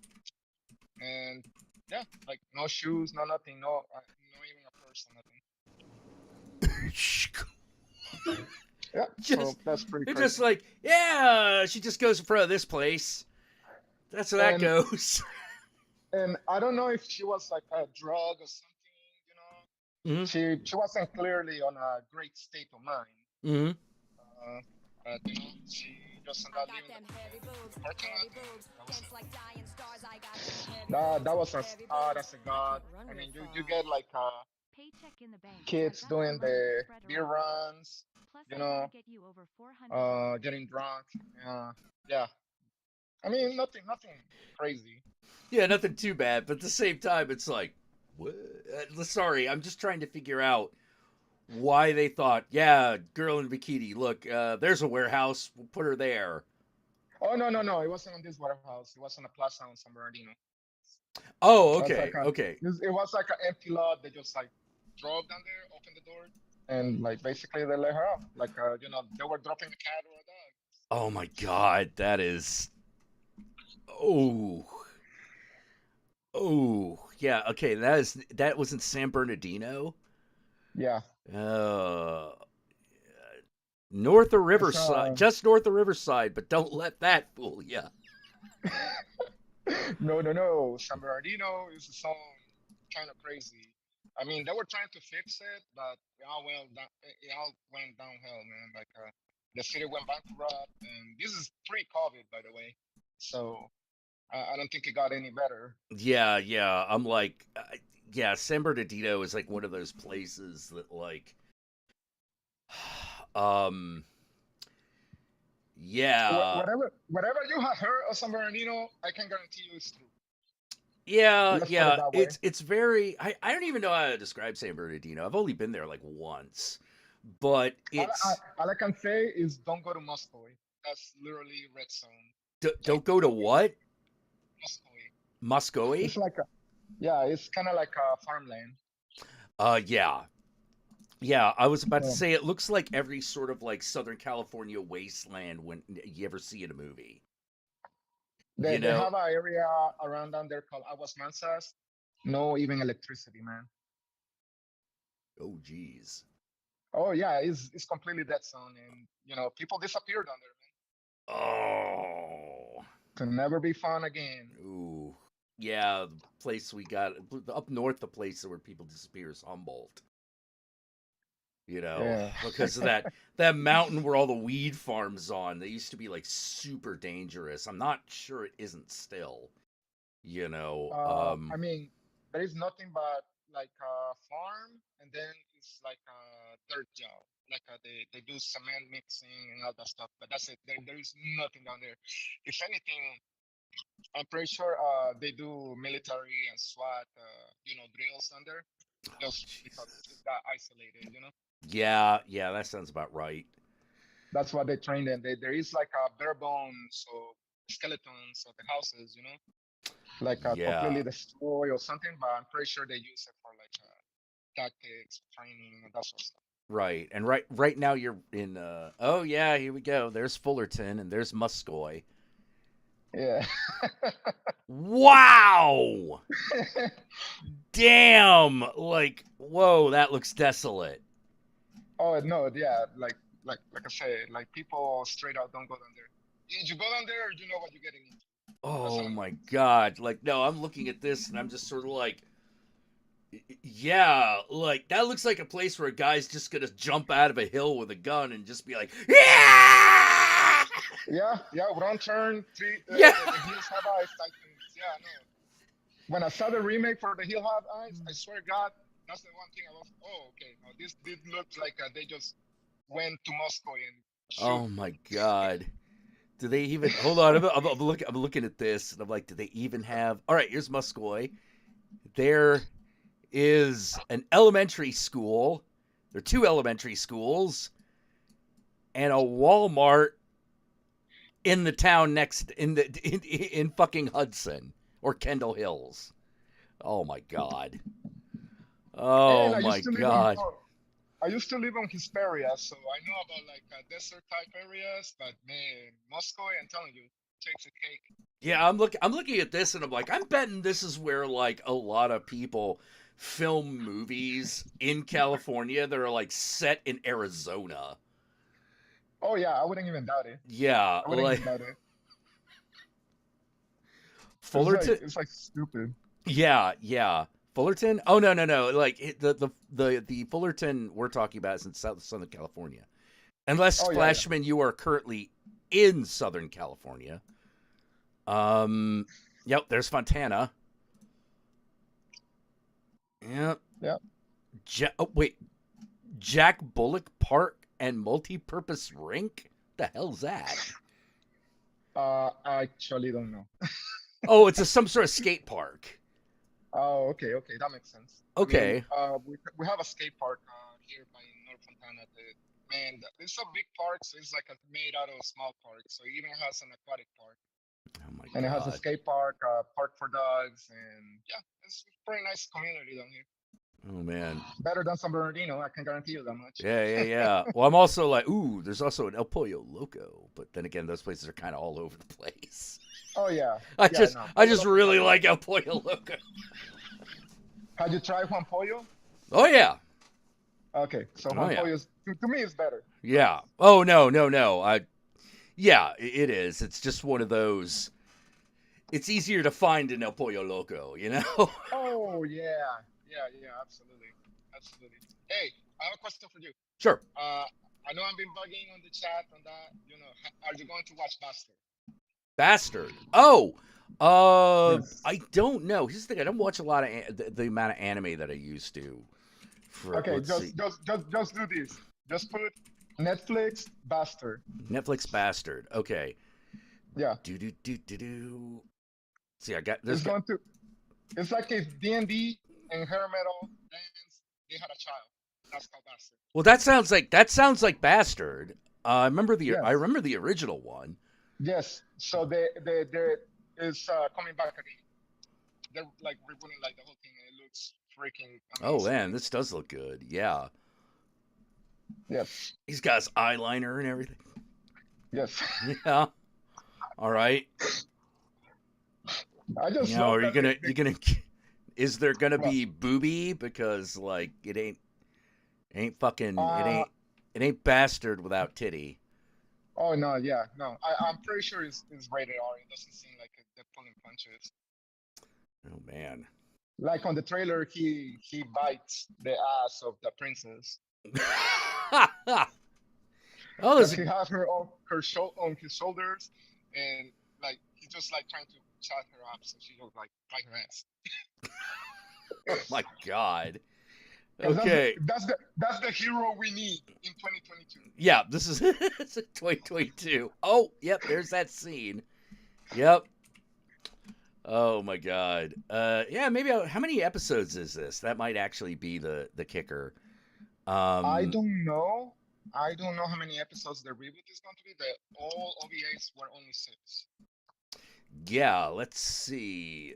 Dun, dun, dun, dun. Where is there a bastard anime? Yeah. Trailer reveals dark fantasy. Blah blah blah blah blah. When are you gonna? First trailer. First. Okay. When's this happening? They didn't say a date officially, but it's coming this year. Yeah. They usually don't like tell you stuff on Netflix unless it's gonna be coming out in the next 4 months. Yeah. But just on the animation alone and voices, it looks really, really good. Like, I don't even think they're like trying to censor anything, which, I mean, between the OVA and the manga, big difference. Yeah. And the OVA was out there already. It was really, really good. Yeah. Oh my God. Like the one anime that really got butchered in comparison to his manga was Scry It. Sky? No, Scry It. Like a scry and then dash ed. Scry It. S cry dash ed. Okay, that's great. Let's see. Maybe if I put in anime. Yeah. Scried. Oh, Scried. Yeah. Okay. It was running on Toonami. Toonami, and then like the anime is really, really good, but put it on comparison, it's like the show was PG-14 or yeah. something like that. The manga was M17. Yeah, I am looking forward to Chainsaw Man because that just seems too weird for words.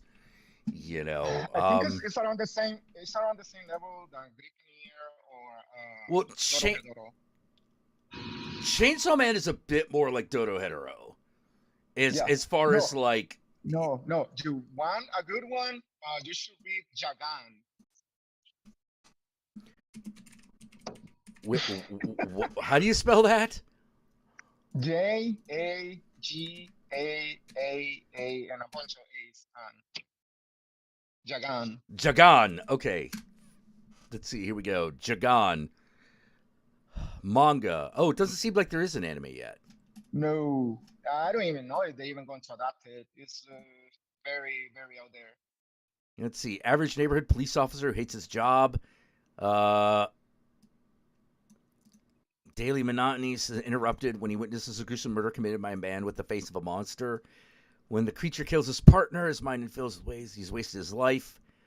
With his arm now permanently coated in a mysterious material, Shintaro is told by a spectating owl that the now dead monster was once human.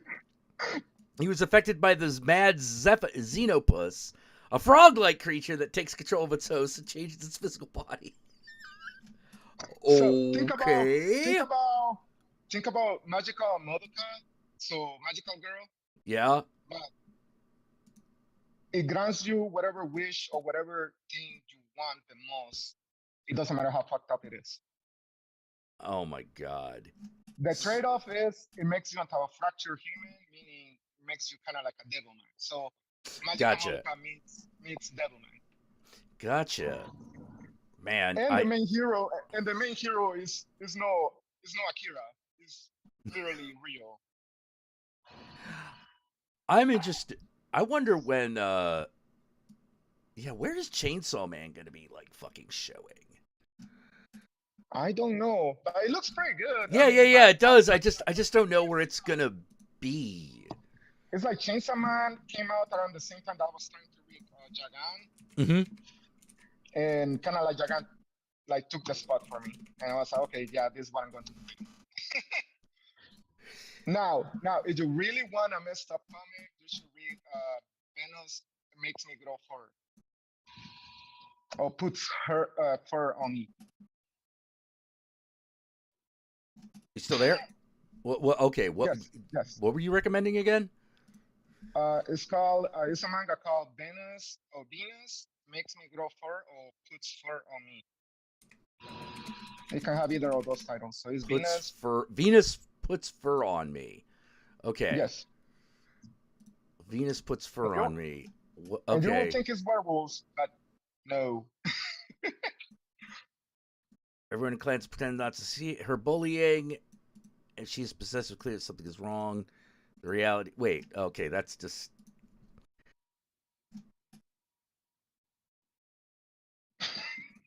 Okay. Well, okay. Venus puts fur on me. Dun. Hey. Huh. Wow. Okay, so anime's getting violent again. Ooh, it's been violent for like a good while. Yeah. Just, I mean, like we're getting into like the ultra violence. We're getting into like the like the violence jack fucking Oh yes. Goku Midnight Eyes level. You know.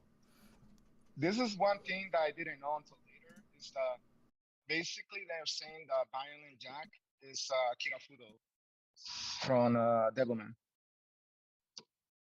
What is Go Nagai? Yes. Oh, I mean, both of them are the same. It's just they're saying like after like the end and like the apocalypse and all that stuff happened, he just dropped the whole Akira Fudo persona and he just became violent jack. Oh. Yes. Huh. Yes. So he didn't have nothing else to believe in. He's so okay. I'm just going to become violent jack. Oh, okay. He just became Amon. But oh yeah, Shin Violence Jack, a reboot to the series, the storyline is set out somewhat differently. In this continuity, Jack is an alternate form of Amon, while Akira is now living as an amnesiac warlord known as the Skull King. Oh, with the iconic. Whoa. Okay. All right. Yes. Well, that's different. Yeah, so a lot of people was thinking, oh yeah, it looks like Akira, but I mean, it's just because that's the way he draws. But no, he just flat out made them the same character. Yes. Okay. Oh man, that is odd. Okay. Oh, I mean, there's a part of me that is like, yeah, okay. You know, but here's the weird part. Here's the weird part. Now we gotta figure out how Cutie Honey fits into the into the continuity. It depends what you follow, but then again, Cutie Honey is not really a human. No, she's an android. Yes. Yeah. So she was from the previous civilization that was on Earth, so that's the whole reason she fits on whatever continuity. Oh, is that? Oh, she was made by ancient technology? I thought she was built by someone's grandfather. Or does that? It probably depends on which continuity we're talking about. No, it's kind of like it has kind of like the same plot that the original, the Mighty Morphin Power Rangers, the Zero Rangers, the Japanese version. Yeah. Like there was a society that lived before in a long dinosaurs, and then like it just collapsed, and then like yeah. So that's basically the same thing. Oh, okay. So, Because Panther Claw basically destroyed that civilization. And the only thing they could do was put Cutie Honey to sleep, and then like she just came back. So like this is Battle Angel Alita before Battle Angel Alita was. Oh yeah, definitely Battle Angel Alita was inspired by Cutie Honey. Although Battle Angel Alita got a lot darker. Oh yeah, that got a lot meaner. Oh yeah. Oh right. Never underestimate the Japanese when it comes to storytelling. I see. Oh, okay, here we go. Honey Kisaragi is a 16-year-old Catholic schoolgirl until her father is murdered. After his death, she learns she's actually an android created, and with her is a device that can create matter from the air. Well, except air is... Okay, whatever. No, it's like a lot of shows that a lot of people don't know how dark they are. Like Sailor Moon, holy crap, that thing got dark. Yeah. There's some dark moments of that, but like Battle Angel Alita is a lot more depressing. Whereas like Sailor Moon's kind of like, yeah, friendship's gonna win the day, hopefully, No. but fucking Battle Angel Alita is like, everyone I love is dead, and then I found them again, and then they died again. I'm just gonna No, that's like Magic Knight Ray Air. Oh Jesus. Yeah, that's That's what I'm saying. another one. Yeah. Let's be heroes until we're Oh. not. Oops. That didn't work. Yeah, that was the thing that we always loved. You always liked anime and manga for. It was sometimes you didn't know if they were going to make it because sometimes the fucking author was just like, no, they fail. No. This is the hilarious thing. Like, Devilman gets all dark and depressing, and they Oh, yeah. fall deep. Freaking Gone guy is like the nicest person, like super optimistic. It's like, like Yeah. you don't know the demons that people have inside, but it is kind of dark when that person is actually like a really good functioning person, and then you are like, oh, okay. Yeah. Jesus. Yeah. No. Yeah, it is kind of, well, it was like, it's like his whole thing about Devilman was, what if a fundamentally good person gets like evil powers? Yes. And it was more like what does it take, or how much a human can take before it breaks? Yeah. That's kind of like his whole message. It's like yeah. It's a big that's a big deal with him. That's what is that bad day, like the Joker says. Yeah. What happens when you have that day that could turn you into a supervillain? Yes. But usually with Gonagai, he was usually really optimistic. He was like, no, if you're a good person, you're gonna find a way to continue to be a good person. It'll get hard. Life could suck, but you'll find a way to do it. There's some other I think it's so funny. Like you take Gonagai or Junji Ito, and every time you see them, they're always smiling, they're always joking, And then no. Okay, go ahead. And then you meet Miyazaki, and that man is so depressed. Anime was a mistake. Anime was a mistake. I love that meme. You wanna see something out there? Put Il Paso Mundo di Gonegai. Di Paso? No, Il Paso Mundo di Gonegai, or the Crazy World of Gonegai. And just watch that trailer, or a little opening. Okay.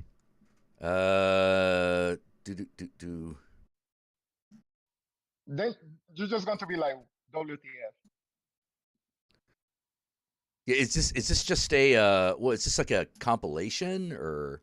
No, it's like a OVA project he did on the side. Oh, okay. Yeah, there's Mazinga. It's Mazinga Z. But just wait. Okay. Go Mazinga Z. All right. There's the guy in Mazinga Z. Oh, there is the hot girl from fucking Siren. The Siren, yeah, from Devilman. Oh, there's Devilman. All right. Wait right, for it. Right. Mazinga is firing his fist. He's firing his fist. Devilman leaps up, turns all chibi, and so does Mazinga. Yeah. Wait, what? Wait, what? And now all the chibi Gonagai everything is running around. So basically, it's like like Endgame was the most expensive crossover to make. Gonagai was Hold My Beer. Oh my god. Okay, so yeah, this is like, Okay, so looks like what you're telling me that he did is he was like, I gotta take all my characters, put them in one universe, and then make them chibi. And fight each other. And they're gonna and fight just each don't give a other. fuck. Yeah. And it will be adorable violence. Yes. No continuity whatsoever. Oh God! Right? Oh, Junji Ito's Cat Diary. Have you read Junji Ito's Cat Diary? I want to get that book. I haven't read it, but I want to get it. That's one of the 3 Junji Ito books I'm trying to get. It's Tomie. Yeah. The, Tomie is amazing. Yeah. Oh yeah. Tomie is like very very deep, and I think a lot of people. Yeah. The Cat Diaries Especially that is one. the Cat Diaries is literally just him illustrating little things that he did with his cat. So basically, it's kind of like Stephen King and his dog's diaries. Or Yeah. But it's still drawn like every Junji Ito everything. So like if the cat screams, like it's like mouth opens up, there are all these teeth, and it's just horrifying. Or when like he starts to worry that the cat is like something has happened to the cat, like his fucking head starts to Uzumaki out, you know.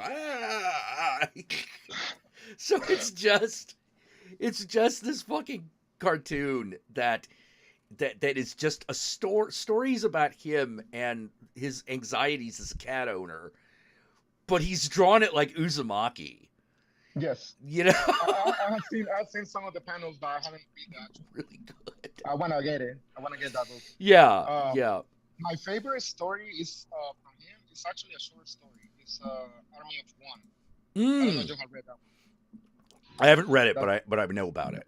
That's my favorite one. Basically, there is like these murders that they've been happening, and like the one thing that connects all of the murders is like the bodies are stitched to each other. Yeah, And it's one of the thing his is, like, it's one of his short stories. Yes. Yeah, That's probably like my favorite one. yeah. I mean, I like all the other ones. I like probably like Remina, Post of Remina. Yeah. You know, like he did this one that was very very weird. It was about a waterfall, and basically was kind of like a monkey's paw, and it start giving everybody's like their wishes, except that they kind of turn against each other. So it was kind of like the found film movie. The kids, they found the meteorite and they got powers. Oh. I forgot the name.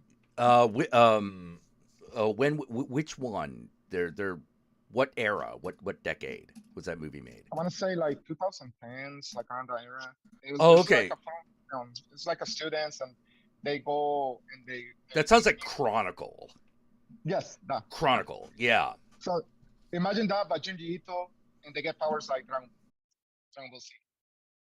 Man. But it's Junji Ito, and I think it's called The Mystery of Something Falls. Like,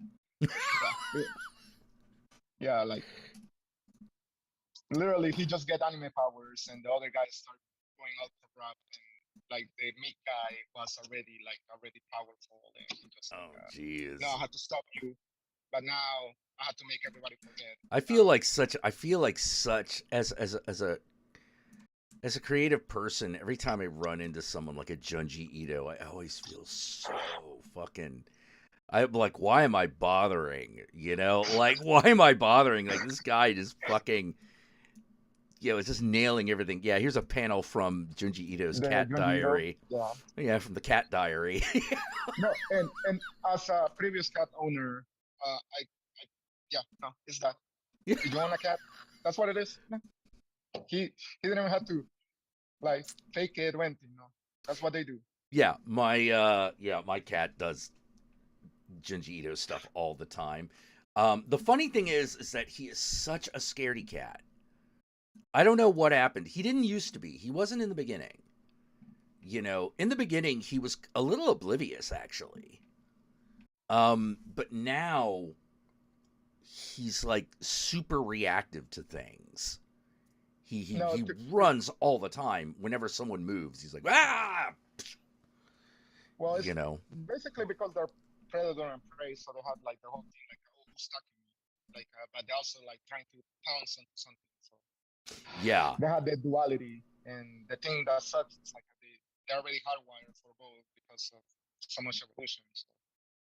Yeah. But it's out there. Like Terry Pratchett even said in one of his books, like there we are with a throw bigger than a brick wall, barely understanding this mystery that is fire. Yeah. And then all of a sudden, a small version of something that is terrifying or has hunted you starts to purr. Yeah. He's describing a cat. Yeah. It's like yeah, no, that shit eats me. By purrs. Yep. Oh God, this panel. There's a panel here. Junji Ito in his first encounter with the hairballs. Oh. Okay, that panel, it reminds me of his comic of Glycerine. Oh yeah. Yeah. When the guy just like start pushing out the grease out of his face into his sister's face. Ooh, God. Oh, that and was. She's trying to scream. It's so gross. It's so grody. You know? Oh my God. Yeah, that was pretty rough. That and the ice cream. Oh man, this like brother and sister duo, and all of them are fucked up except that the brother is trying to kind of like apologize because his sister is like super creepy and like violent and all that stuff. But he's an asshole too. Yeah. Yeah. Oh man. It's like you don't know who's worse. I'm going to say the brother, because at least the sister was honest. No, I'm a monster. Yeah. Have you seen that video? Crunchyroll video. Junji Ito reacts to anime cats. No, I haven't seen it. Oh yeah, I'll put a little bit of that up. Okay. Yeah, might be. Hopefully, we can get away with it. Where? Oh, there you go.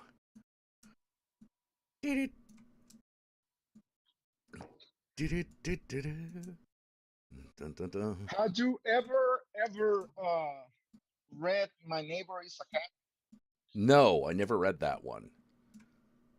It's basically that actually is a really cutesy story, but it's really fucked up if you don't like really understand it like in the beginning, because it's about this writer and his mom and dad just passed away in an accident, so he has survivor guilt because he was supposed to go with them. Right. All of a sudden, he finds a cat, like a kitten, in the like graveyard, and then like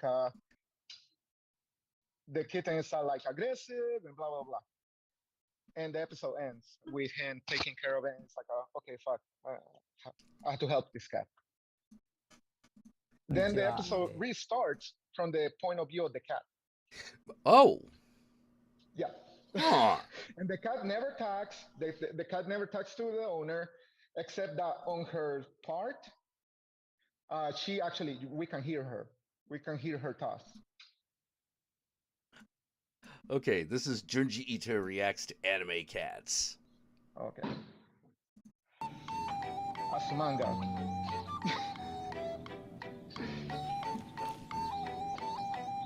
That's actually the reason why I had my nickname or my Kurodaku, because of that. めちゃくちゃ怖いですね。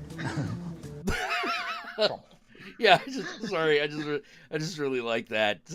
Oh, cat bitter. That was very scary. Yeah. And this is the guy that come out with like Tomie and freaky like. Yeah. No, he's the nicest freaking old guy. Yeah. It was very cute at first. 5 on the cuteness scale. And then once her head started moving, it became scarier.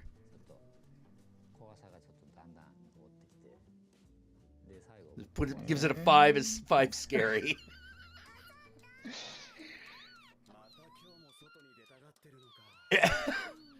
Oh, kitty. Pets are forbidden in this apartment complex. If they find you, we'll have to move. I don't understand. understand. I am a cat.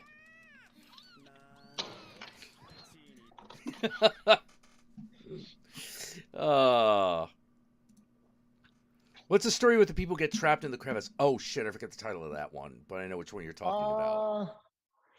Yeah, no, I forgot the name of it. Yeah, like I don't remember. I remember the stories, but I don't remember all the titles.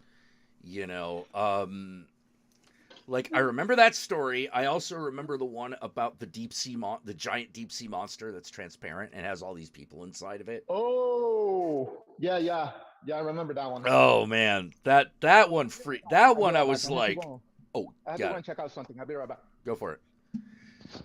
I'm just going to be off camera, but I have my headset on. Oh, okay, cool. Hopefully everything's okay. Yeah. Oh yeah. I just have to check something. But no, like, oh my god, everything that Junji Ito draws, he's the master of the flip page. Yeah. That's like his corner market. Oh man. Oh man. Hey John Smith, how you doing? The Enigma of Amagi Faults. Ooh. Yeah, that sounds about right. That sounds about right, Cat Hermit. Let us just double check. Da-da-da-da-da. Where's that?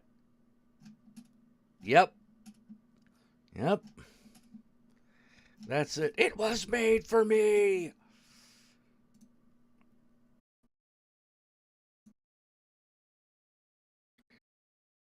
Oh.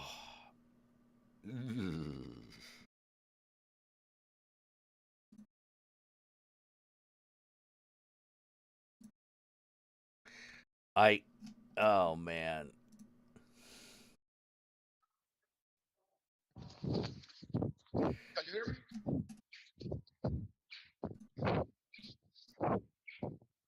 Hello? Yeah, hey. Yeah. DC Monster. Oh no, we were talking about Junji Ito. Oh, okay. Yes. Yeah, we're talking about Junji Ito, and Cat Hermit mentioned that the name of the one with the crevice is the Enigma of Amiga Fault. The Enigma of Amiga Faults. Amigara Faults? Okay. Woo! Had you read the one called Splat? It's just called Splat? Yeah.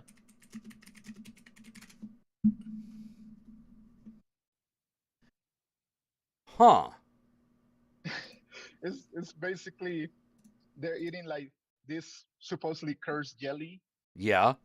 That this guy literally stole from like natives, and he looks all like like how Junji Ito draw like when people get like all crack out, like it's a drug or something. Right. So his friends don't believe it, and they think that he's just like pulling their leg, and then like all of a sudden you see like he disappears, except that he has been crushed to the ground. Like a cartoon physics, like flattened frog. Oh my god. Oh yikes. And the thing is like once you consume that jelly, you can stop. Oh geez. So you're just gonna get flattened. Yes. No reason whatsoever. It's just You wanna know what's the twist? What? Is this like plant monster that oozes that jelly? Yeah. But because you're eating the jelly, the monster just splats you with these giant palms. Huh. And that's why it causes that. So it's like a super fast, almost practically invincible. So yeah, it just Oh my god. Within the jungles of South America, there is a monstrous tree with addictive nectar so delicious it makes all other food taste terrible. If the tree senses someone drinking the nectar, it squishes them no matter where they are. It's like... Oh god. Blood bubble bushes. Ugh. Yeah, let's. Okay, yeah, this is Uzumaki. The one thing, I think the one that actually tripped me out the most is the one about the guy that he believes that he can no longer wake up, or it takes him longer to wake up. So he's like every time that he sleep, like I started with 1 day, then he lost 1 week, then 10 years. At this point, I think he's saying like centuries passes to him. Oh, geez. So he goes to sleep 1 day to the next, but to him it's incrementally becoming worse. So his fear is like he will never wake up. Oh, geez. Kind of like the episode on the Twilight Zone. Yeah, yeah. Except that in this one, the effects are not just happening in his head. It's starting to happen inside his body. So he's becoming like this monster, elongated, emaciated. Oh, geez. Yeah, there's. Let's see. The licking woman's tongue is still at large. Oh my god. Junji Ito is crazy. It's like, yeah. Props like yeah, like I just like 100 years from now, if people read that comic, they're going to be like, what the hell? Yeah. Like, what was this guy on? No. The one book, the books that are, I don't know what the hell freaking people in the future is even going to think is the whole Warhammer universe. Oh, dude, I have no clue. That's going to be, this must has been the absolutely Bible. Yeah. Like, what are people gonna think of that one? I have no fucking idea. You know, people from the future is going to be, god damn, they were this advanced. Yeah. What's this?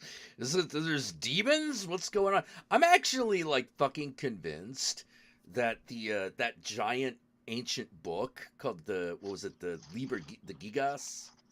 Oh, yeah, I know which one. The one that the devil supposedly wrote it. Yeah. I'm actually possessed a monk to write it. I think that that's actually just a work of fiction. You know, I can see that. You know, it's like the equivalent of a gaming setting book, you know, like there are all these weird plants that don't exist, there are all these weird creatures that don't exist. You know. Had you read the 3-body problem? No, what's that? Ooh. Okay. Imagine this. Okay. All of a sudden, the most intelligent and scientific minds start committing suicide. Okay. That's the beginning.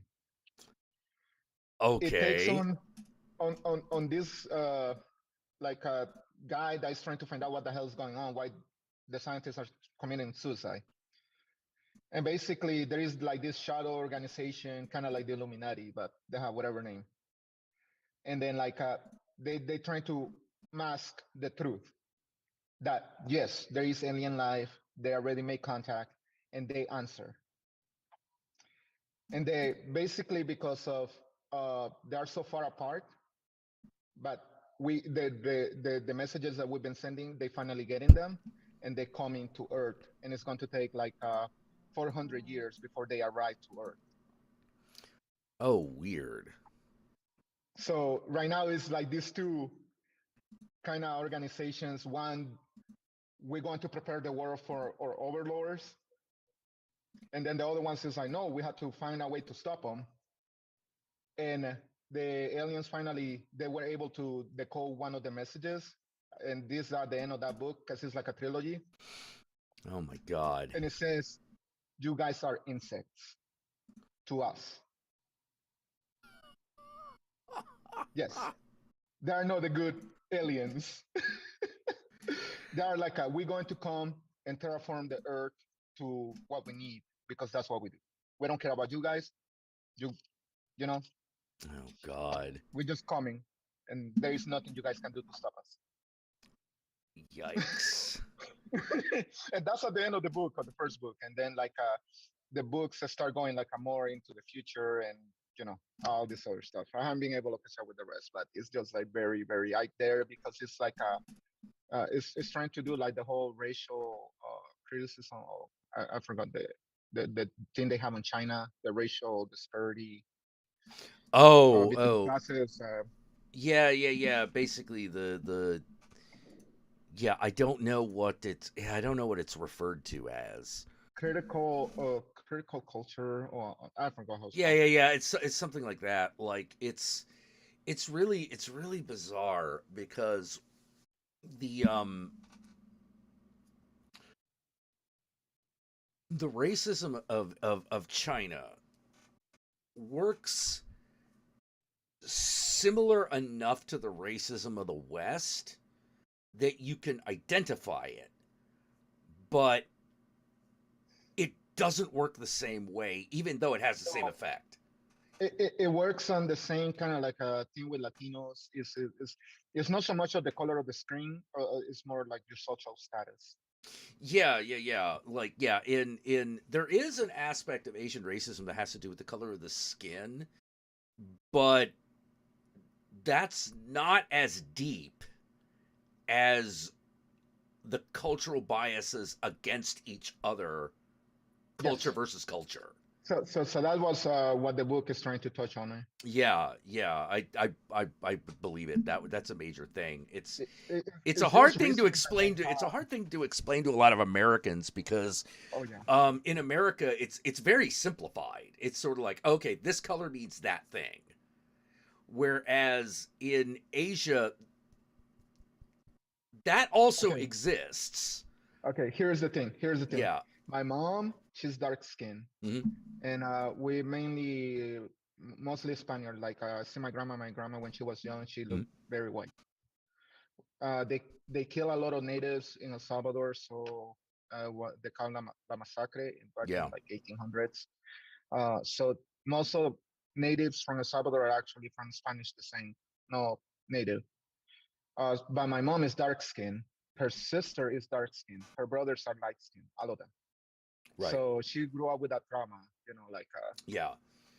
Yeah. so yeah, I can see that, and people and it just bugs me because like this is the thing I keep saying. It's like you guys keep using the term wrong. It's not racism. It's you guys hate the ethnics or the cultures, but not the race because we are the same goddamn race. Yeah. There is. Oh, you gotta go check on something.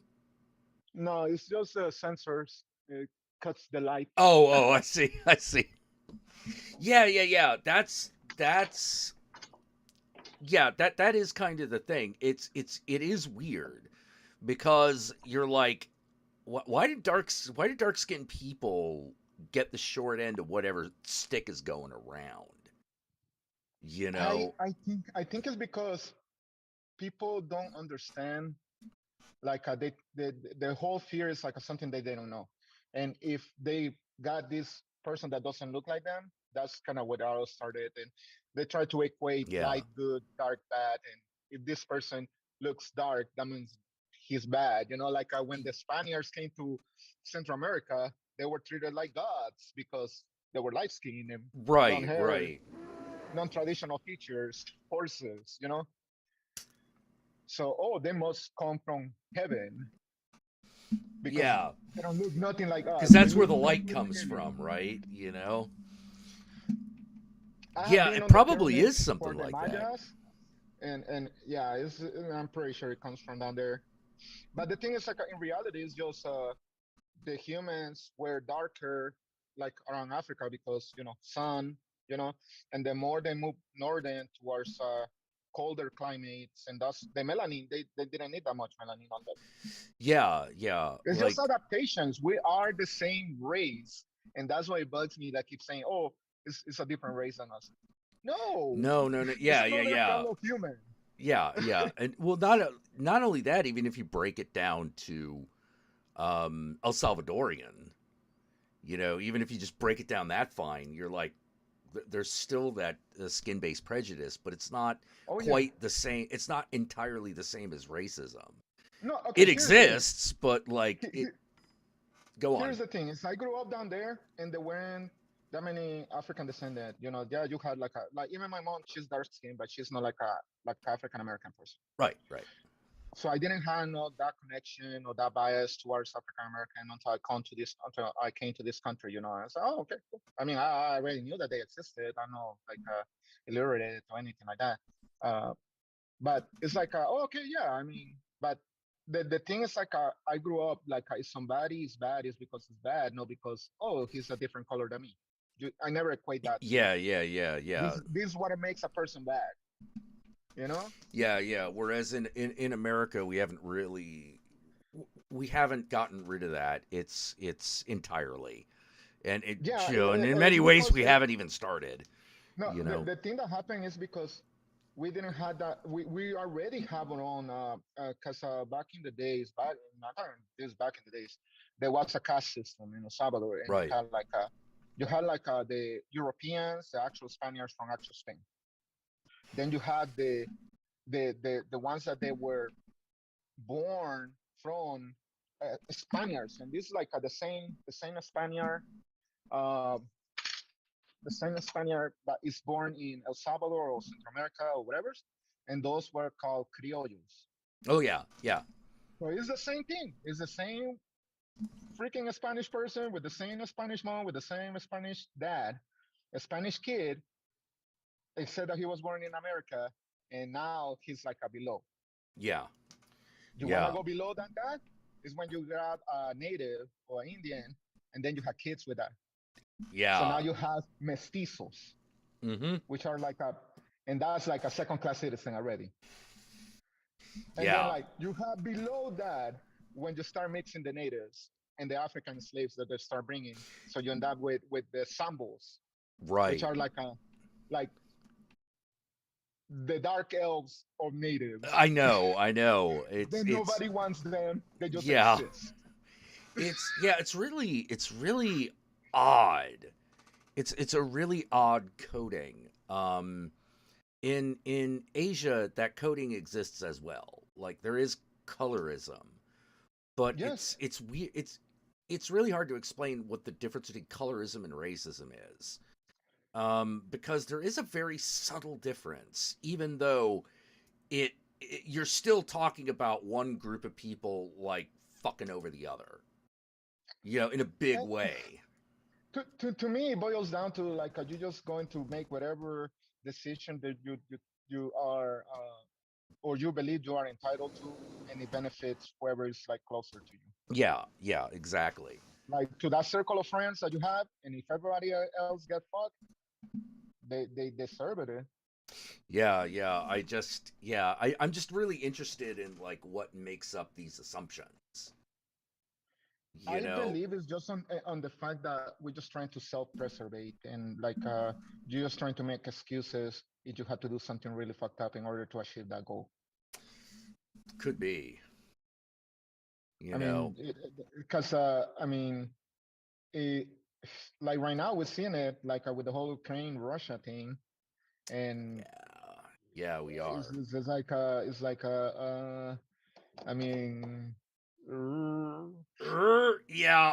It is weird because you find yourself going, ooh, wow, that really changed when it was white people. I was no kidding. Yeah. No. I was okay. Now imagine if Trump had actually won the election. Oh God. Who knows what would have fucking happened at that point? We would have been on their side. Yeah. We would have been they had a reason why, telling to his own people, they're Nazis and they're being brainwashed, and we had to go and liberate them. Yep, I agree. I think that would have happened. Okay, this is the thing. I never thought I was going to see it with my own eyes, because my uncle, he was in Germany, so he learned a lot of stuff, and when the whole Nazis and starting to become a thing. And me as a kid, I am how they let that happen? How they let that megalomaniacal person that is Hitler rose to power? I never understood that until now. Yeah. Yeah, me too. Because I was like, how does that happen? It turns out it just happens. Yes, You know, yes. it It's like just happens, and you're like, well, wait a minute. Well, what the fuck? Just what? oh no. You want to get a trip? It's like when they start putting the children on the cages. I was like, did they just forgot what they did to the Japanese people? Yeah, Did they forgot that one? yeah, we've It got wasn't that. not even 100 years. Yeah. Some of those people are still alive, by the way. Yeah. Yeah. Like keep forgetting his name. Sulu, uh, from Star Trek. Oh, George Takei. Yes, Yeah, he's also a yeah, writer of that. yeah. He is. He is And 100%. I'm like, you guys forgot about no. You guys cannot like no. You guys can call it whatever you guys like call it, like the whole patriotism of freedom and all that shit. Like all those terms have been forever tainted to Yeah, me. he was George. Oh man, George Takei was actually in a horror series all about the Japanese internment. Call. Now here's the thing: the first half of the series of this show really good. The second half, piece of shit. Oh, okay. You know, like the first half is really really good. No, actually, I don't know you. Yeah, the Watch, Terror season 2. Like the how, first 6 episodes uh-huh. of that are amazing. The ones after that are fucking bullshit. You No, know. you want to see that whole patriotism bullshit thing happen? Mm-hmm. Uh, I believe that it's called Rome. The series Rome it was on Netflix. Oh And yeah. I remember that. they will talk on That was Rome. that was Sam Raimi, wasn't it? I believe so, but it just show exactly what is happening and how they keep backstabbing each other for in the name of like patriotism and freedom and the republic. Yeah. It's not a new concept. It's just we keep forgetting, or we keep trying to make excuses for it. Yeah. It's let's see. No, it looks like it was called Spartacus? No. No, It's that not was okay, Spartacus. that's not Spartacus. Let's see. Rome. It's Rome, the Great Rome, something like Rome that. It TV was on Netflix. series. Yeah. Oh Yeah. yeah, I see it here. HBO actually. Oh, It's it an was HBO. HBO show. Yeah. It was probably on Netflix because it was a show that was made like in the early 2000s, like 2005, 2007. But yeah, that's literally what patriotism is all freedoms and all the stuff is just Well, it's yeah. it's a whole messy thing because you're either a traitor or you're a hero, and Yeah. you usually navigate both worlds. And when you try to get the job, and Oh, you don't yeah. care who the hell you. Okay, this is coming from somebody that I didn't saw the actual combat because this one thing Yeah. about El Salvador that is really really ingrained to us, the Civil War. Yeah. I didn't saw actual combat, but I saw footage, and I saw this is no Ukraine versus Russia. This is brother fighting brother, or families killing each other, and it was as bad as you can think. Yeah. Well, that was I remember like the woman who wrote in Kanto. Um Everyone was trying to figure out like, "Oh, what war was that supposed to be?" And she was Mhm. like, "It doesn't matter because in that region there was always a civil war, there was always a revolution, there was always people running into the village fucking burning it to the ground." No, like I hear from my teachers and I hear from my own mother and my grandma, like on our house, tanks would just roll by, just cause. Yeah.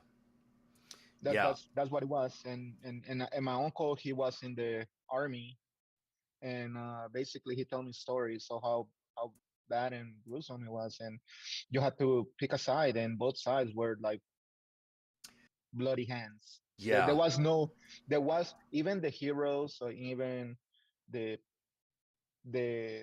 people doing it for the right reasons. they all had blood on their Oh hands. yeah, There was no good side. yeah, yeah, yeah. It's still a bloody. It's no matter what. That's one of the problems with war. It's always a bloody business. You Oh know. yeah, and business is doing good. Yeah, yeah. It's a bloody business, and business is booming. You Oh know. yeah. Yeah. Damn. I'm always really, really, really fascinated with. So I spent a lot of time in Asian countries, and one of the things that was interesting is that there were two things that they almost all of them had in common. One, tropical environment. At least the ones I went to, you know, like Okay. I didn't go to like northern China or anything like that. It was always like, you know, Taiwan, Japan, Korea, Vietnam, that kind of shit. And the other was the history of recent violence. Well, okay. You want to know the truth is, at least for El Salvador, it was because, how you can call it, Americans went down there and they basically just tried to do whatever they needed to do, and they didn't want to have to pay the taxes and all that sort of stuff. Right. That was like the big thing, and then the mistreatment of employee, employer, and that's basically what it's like. These foreign fellows, they just come and treat us like trash. Yeah. That's what it boiled down, and then they just start using excuses here and there. To put it the honest truth is the fact that we even they even launched invasion force to Honduras, which is a neighboring country, and it's actually a bigger country than us. Yeah. Well, them. Yeah. And they almost took over Honduras, and United States went, and they have bases, they have military bases and secret bases and all that stuff, and told to El Salvador, stop it. Yeah. Stop it, or we cut your funding. Yeah. And that's it. And yeah, like they were about to take a whole bigger country, and United States just came and, no, you're not doing this. This doesn't belong to you. This belongs to us. Yeah, Asia, in the Asian countries, that's not as true. You know, because the American military, specifically America, unless you're talking about the Philippines. Oh. Unless you're talking about the Philippines, like the stretch of America is really, it's very odd. It's really odd because everyone knows who Americans are and they all interact with them. But one of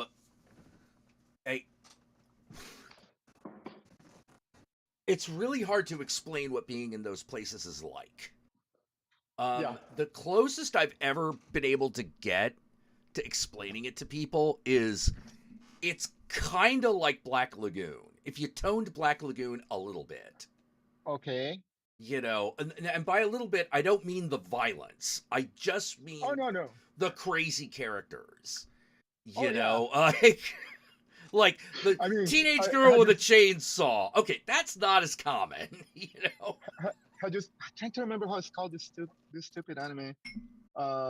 It has this weird name, but it's about this like mom and like daughter that they end up like running from like the Yakuza, and they end up going to like Argentina or Brazil. I think that's The Legend of Mother Sarah. I think so. It might be, but it's like that. It's like how you can put it. Like, you think that some characters are just caricatures, but some are based on real people, man. Yeah. Like, these actually happen. Like, what? Yeah, well, it's like it's have you seen Black Lagoon, right? Yes. Yeah, well, like the way that starts is this guy is in this place, and then just all of a sudden he finds out that, wait a minute, I'm working for international smugglers.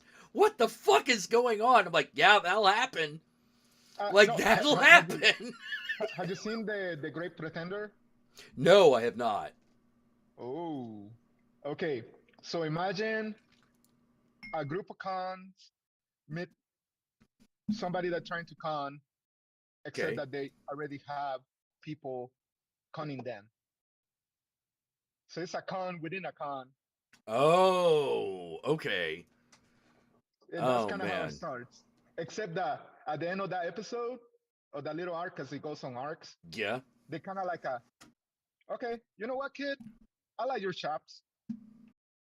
So the con end up joining the other con team to try to take bigger targets. Oh yeah, no, totally. That kind of shit happens all the time. It happens all the time because it gets so confusing. You start looking outside because the thing that you're constantly you're worried about getting stabbed in the back when you're a member of when you're involved in one of these organizations. The only person you know isn't stabbing you in the back is your actual enemy. Because he's trying to stab you in the front. And that's kind of like what the whole show is about. It's like they go into this, making this, okay, we're going to go with this guy that he's trying to buy drugs. Mm-hmm.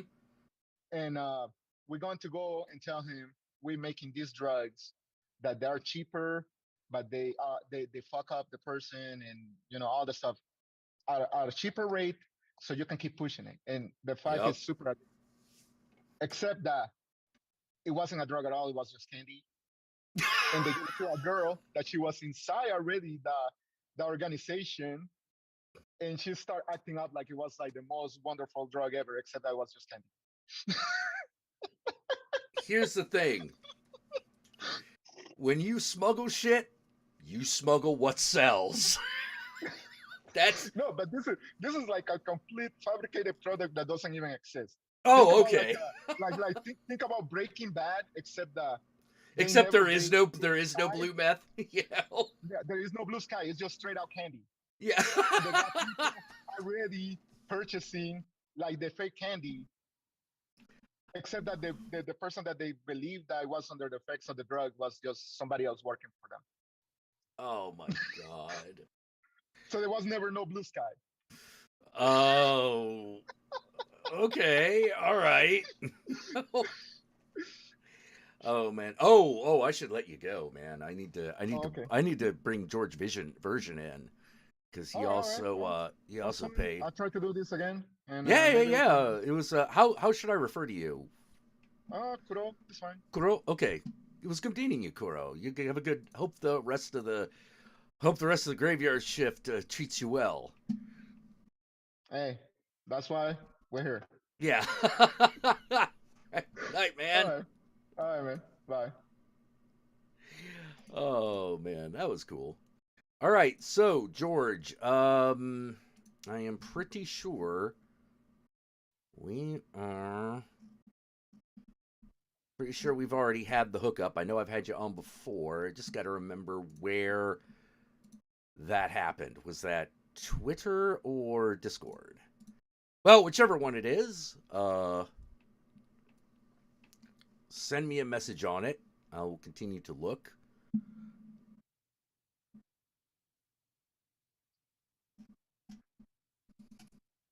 And then we'll bring in. Hopefully you're still around. I think you should be.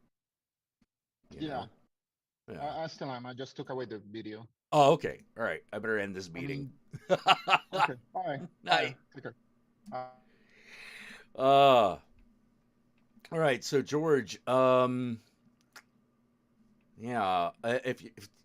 Is George still around? Twitter. Okay, I see that message. Okay, cool. Ah, all right. I see that. All right. Let me get you. I'll get you the link.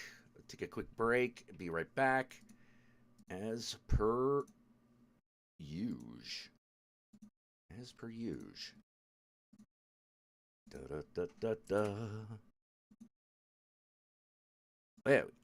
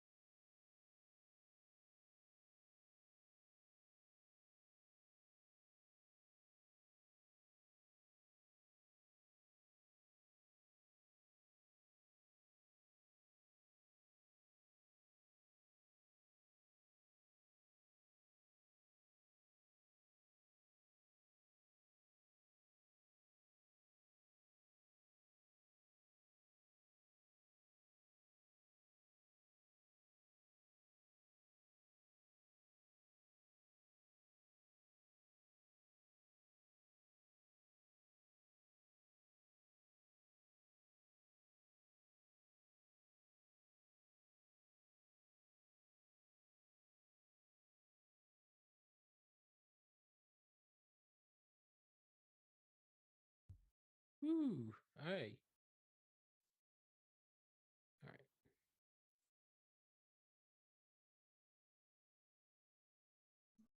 All right. All right. Whoops.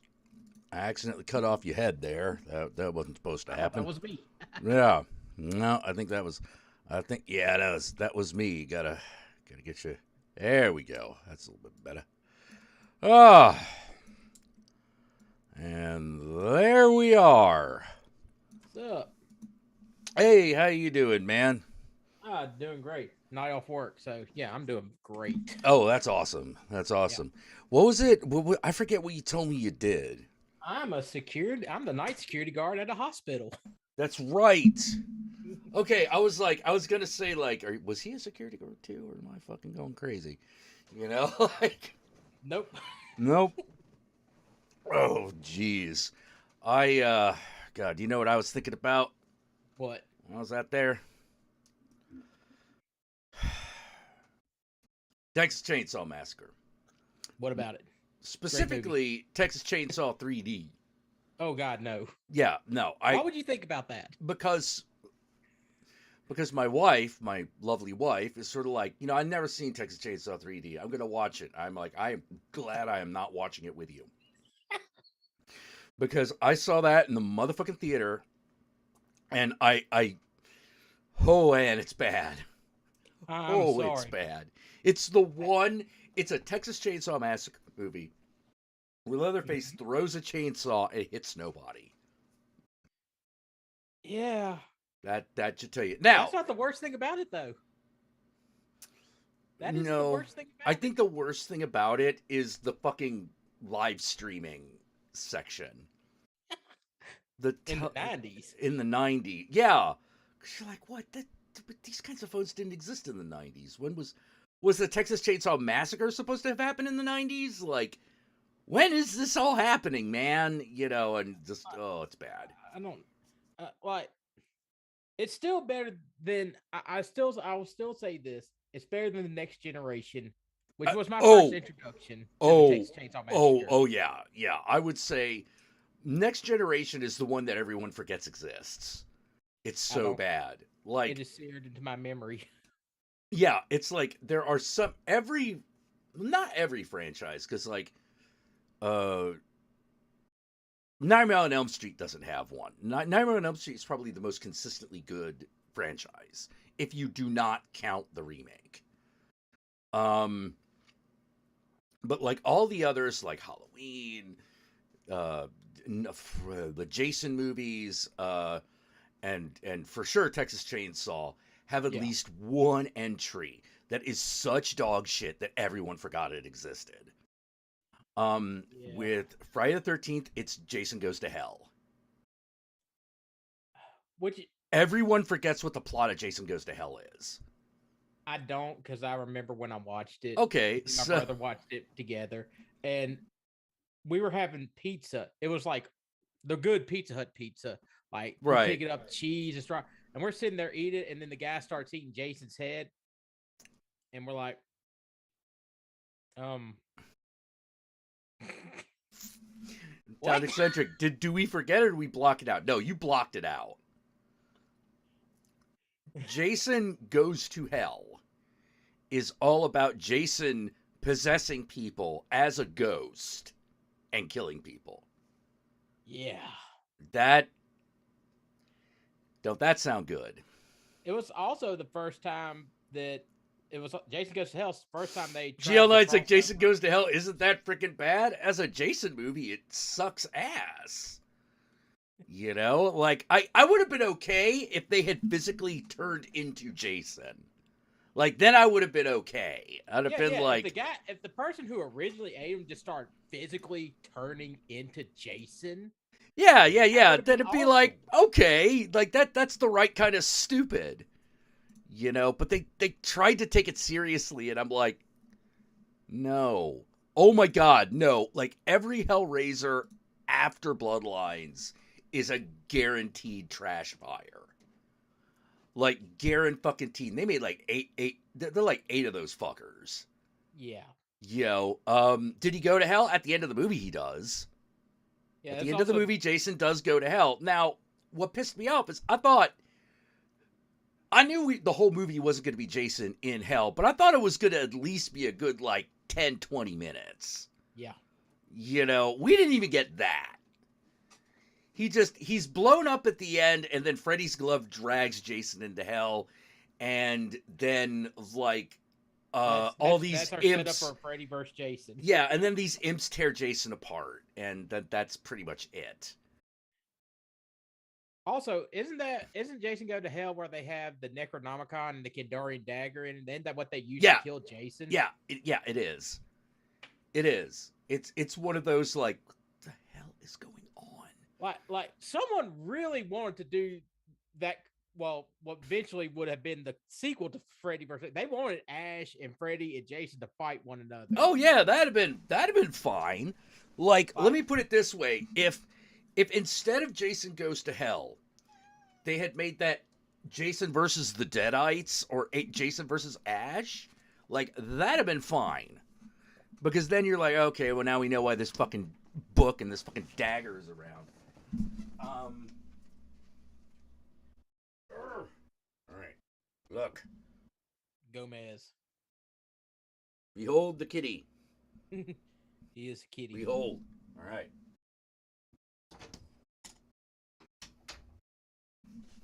Let's see. Oh no, Jason X is completely different. Jason X is gooder as shit. Jason like, X that is is fun. a gooder movie. That is a lot of fun to watch. Yes. You know. It's Jason in space. Yeah. And he's in space for the majority of the movie, you know? Like, yeah, and they knew what they were making. They knew that, you know, once you go to space, you just need to go balls out with it. Just, yeah. You gotta do the Leprechaun. Yeah. You know, which is, look, Leprechaun in space. There's lightsabers. There's a space princess in a bikini. Come on, all kinds of great shit. Yeah. And that's what they did with Jason X, you know. And I was there for it, you know. Yeah. Once I saw Cyborg Jason in the trailer, I was like, okay, this is gonna be fun. Yeah, this is the right kind of stupid. Set my expectation bar, and we were there, and I was like, hell yes. Yeah, it's really funny watching the Camp Crystal Lake Diaries, because every other Jason movie, all the others have a group of people who are just really, they just love talking about the Friday the 13th movie they were in. They're just like, all right, so we were doing this, and I was thinking of that. Like, even the guy, the producer of Freddy vs. Jason, was like, this is the movie that I came to Hollywood to make. You know, like, this super fucking into it, with one exception, and that's Jason Goes to Hell. Oh, yeah, I can imagine. Yeah. I mean, wasn't that just like a really troubled production? It wasn't great. It's not that the production itself was troubled. It wasn't nearly as troubled as, like, fucking Jason Takes Manhattan. Like, that one was one of those movies where it's like, we only got half the movie we were promised. Yeah. That one didn't have a lot of but Goes to Hell didn't have a lot of production problems. It's just, you can tell that no one who worked on it really cared. It shows. Yeah, it shows. Yeah, it really does. And you're like, why? Because, like, you're listening to the director of all the other ones. It's all about, yeah, we're gonna have Jason, like, kick in a fucking stereo. Yeah, Jason's gonna fight Carrie, or, you know, like, they're just like, yeah, Jason in space. You know, super fucking into it. You get to, like, Goes to Hell, and all of a sudden, the usual suspects are missing. You know, because you start to realize, oh yeah, there's actually a regular group of people that tend to make a Friday the 13th movie. Yeah. You know, like, they don't always have the same position, but, like, they're there somewhere in the mix.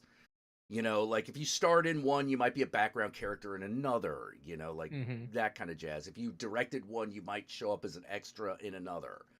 Yeah. You know, But you get to Jason Goes to Hell, and nobody talks about that stuff. Nobody talks about that stuff. It's just, yeah, it was this movie, and this was our idea, and we didn't really want to be a slasher movie. And you're like, well, it's too bad that's the movie you're making. Yeah. You know? You don't make a Jason movie and it not be a slasher movie. That's not a Jason movie. Yeah, that's not a Jason movie. Like, that is... Yeah, the Final Friday is not great. Let's see. Oh, God. Oh, my God, yeah. I'm sorry. I'm even looking at the cast list, and you're just sort of like... A lot of them are people that you recognize, but you're like, what are they fucking doing in a Jason movie? Like, with the exception of Kane Hodder. I mean, that... Of course he's in a Jason movie. Yes. Like, Stephen Williamson and Aaron Gray are in this thing. And so is Richard Grant. And you're like, what? Like, I don't remember the cast of that movie at all. Yeah. I remember the plot of the movie because it was so fucking stupid. It's like Texas Chainsaw Next Generation. It's just seared in my brain how stupid this was. And it's like, how did we get from here to here? Yeah. It's like, was it Leslie Jordan is in this movie, and you're like, what? Like, what? Did you need a paycheck? Yeah, well, I'm sure he did. I'm sure he did. Like, I can't blame anyone for like fucking being in the movie, but it's like, what were they doing there in the first place? I would never in a million years would I have been like, Aaron Gray is going to be in a Jason movie? What? Why? All right, whatever. And it's like, oh yeah, by the way, we got the guy from 21 Jump Street. Johnny Depp? No, the guy who played the captain. Stephen Williams. And you're like, shouldn't you have gotten like Ken Foree or someone like that? Like if you just needed a black dude? Because that's what he amounts to. Yeah. Oh man, it would have been cool if they got Johnny Depp though, because I mean. Oh, and I'd love to see Johnny Depp in another Jason movie. That'd been great. Yeah. Nightmare on Elm Street. Yeah, so I would love to see him in a Jason movie. That'd be fine. If we could get Johnny Depp for a Friday 13th and a Halloween, just we could have a Johnny Depp horror trilogy. Yeah. And he has to die, and he would have to die in like the most horrific ways in each one. Yeah. We just see which ones has he been? He's been in Nightmare twice. Mm-hmm. Yeah, I don't think he was in any of the Friday the 13th films. No, he wasn't. I think he's only done Nightmare. Yeah, I think he might only be in Nightmare. But like, yeah, I know that fucking, god damn it, Dude Boy. Holy shit. Don't look at me. I have no answers for you. Sorry, I'm spacing on the guy's name. I have to look it up. Return of the Living Dead. Half the cast of Return of the Living Dead has shown up in Friday the 13th. They have, haven't they? Yep. Yeah, let's see. Return of the Living Dead, 1985. Yeah, because like Clu Gulaher has been in Jason movies. Mm-hmm. So has Miguel Nunez Jr., Brian Peck, Linnea Quigley. I don't think has been in a Friday the 13th movie. But where is he? Rob David? James, is it Drew Deegan? Fuck. Hold on, Clu Gulaher, not James Karen. John Philbin. Mm-hmm. John Philbin. He's the guy who works at the medical supply place the young guy who works at the medical supply place in Return of the Living Dead. He also plays adult Corey Feldman. Oh, He played that. really? He plays that character in Jason Lives. What? He does. I'm seeing it now. Yeah. Now you're like, oh wait, actually, yeah, he did, didn't he? Yeah. Oh man. Let's see. People. I do love the fact that when they did do Jason Live, they just decided to make him a zombie because Oh yeah, I actually kind of there was dug no that. going back after 4. Oh, agreed. Like the only problem with 5 is that I didn't mind them trying to create a new Jason, but it only kind of worked, if you know what I mean. Yeah. Yeah, Thom Matthews. That's who I'm thinking of. Thom Matthews. Like I like the concept of 5 that he is just so traumatized that he ends up where he ends up at. Yeah. And that, but I'm just like, you got a good idea. You didn't let it bake long enough in the oven to actually flesh it out. Yeah, 5 needed some more time. Like, it's funny because until Jason Goes to Hell, that was the worst Friday the 13th movie. Yeah. And it's not even that bad a movie, but as a Friday the 13th movie, it kind of failed. Yeah. Because you're like, wait, it wasn't Jason the whole time? That sucks. Yeah. It's sort of like, all right. Like they tried to make it a murder mystery, but at the end of the day, it's like, no, nobody cares. You should have just you could have just brought Jason back from the dead and that would have been better. And then they did that in the next movie and it was better. And it worked. Yeah, it worked. Yeah. Lightning striking a fence post stabbed into Jason brings back. Sure, why not? Why not? Good enough. Like fucking how many Jason's times? Back. Yeah, he's the man. We're getting the kills the we mask. want, and it's awesome. So yeah. I mean, this is coming from a series that never addressed how Jason was technically alive in the first place in 2. They never did. They never did. They're just like, man, he just is. He just is, yeah. Yeah, it's like, how did he go from being the undead corpse of a kid in the first movie to being like this full-grown fucking dude in the second? Never addressed. It just happened. Yeah, it just happened. Oh, man. Wait, no Brian Peck and Friday the 13th Part 8?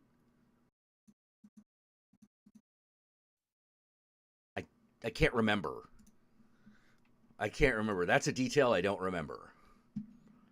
All I know about Friday the 13th Part 8 is that's when he went to Manhattan at the end of the movie. Yep. Okay, here's the thing. If I had at least got as much hell as I got Manhattan, I think I'd have been a lot happier. Like fucking Manhattan. He's only in Manhattan for like 10 minutes. But that's still way more Manhattan than we got hell in Jason Goes to Hell. Yeah. Here's the thing. Going back to Freddy versus Jason, one of my friends, part of the ending to 8, like yeah. He is scared as shit of water. That is, the only time he doesn't drown in a Friday the 13th movie is, I think, 4, or when it's not actually him. Like, in every other one, he always ends up underwater. Yeah. That's... Didn't he kill Derek Mears in Part 8? What, Brian Peck? I don't think so. I mean, like, if you're talking about, look, I mean, like, you never killed Jason, but if you mean, like, defeated him, like, you imprison him in the lake. That's what you did. Yeah. You can imprison him in the water, but that's about as good as you get. You can awaken the spirit of your dad with your psychic powers. Mm-hmm. You can chain him to a boulder. You can just throw his ass into the water. Mm-hmm. I think that was 3, where they just threw him back into the water.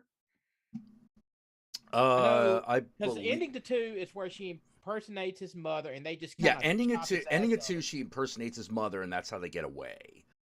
In they chop. I don't think they kill him in the second one. I'm pretty.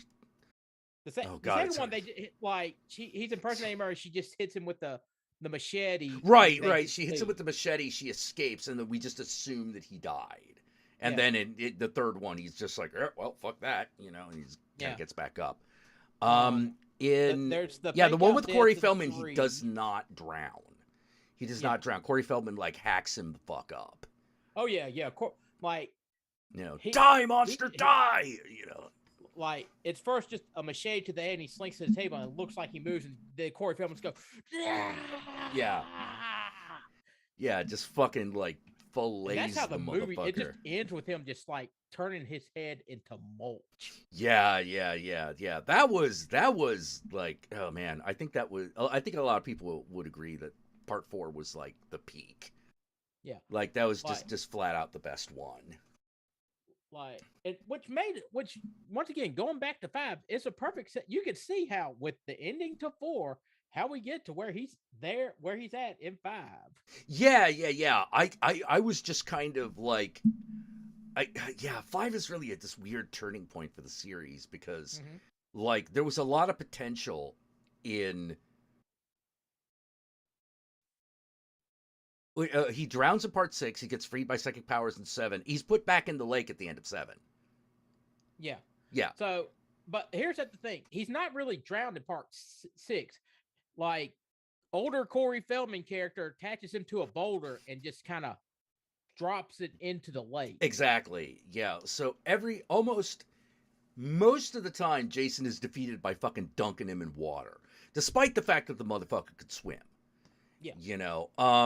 So when they were like, okay, he's got a problem with water, I was like, yeah, that sounds right. Yeah. He is afraid of water that he cannot control. I always thought that was a good idea. Because it gave him a good opposition to Freddy, who was all about fire and boiler rooms and heat and all that jazz. My cat's running in the room now. Yeah, and at the end of Jason X, he fucking lands.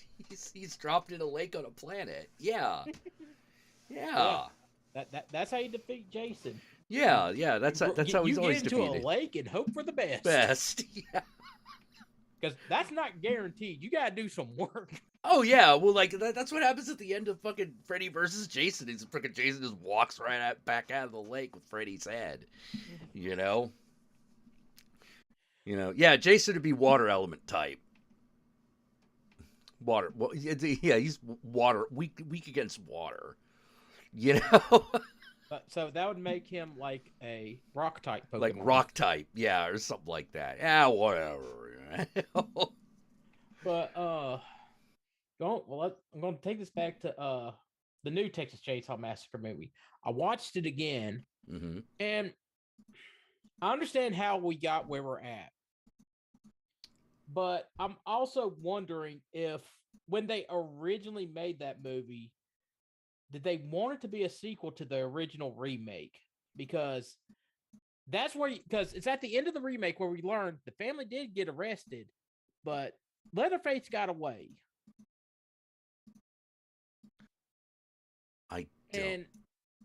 Well, you're talking about the remake, right? Yeah, I'm talking about the remake, the original remake.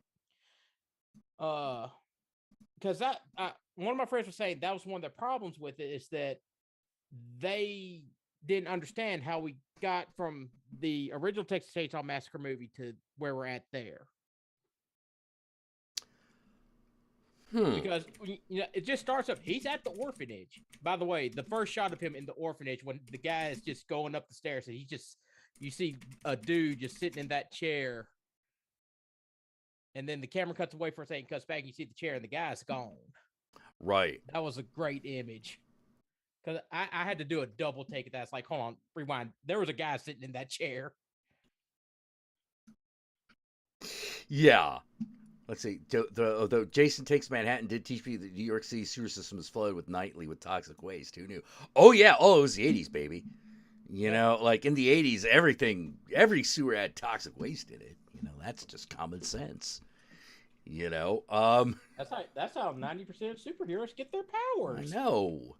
I know. You think that Teenage Mutant Ninja Turtles would have happened if that ain't been in New York in the 80s? Hell no. Clean that shit up. Can't fucking have mutants running around. That'd be That's how we get the Mutant League.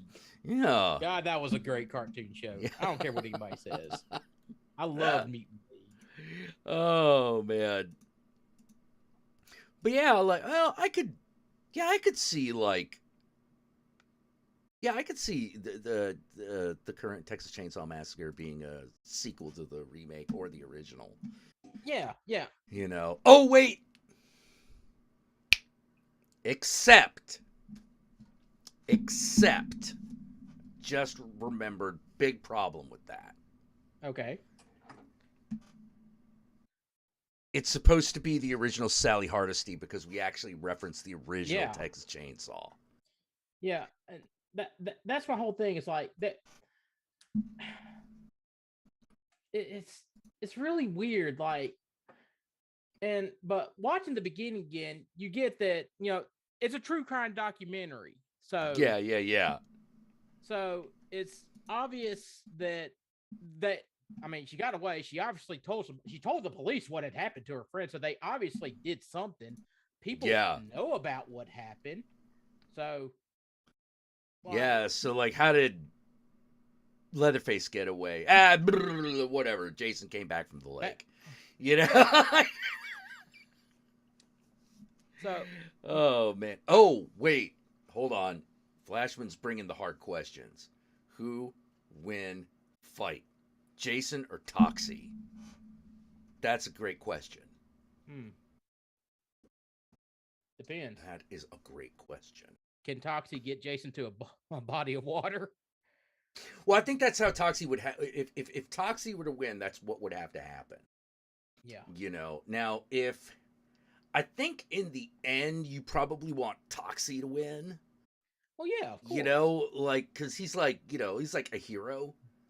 Yeah. So you kind of want him to win. If he Toxie losing to Jason would feel like a little dick cheesy as a story. Mm-hmm. So in a movie, I think Toxie would have to win, but he can't kill Jason permanently. He would just win the fight, but it would be a knockdown, drag out fight. It would not be easy. No. What's the horror movie where Reagan is a slasher? Wait, what do you mean? You don't mean Reagan, you mean God damn it. Actress's name.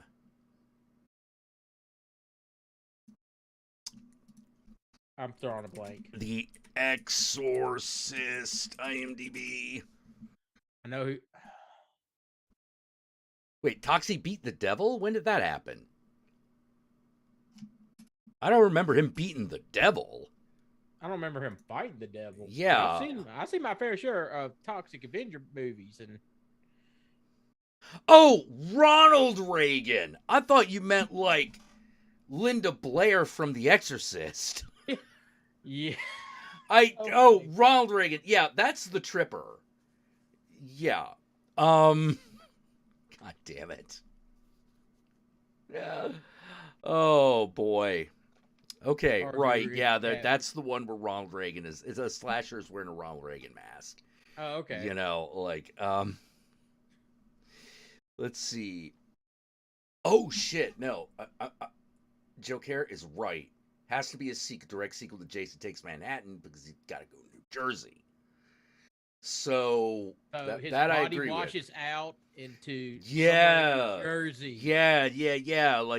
Past Staten Island and all that shit ends up in Tromaville. And so that's where he shows up. Now the thing about I think it would have to be more like Jason appears in the Toxieverse. I think that's how you would want to do it because you can't bring Toxie into the Friday 13th verse. It wouldn't work. Yeah, it wouldn't really work. Wait, Toxic Avenger 3, Toxie fights the devil? What? I do not remember that part. Well, I remember Toxic Avenger 2 and 3 kind of, you have to watch those two back to back, and he fights He's not fighting the devil. It is Toxie a kind of fights demon the thing, devil. but it's not the devil. Oh, apparently it is. Oh, How did I forget? Oh, that's what tripped me up. He's green. In Toxic Avenger 3, the green guy is Satan. Really? Yeah, that's why we fucking Yeah, missed it, because it's like you always think of Satan as a red guy. Yeah. Oh, shit. We have years of programming for that. Yeah. Okay. All right, I'll give it to you. So Toxie beat the devil. All right. Now see where they try to run over Jason and he cuts the tires. Toxic Avenger 2 and 3 were Michael Gia White's first movies. Michael Gia White was the guy who actually played Toxie, right? I think. Like in those movies. I'm a little lost. Like it's been forever since I've seen Toxie 3. 2 and 3. The last one I saw was the one where he fought his double from the alternate universe. Yeah, that's Citizen Toxie. Yeah, I remember Citizen Toxie very well because that's the most recent one I've seen. I saw it when he got on Netflix once. I was like, Citizen Toxie on Netflix? Hell fucking yeah. Okay, let's see. Yeah, Toxic Avenger 3, Last Temptation of Toxie. Yeah, I don't see Michael Gia White listed in the cast here. What are you sure? Hold on, Michael Gia White. Why don't I just look up his IMDb page? Yeah. That'd probably be a lot faster. All right, here we go. 1989. Oh, Apocalypse Inc. Inc. executive. Yeah. Okay. Okay. Well, all right. Learn something new every day. Yep. Oh my God. Oh, okay. Well, all right. No, he was right. Hey, Swamp Thing versus Toxie. Why would? Ooh. Okay, I could see why they would fight, but yeah. Would that be one where Toxie's the bad guy though? Yeah. Well, yeah. Like that kind of depends. You know, it depends on like whose universe we're in. If like Toxie's in the DC universe, and he would be the bad guy. Yeah. He'd be the unwitting bad guy. He wouldn't realize he was a bad guy until near the end, and then he would be a good guy and try to leave. Yeah. That would be where they would team up against the actual bad guy. Oh, good point. Yes, good point. That'd still be weird though, but I'm still a little bit more into this idea of Toxie versus Jason.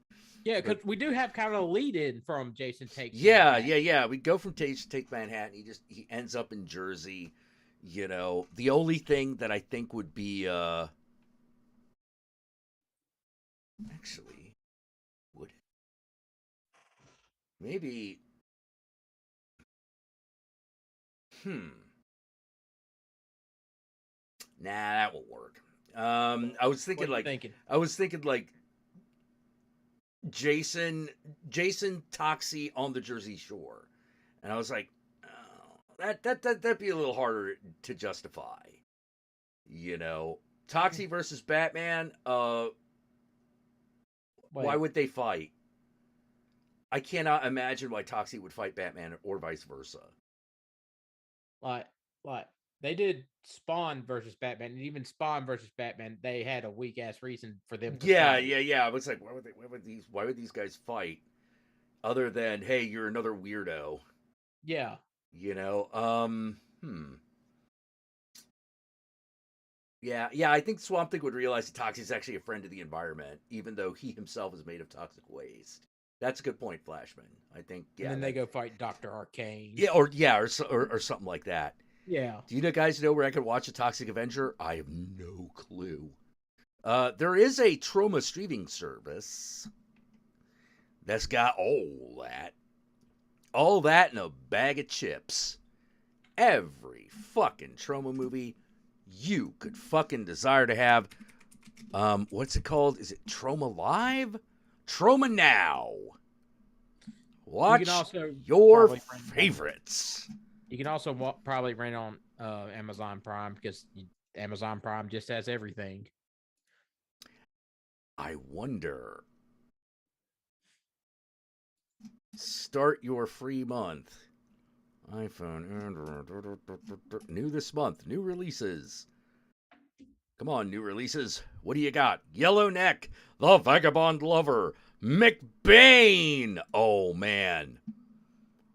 Oh, man. That one's bad. Is it bad? Oh, it's bad. McBain is bad. How to even, like, where to start? Okay, so it's 1991 Christopher Walken. Okay. He has to kill a drug dealer named Papo. Okay. Who's played by Luis Guzman. Okay. Yeah, like 91 Luis Guzman. Oh. You know, so like he's still got a crater face. He's Luis Guzman. Yeah. You know, but he's, I don't know, he looks way too young. Yeah. You know? Let's see, what else we got? Yeah, we got all kinds of great shit here. We got Night of the Living Dead, Knight. Uh-huh. We have Blood Panther, Way of the Cannibal. There you go. Uh-huh. Return to Nukem High Volume 2. You know, I have it on good authority. They all also have Return to Nukem High Volume 1. Oh, here's a classic. Okay. Red Scorpion starring Dolph Lundgren. It's been a while. Dude. It's been a while. Okay. Unless I have missed my guess, this is the one where Dolph Lundgren saves the day by powerlifting.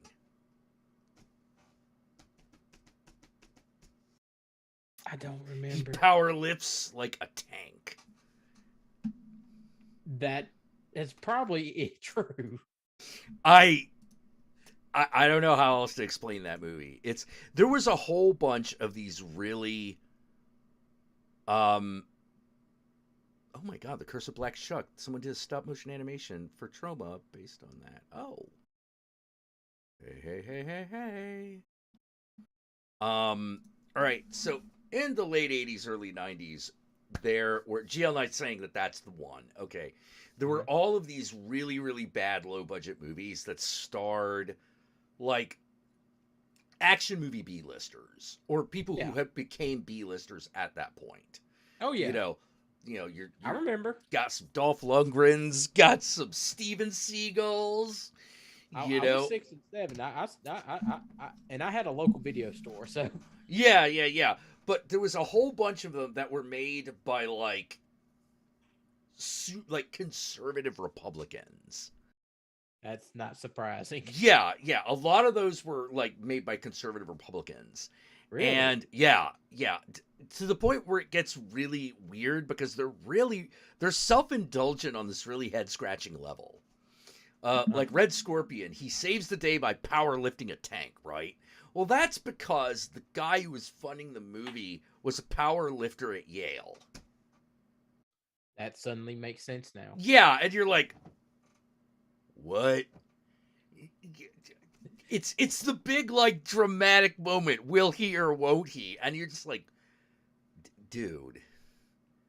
Like, Rambo the Big Willie or won't he at least is like, he's like machine gunning somebody. Yeah. Hey, quick, let's power lift this tank. By the way, we used to play paintball because I'm in the country. We have woods. Mm-hmm. And the way my friend Corey would play paintball, he would jump out in the middle of wherever he was, no cover, and start firing his paintball gun like he's Rambo. He'd have his hand over here like he's feeding it. And the first time we did, we just stood there in shock because you're like, because for a minute you're like, there is no way this motherfucker's doing this, right? Like, y'all seeing this shit? Yeah, and my buddy Alex, he would actually eventually join the military, but he had customized his paintball gun so he could shoot long range, and he'd be like, "Oh my god!" And he nailed him right in the balls, and you see Corey just go, oh, and just fall to his knees. Oh man.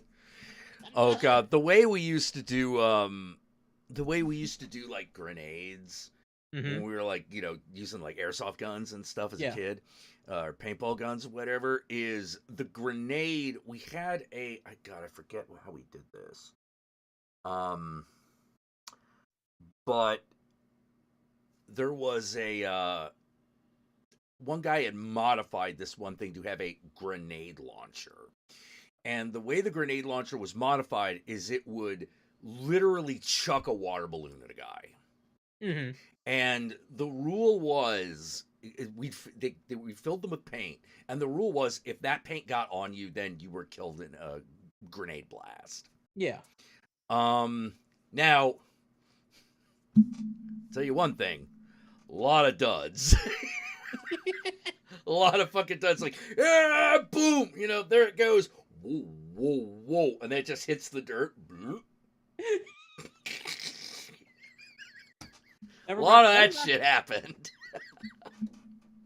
Although, yeah, it was also a weapon that you were more likely to injure yourself with, because when it leaves the barrel, it could explode while leaving just as it left the barrel. You're like, buddy. Yeah, Tommy, you dead. You dead now, Tommy. My buddy Matt did the same thing. He took one of these, like, for the little CO2 cartridge. He hooked it onto a pipe and then made his own potato gun that we used as grenade launcher. Now, he didn't put a balloon in it. He took paintballs and glued them together and stuck them in I'm not joking. He stuck them in a toilet paper tube. Okay. And shoved it in there. And he had, like, he only made like 2 shots with it.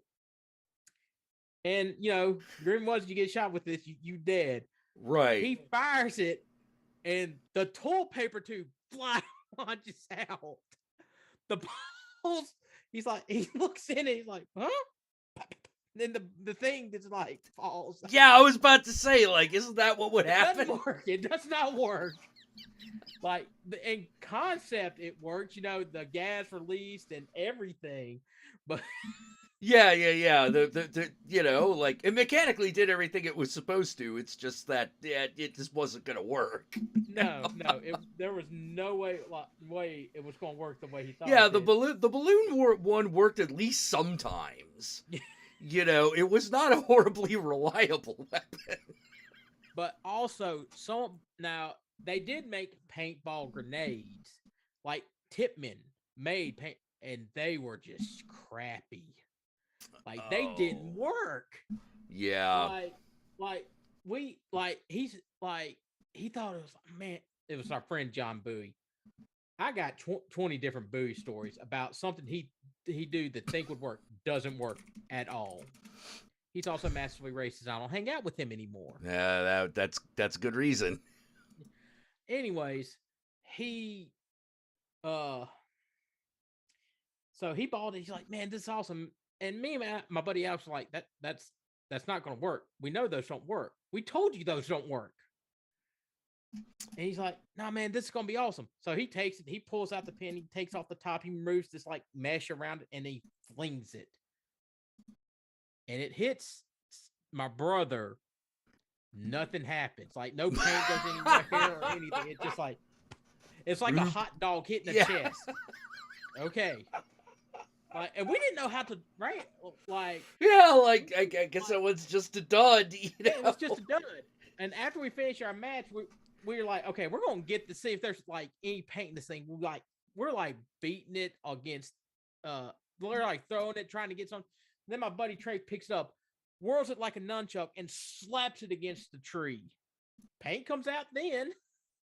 Oh my god. It was Well, like, it's like someone slapped a dick across it and splooged all over the tree. yeah. Oh shit. Sorry, I was looking up paint bombs and I'm realizing what we should. You know what we should have done? Instead of having it filled with a liquid paint, just brightly colored powder. Yeah. Oh yeah. That's how it should have happened. That's why we should have done it. That would totally. That would work. Yeah, that would work. I'm like, yeah, that would work a lot better. You know. All right. Well, you know, I don't know when I'll ever use because they do that stuff for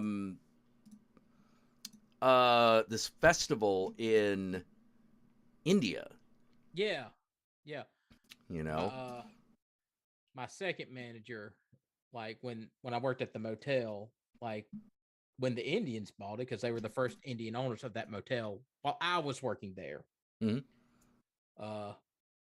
He sent, like I said, like I told last time, he sent his nephew there to manage the place, and they came from California. I don't know why he brought his nephew from California to manage this place, but he did. And powder chalk. God damn it! Why we didn't think of that?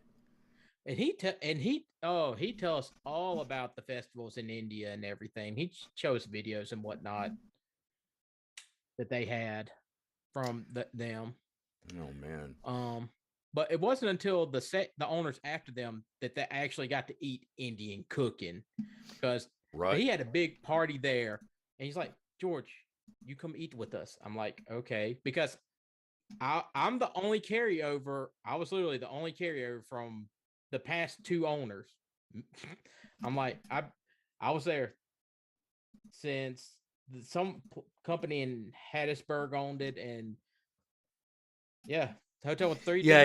You're the guy. You're the guy who runs the place, even though someone else owns it. Yeah, I don't run the place. They don't let me run the place. They should have let me run the place at a certain point. Oh, okay. So you weren't even like the manager. No, I think technically by the third owner, I was considered the front desk manager, but I didn't get in. I was still minimum wage till the third owner said, you work salary and you don't get overtime. And I'm like, that don't sound right. And when I was working 12 hours a day with 1 day off, I was like, this ain't right. And then I was like, I gotta sue him because I want my money. Yeah. It's like, wait, you want me to do this and you're not gonna pay me for the fuck you? Like, you know. Yeah. High-powered spray paint thrower. Well,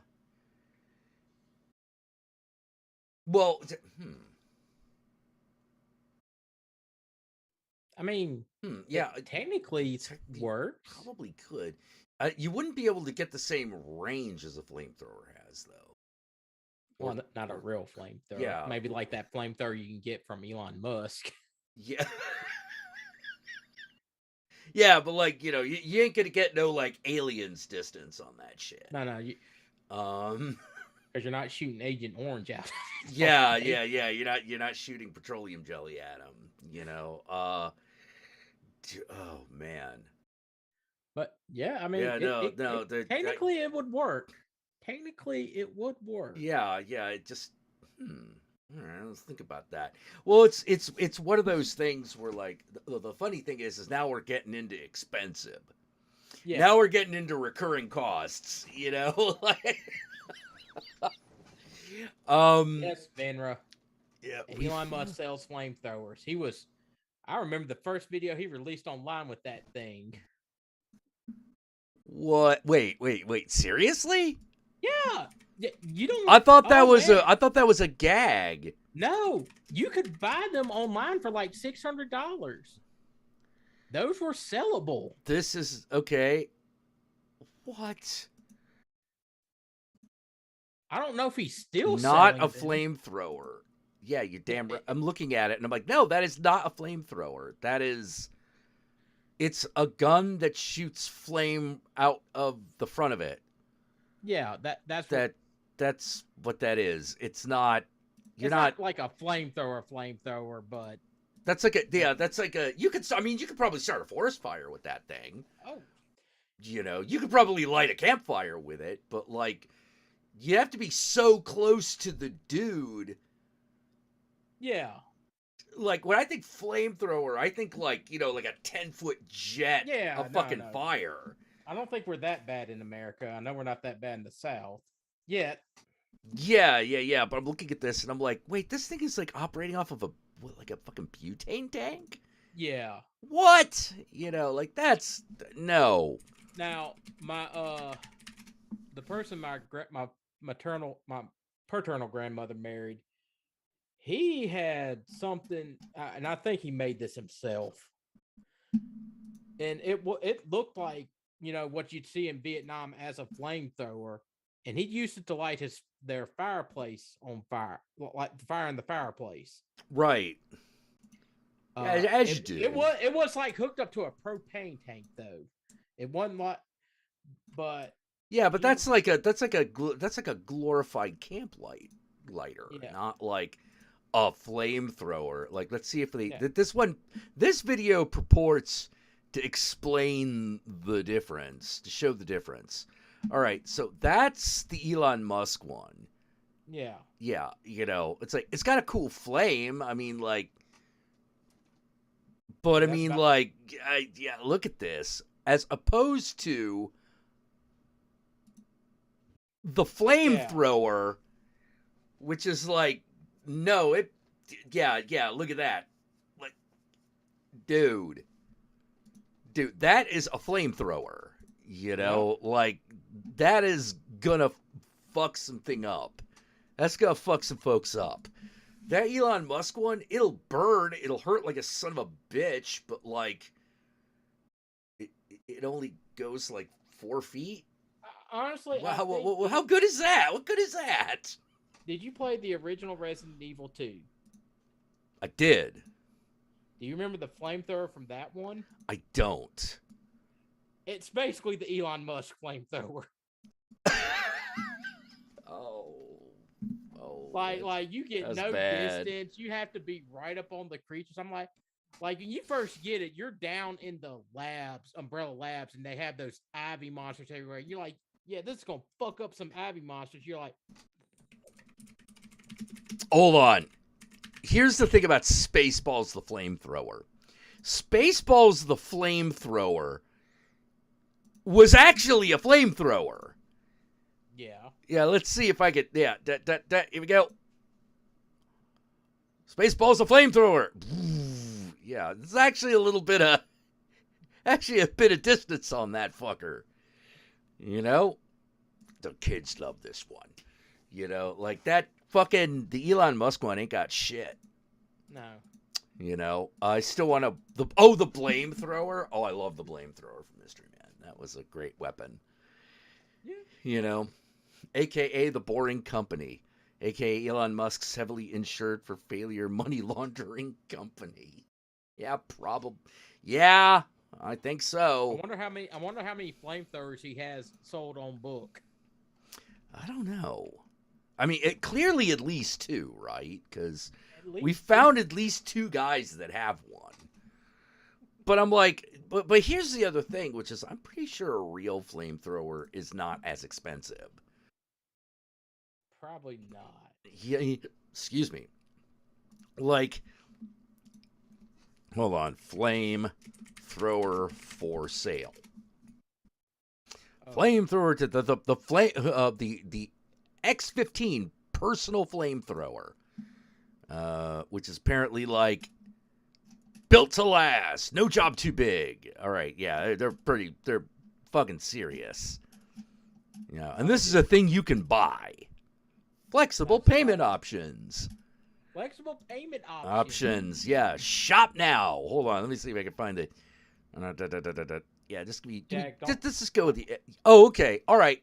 So to be fair, real flamethrower at market price. Okay. Is $3,500. That's not that expensive. That's not that expensive, but it's way more than 600. Yeah. Now, the X15 flamethrower will only set you back somewhere between 1.6 and 2,000. You know, but that's like that'll do ya. Yeah. Like that'll do ya. The X15 will do ya. Yeah. I'm just Crispy critters and zombie free apocalypse, shipping man. to the 50-foot range, 60 seconds of firing time, napalm compatible, free U.S. shipping, Why is napalm, it napalm compatible, and they sell napalm for it. They sell napalm fluid, napalm mixed fuel thickener. Oh God. Honestly, I'm surprised I haven't seen anybody show up with one on the news. Oh, yeah, me too, actually. Like CO2 pressure regulator ad for. Wait, why would you not want the pressure regulator? Add $300. Like, no, you want that shit on the flamethrower. Yes. You know, it's like, what's this? It keeps it from exploding. Why is that an option? Why isn't that just standard? Honestly, I'm starting to think the reason we haven't seen anybody on the news is because, oh wait, I need to buy another thing that keeps me from exploding. Exploding? Probably is. That's probably it. You know, like can't. Let's see. Well, what's the? Let's see. What's an AR-15 cost? Oh, about half of that. AR-15. All right. Well, I think we answered our question then. You know, it's like, why do they use guns instead of flamethrowers? Guns are cheaper. Yes. Yes. Oh my God. My buddy Alex is a gunsmith. He could. I could have him build me a gun right now for half that price. Yeah, like, oh geez. Like I have such a weird relationship with guns. You know, I can see a point in my life where I'd be like, I hate guns, but I own several. You know, like I can see that happening, you know. So like it's that thing where I'm like, no, I get it. I get the seduction of the firearm. I get it. It's super fucking cool. You know, don't let anyone else say it isn't. You know, there is a reason people get like fucking attached to these things. It's because it's like fucking cocaine. You know, you fire a gun, you're just like, well, this is what I'm doing for the rest of my life. You know, like. I remember when my buddy Alex, he worked in Michigan for this guy who ended up screwing him, but the guy had a 50 cal anti-tank gun. Jesus fucking Christ. Thing is, he came to visit for his grandmother's birthday. He brought the 50 cal anti-tank gun with him. And we got videos of us shooting it in this gravel pit. Oh my God. So wait, was it which 50 caliber was it? Was it a rifle, right? Yeah. Okay. Let me see if I can find the video, and I'll send it to you over Twitter real quick. The budget priced, the Cal Glock. Well, yeah. The only problem I have with the 50 cal Glock. Why? Fucking remember why? Hey, it's a 50 caliber handgun. Why? Was 45 not enough for you? Jesus Christ. You'd be surprised. Good fucking God. Okay, now where is it? I'll know it when I see it. Because it's the only video of me with my fat ass in the air.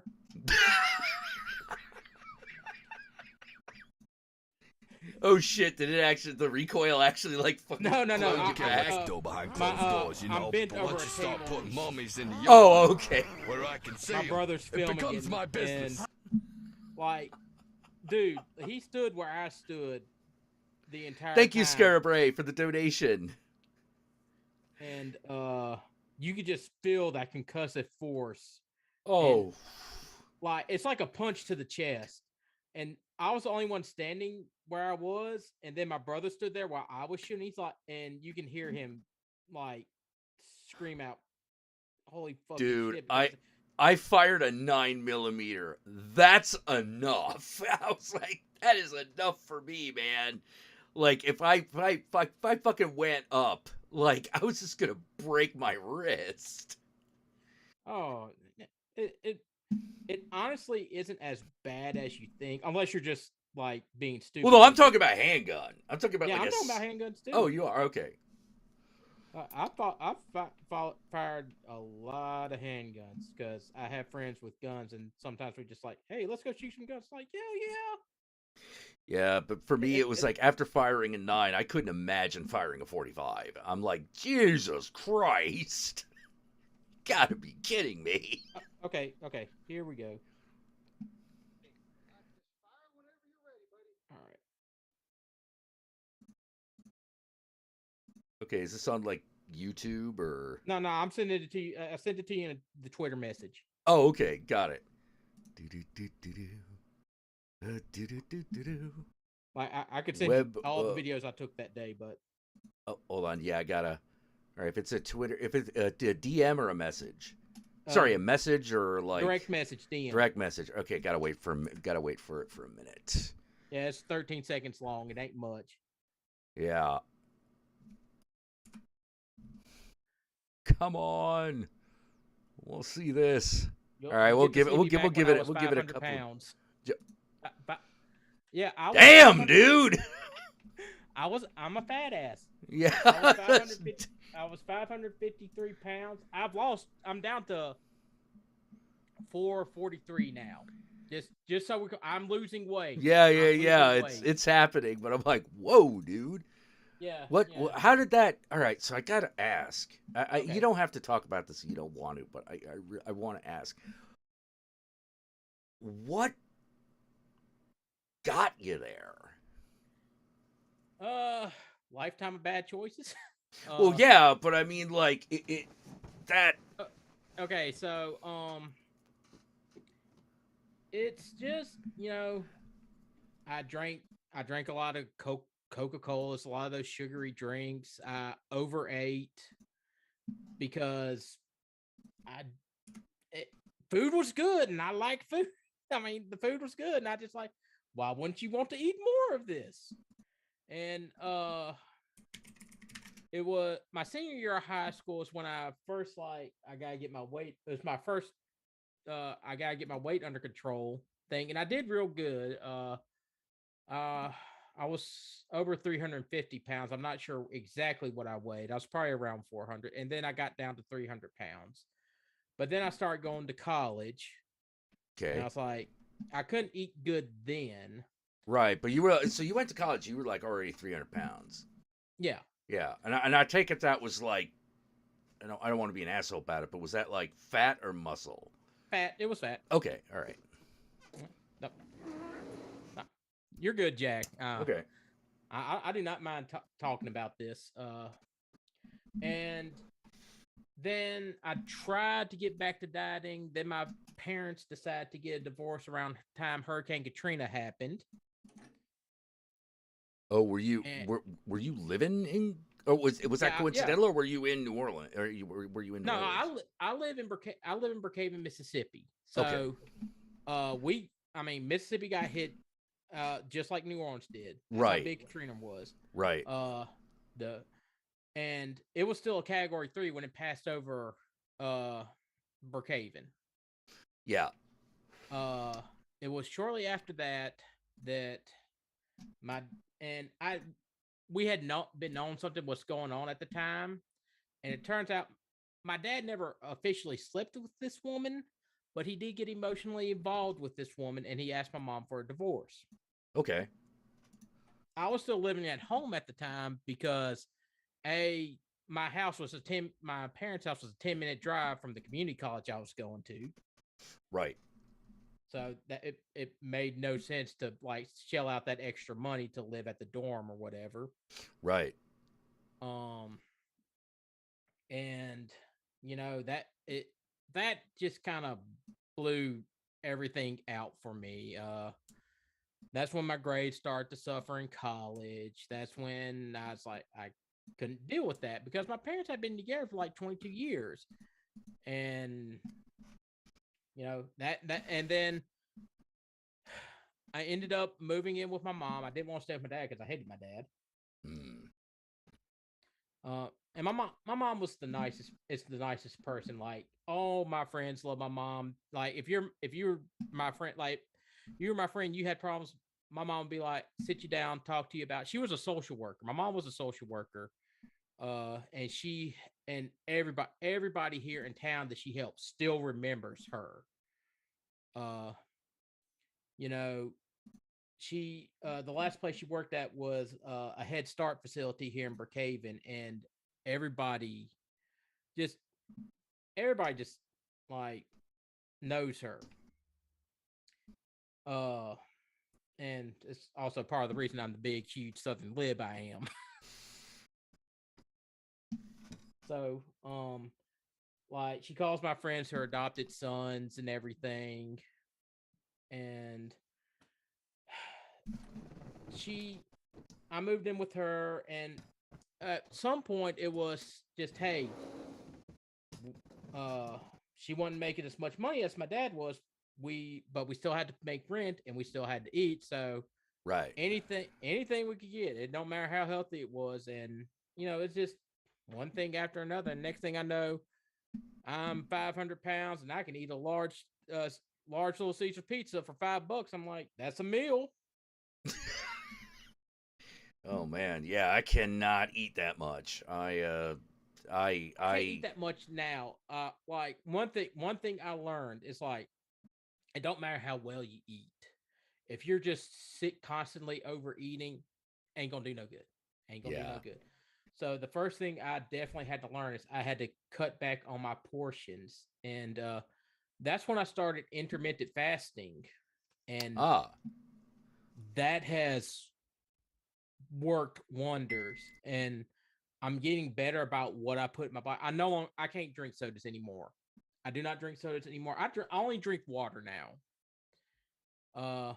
Like even one time, like the last time a soda even touched my mouth, I went through Zaxby's and I got me like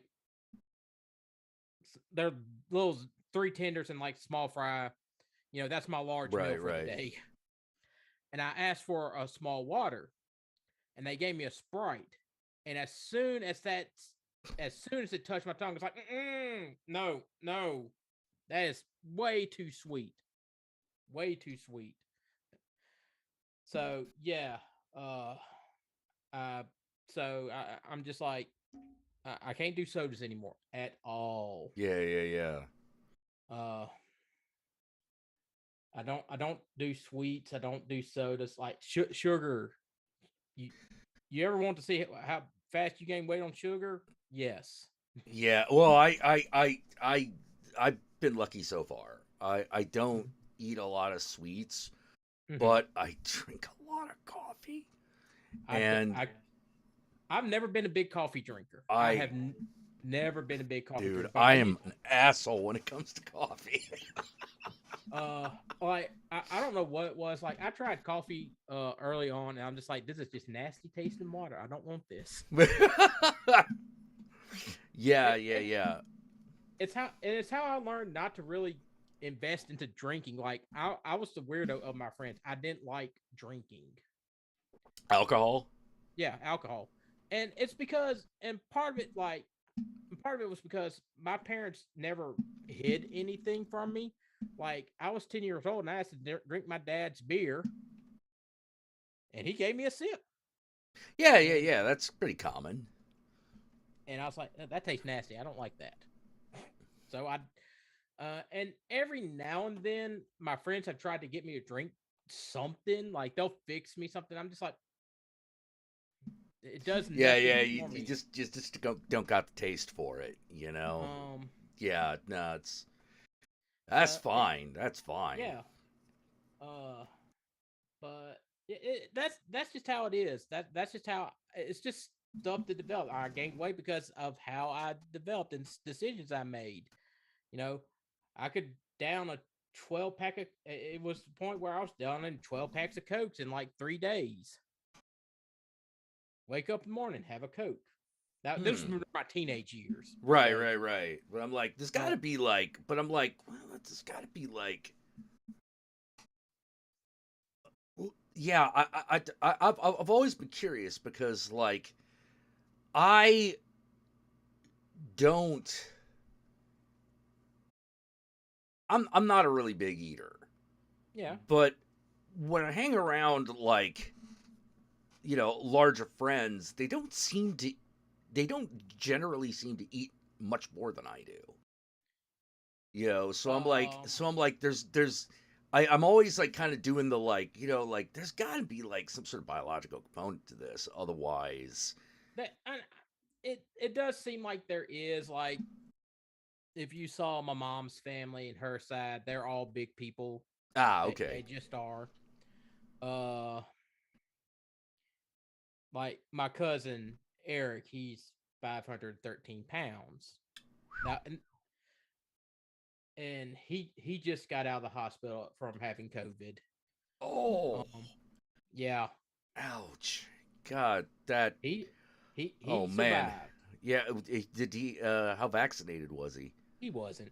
Oh, God. Okay. Yeah. I'm gonna tell my family here. There's a good chunk of my family they're Trump supporters. I can't help it. Yeah. Oh, yeah. Not your fault. Not your fault. I tried. You My mom isn't a Trump supporter. My dad isn't a Trump supporter. My mom and dad are living together again now. That's gotta be weird. Not as weird as you think. Yeah. Trust me. Oh my God. I could go into the whole thing it's a short story, as in my dad tried living with this woman that he had fallen for, and she was a mess. Like, there are things, and my dad was born in 1951. This woman, like, old enough to be my older sister. She was just like a few years older than my brother. Okay. Gotcha. So she's like probably about my age or something. Give or take. Yeah. I mean, how old are you? Sorry to ask. How old? 47. Okay, so you're like 10 years older than me. Yeah. But actually, she's a little bit younger than you. Okay. Okay. Yeah, but I know what you mean. Like, oh God, I had a freak out when I met my dad's new girl. Because me and my brother meet her and we're like, oh my God, this girl's way too young. This woman's way too young. Fuck this. Like, we gotta have a talk with the old man. And in the way that I do, she walks off. She powders her nose, whatever. Yeah. And I just straight up, I'm just like, Dad, how fucking old is that woman? And he goes like, oh, she's in her 50s. And we're like, what? So, like, my dad is also one of those Asian people that just doesn't age. So he apparently found the female equivalent, too. And now he's dating her. And I don't know. I look at that woman and I am like, I have never seen a woman in this age bracket with the energy of a woman in her mid-20s. Wow. It's fucking disgusting. And I'm just sitting there like,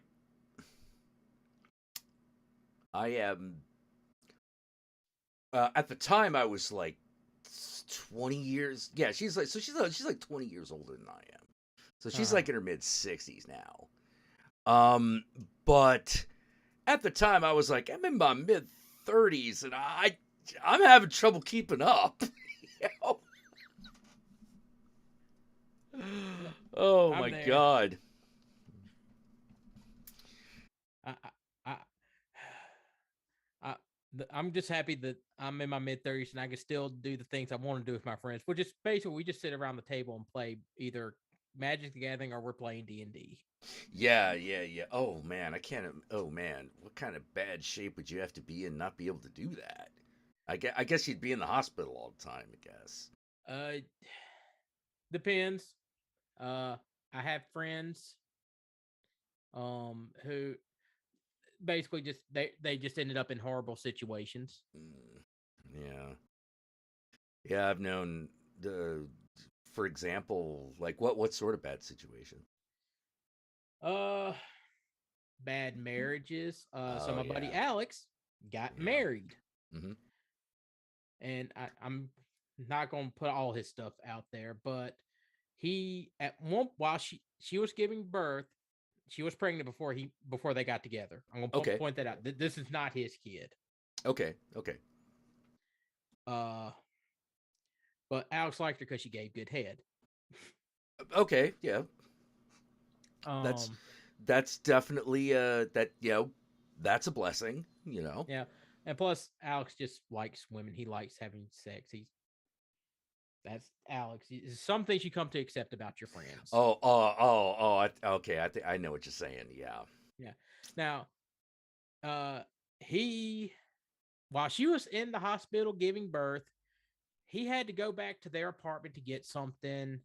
This girl named Shay, who I knew in high school, was with them. And while they were there, she gave him a blowjob. Shay gave him a blowjob. Yep. Okay. I don't know the incidents that led up to that, what had happened, or anything. I just know she gave him a blowjob. And after that, don't.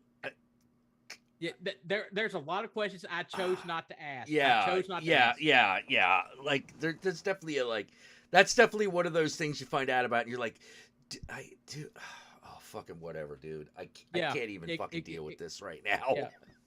Yeah. It's like, you know what? It happened. I don't want to know how it happened. This has happened. We're continuing on. So yeah, he chose not to tell Holly, which was his. They weren't married yet, but they were dating. They were like together. They were living together. Oh, whoa. Okay. Yeah, they were living together. And I'm getting the feeling this is not part of the arrangement. No. Yeah, that's like you ever just meet a couple and you just like, these people should not be together? Yes. That was Holly and Alex. Yeah. I've known people in open relationships that was true of. Where it was just like, no, you need to not be seeing each other at all. Yeah. Like we didn't see the cracks at first, mainly because because my brother we were too busy messing around with my brother teaching Holly's youngest daughter, a 2-year-old, how to cuss. And the child just like, oh yeah, kid will just start cussing if you let it. Like she would say asshole. My brother got her to say papa cock. I don't know why. I have issues with my brother. Like, my brother's a good guy, but he has issues. Yeah.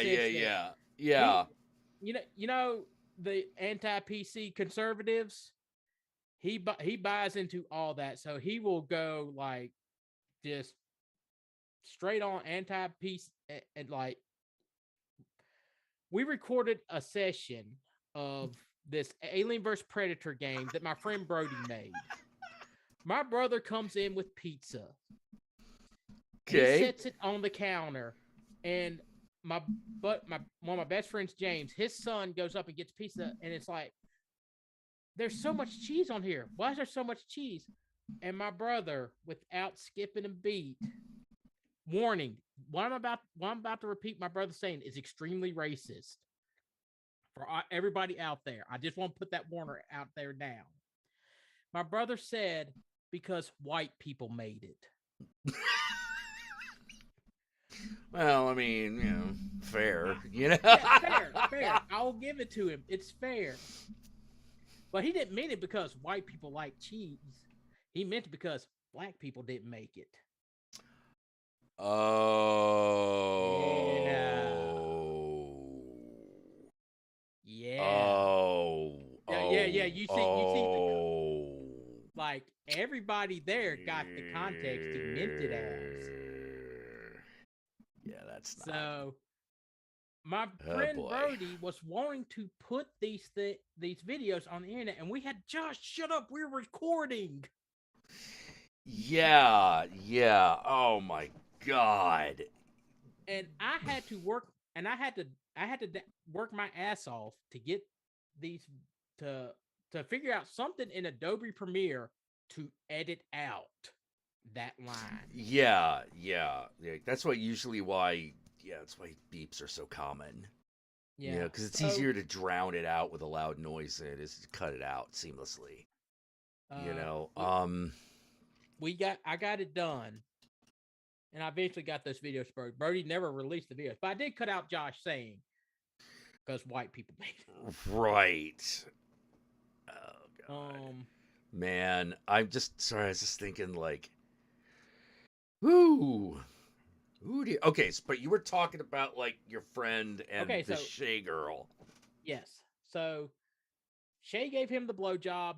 Why at the moment he's at their apartment doing something for her as she's giving birth in the hospital. As she's giving birth in the hospital. Yeah, would not have chosen to do that. And then he decided to compound it by lying to her. Yeah. And then I'm not sure what led to him telling her the truth or how she found out. I just know she found out and everything was fucked up from there. Well, yeah, like that. Unless that's like part of the deal, like that's no bueno, No, it was never part of the deal. Like, and yeah, at least we weren't live streaming. Oh, my friends are trying to get into live streaming. And Josh isn't allowed on stream. They have a button set up that had the Josh button that my buddy Matt can press anytime someone says anything they shouldn't be saying. He just presses that, cuts the stream. Yeah, I had a friend. Well, still do. He's still alive. Yeah. He was dating a girl who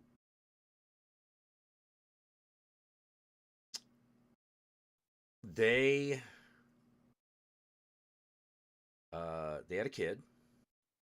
I think they've had a couple of kids. He and his one-time wife, not wife anymore. Yeah. Had 2 kids. Mm-hmm. And it was understood that he was not heterosexual. He was a bisexual guy. Yeah. And so it was one of those like, well, I've discovered this about myself, so we now need to have this fucking conversation. We have to have this conversation about this.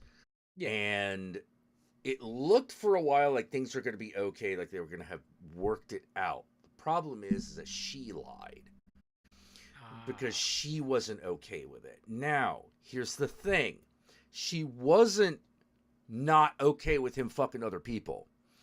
She was not okay with him fucking dudes.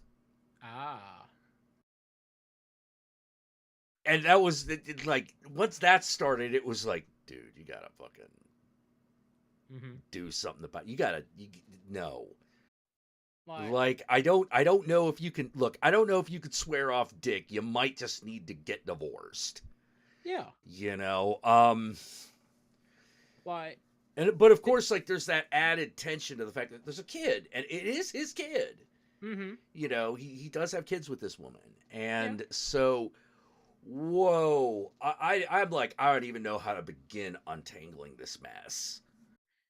Because I've dedicated a lot of energy to making sure that this exact situation does not happen to me. Yeah. You know, so I don't know how you get out of it once you're in, because I've been avoiding it my entire fucking life. Well, that actually brings it to the other like worst marriage. People who should not have married, should not have gotten married. I have seen. That's Oh no. Once again my buddy John Bowie and his ex-wife Jordan. They eventually got divorced, but they were so like they were young. They got together. John was her first, and they decided to get married. And here's the thing. By the point they were deciding to get married, we knew these two shouldn't be together. Yeah.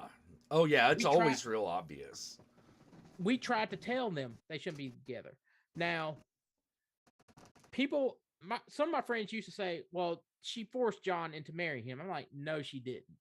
Because the year before they got married, John was without a job. And she said, listen, I love you, but if you do not have a job by the end of this year, it's over. We're not getting married. And for the entire year, John did nothing to get a job. He did nothing. So what? In December of that year, he got a job. Oh. Like he was barely over the finish line. Like she gave him the biggest out in the world. It would not be your fault. Damn. We'll still be friends. I cannot marry you if you do not have a job. And it seemed like he was going to take it. And at the very end, he got a job. Oh, jeez. And it was a good paying job too. Okay. And then they made the situation worse by having a kid. Yeah, so this is the same friend, right? This is like no, this is a different friend. This is a different one. Okay. Okay, this is John Bowie. He had a kid. They did their shit in wedlock is what I'm getting. Okay. Well, they had the kid in wedlock. Oh, okay, yeah. They were fucking well before they got married. They were fucking while she was in high school. Right. But like they had the kid in wedlock. You know. Yeah, they had the kid in wedlock. But it was obviously they did not have a good marriage. Yeah. They had their good days and bad days, but when you're mostly having bad days, something's wrong. Something's very and wrong. Yeah. Every now and then, and they actually made the attempt. They went to couples counseling. They tried. I will give them that they tried. But they eventually, one of them, I don't know who it was first, but eventually they made the grown-up decision, like, we need to get a divorce. Right. This ain't working. Yeah. That was after they had their second kid, though. Now, granted, since they've been divorced, they actually have a good relationship. Oh yeah, that can happen. That can happen. And they share custody of their kids. John has remarried to a girl he actually has a good relationship with. Yeah. Sometimes I don't hang out with them anymore, but I still see their Facebook posts. Right. Yeah. No. Sometimes people are just bad for each other. Yeah. I still. I got into a fight with a guy. Not like a fist fight. Yeah. Almost. Mm-hmm. But it was like argument fight. Mm-hmm. Where I was getting some shit from dude about the girl I was dating. Yeah. And he's like, I'd never date a woman who did this or blah, blah, blah, blah, blah, blah, blah, blah, bringing up shit that she did. Yeah. That I didn't have a problem with. Yeah. And, and then you get to that point where you're like, are you trying to pick a fucking fight, dude?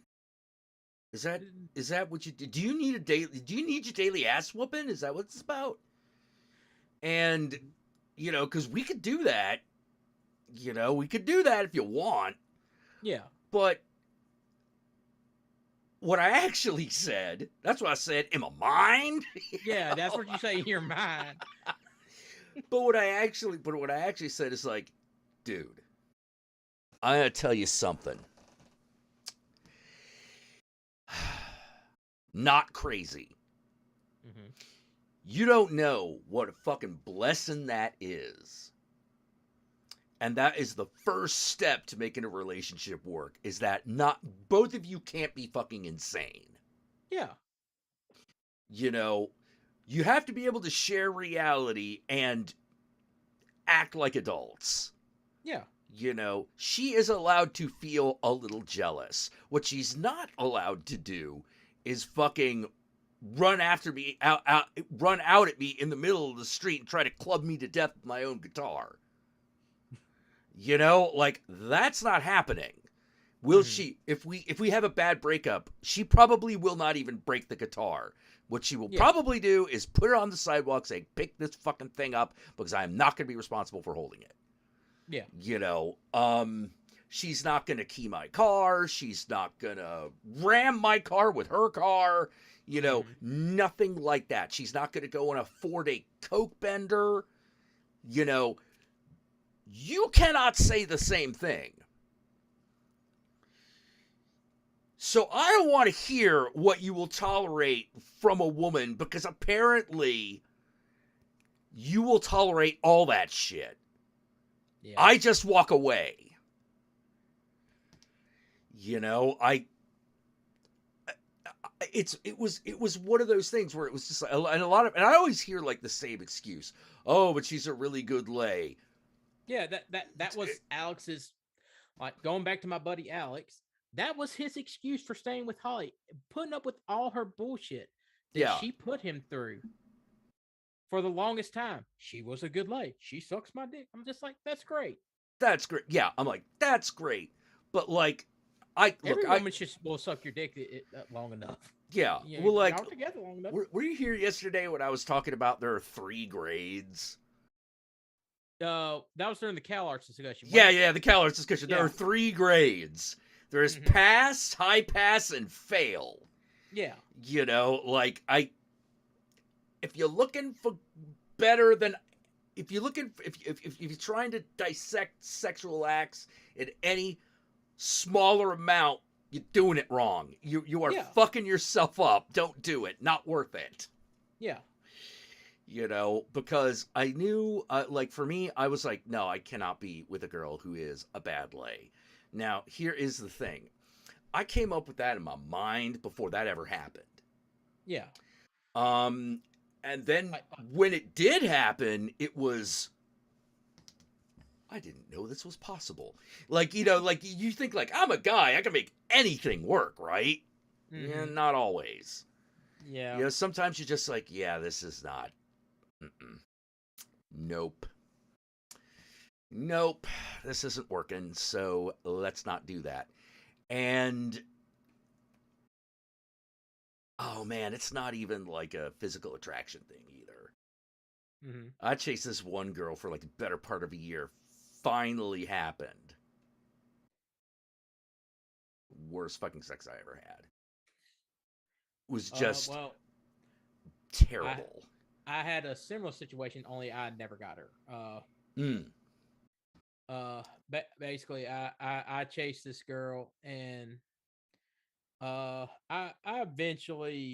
we eventually broke down and had that discussion. And to this day, we are good friends. I won't point this out. Me and her are good friends to this day. But eventually we just stopped doing this little mating dance kind of thing, and I just broke down. It's like, hey, I feel this way about you, and she's like, well, I don't feel this way about you. And, we had that discussion and everything, and it was what it was. Cat is looking at the door, but not going in, thus confusing the Countess, because I guarantee he's also out there meowing. It's like, meow, meow. All right, do you want the door up? No, you asshole. You know? That's cats. That's cat. Cats. I have had 2. My first one ended up being my brother named it Denozo because he liked NCIS. And he had a sister that he named Ziva. But Denozo was my cat. He latched on to me than any other person in the entire family. And like, by example, like my buddy Alex hates cats. I was like, no, Alex, you don't understand. This cat's like a dog. He will come when I call him. He's like, no, he won't. I'm like, I had a cat Denozo, like come that. here. Yeah. Yeah. Like, he was a big cat too. And it's like, pop, pop, pop, pop, pop. And you just hear him running down the hall. And he sits there like, you called me, master? Yeah. The cat I had before Gomez, you know, I used to just be able to go, hold on. Yeah. Helps if I don't have dry mouth. Yeah. You know, I used to be able to just whistle, just be like, you know, and boom. He'd just run in wherever he was. Yeah. You know, if he could hear that, he was just in. And this guy, that little shit, on the other hand, not so much. No. You know, yeah. not so much. Yeah. My new cat Shadow, my mom got him for me because she was real sad that when Denozo died.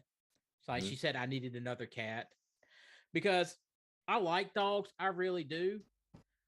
But I have this thing. Cats, you have a cat uses the bathroom in the house, he'll shit in the box. Dog uses the bathroom in the house, it's going to use wherever it feels like it. Yeah, it just happens. It's really just like, I can deal with cleaning out the box. I can't deal with finding the mystery poo around the house. Yeah. So. Yep. To me, that's how the cats beat out the dog.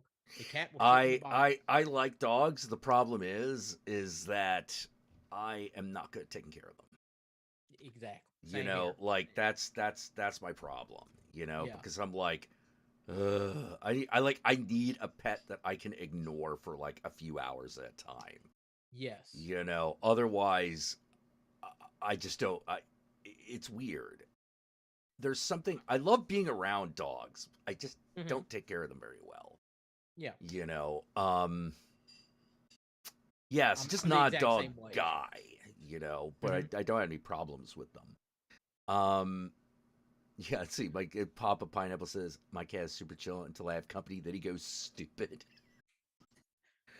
Dude. Like, that's one thing I loved about Denozo. Denozo was a whore for attention. I had company. He's like, especially anytime I had a girl over. Anytime I had a girl over, he's like, hey, he was the perfect wingman. He'd come in, hop up in her lap. And she's like, oh, you got a cat? I'm like, yeah, I do. The pussy got me pussy. What can I say? Well, yeah. The cat before.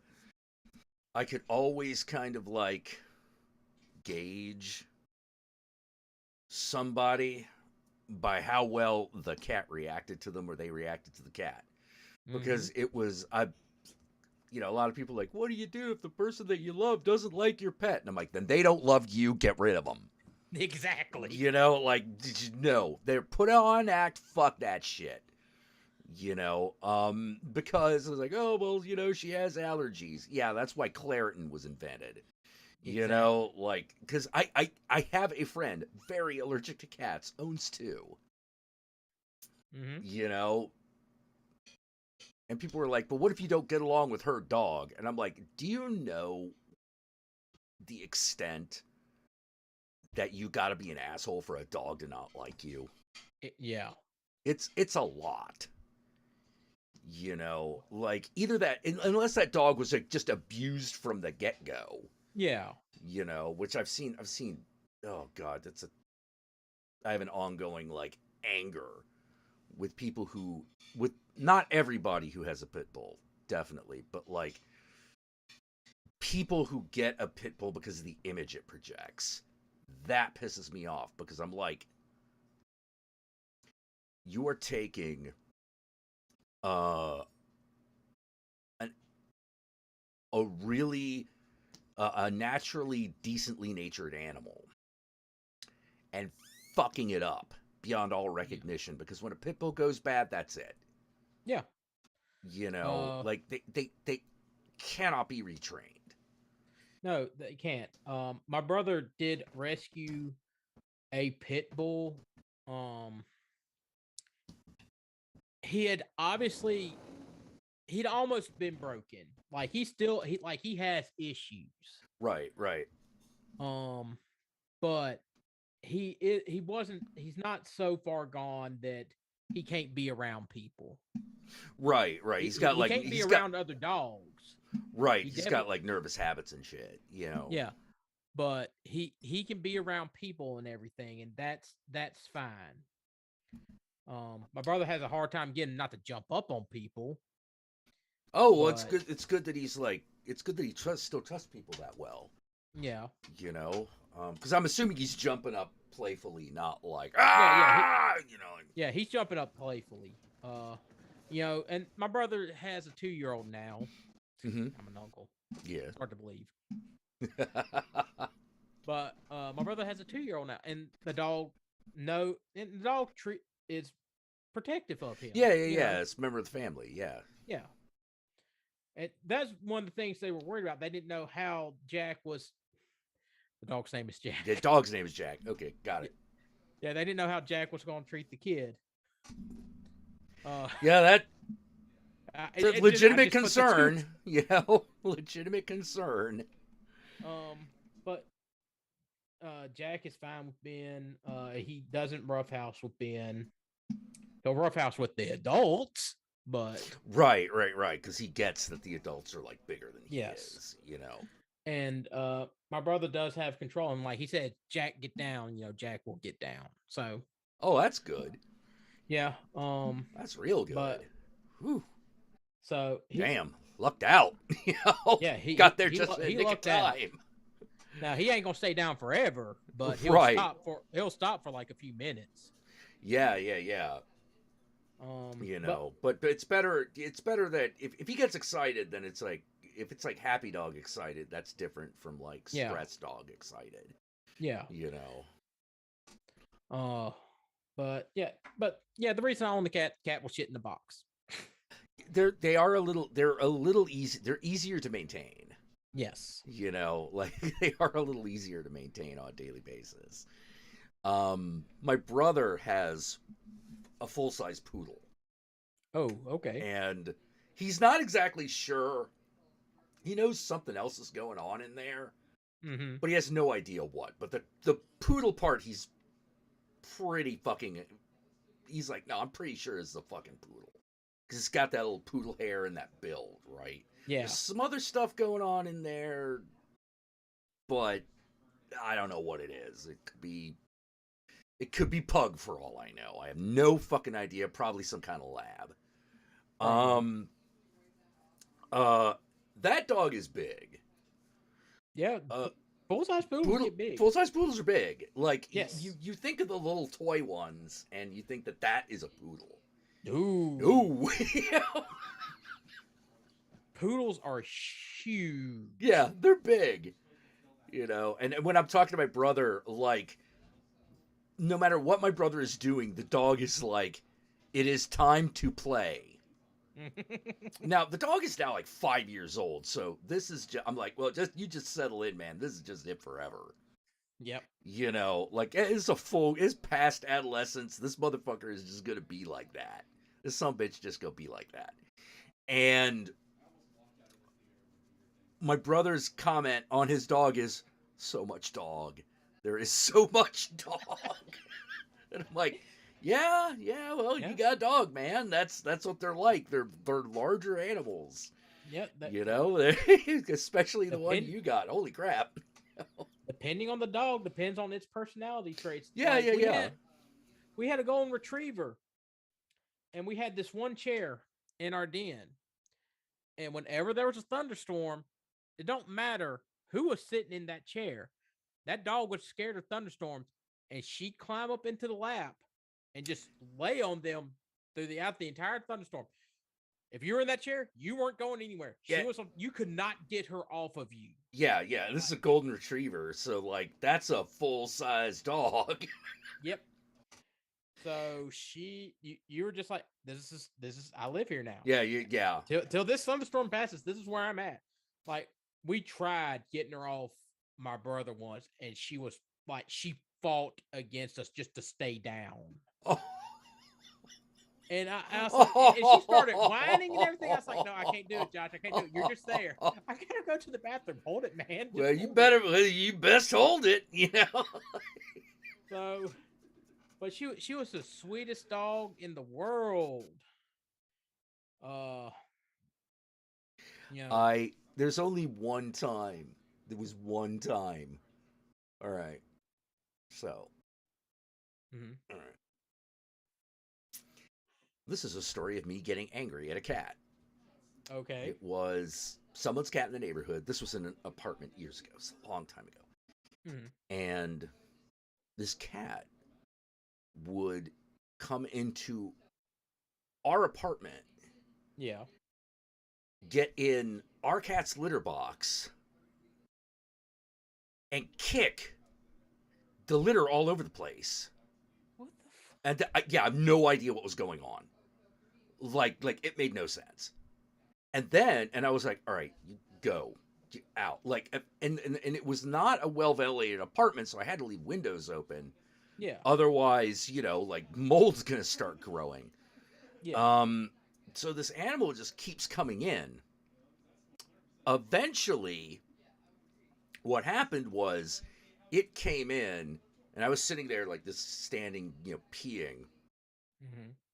And look at it. Oh, this is the other thing. It had actually attacked our cats. Oh, hell no. So it was like, yeah. So it was like, so I am not getting along with this animal. So I'm sitting there and I'm peeing. Comes over, and he starts like kissing at me. So I peed on him. Just like, bloop. Yeah. How's that feel? How's that? Cat ran out of the window he came in. Never saw him again. Never came in again. I mean, I saw him again, but he never came in the apartment again. So my cat Denozo is bath time was family time. So if you're in the bathroom, it was family time. So if he could get in, he did. And so and occasionally, eventually he learned not to run around the bathroom. And the reason he learned not to run around the bathroom when we were using it is I was sitting there peeing, he got in, and he starts jumping around, and sure enough, he jumps across the toilet, and I end up peeing. Oh God. Yeah. And well, it didn't deter him from coming into the bathroom, but when he came into the bathroom, he found a place, sat down, and just watched you go. The cat before Gomez, Migo, when he was a kitten, he'd always go for the nut shot. I don't know what it fucking was. Like there's like one shower, like 6 people.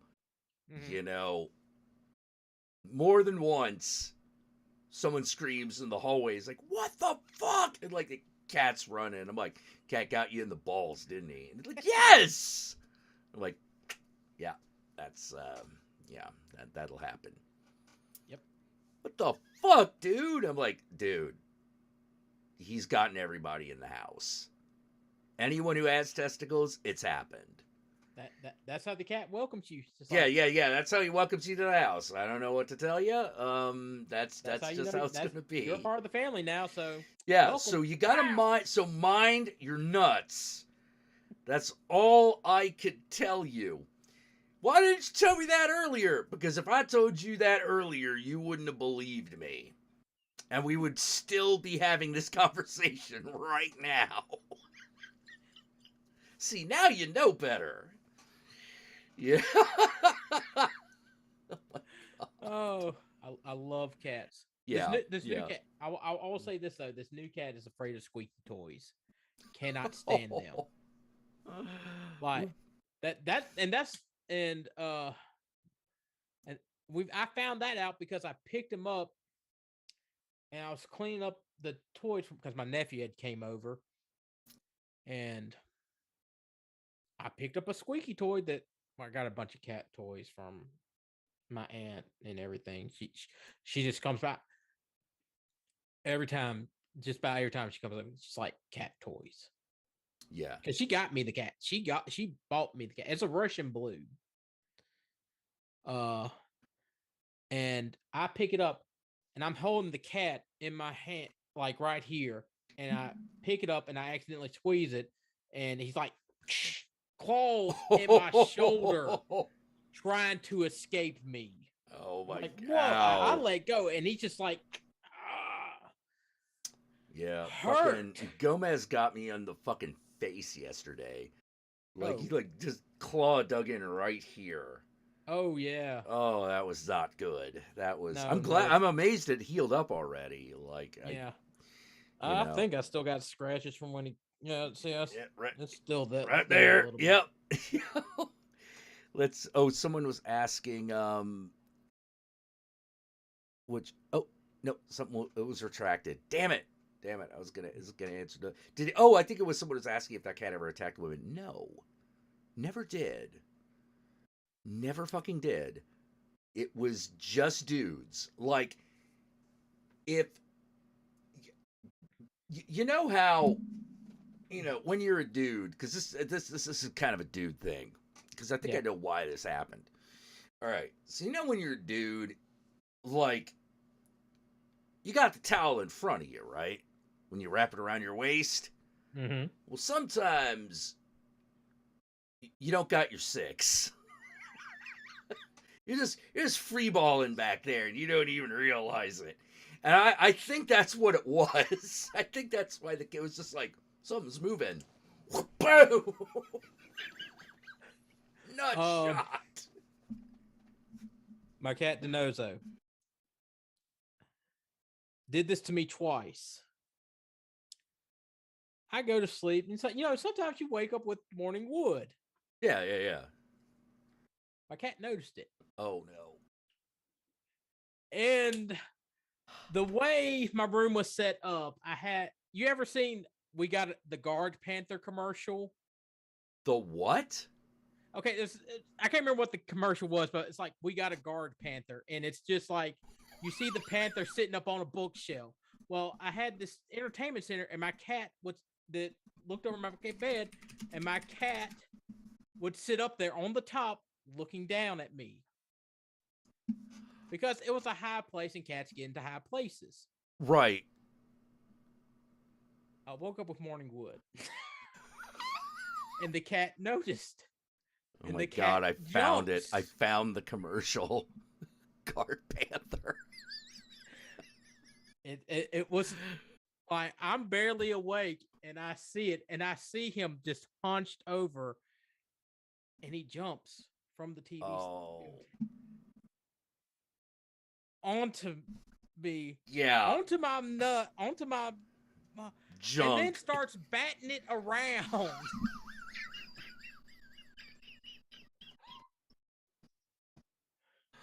Oh, I'm up. Oh, ow! You're like, no, not good. My brother was there to witness the second time it happened. I have a feeling he instigated it. I'm not too sure. I was half awake at the time. But oh my god. He was rolling on the floor laughing while the cat beat my penis around with its paw. Don't worry, Daddy, I got this. You okay? You okay? Ah! Oh, it's got him. I gotta keep. I'm lucky. I'm extremely lucky because the people who had him declawed him. Oh, Jesus, yeah. Holy crap. Woo. That's a one time you're glad that happened. Yeah, that would have been the only time. Yeah. Oh my god.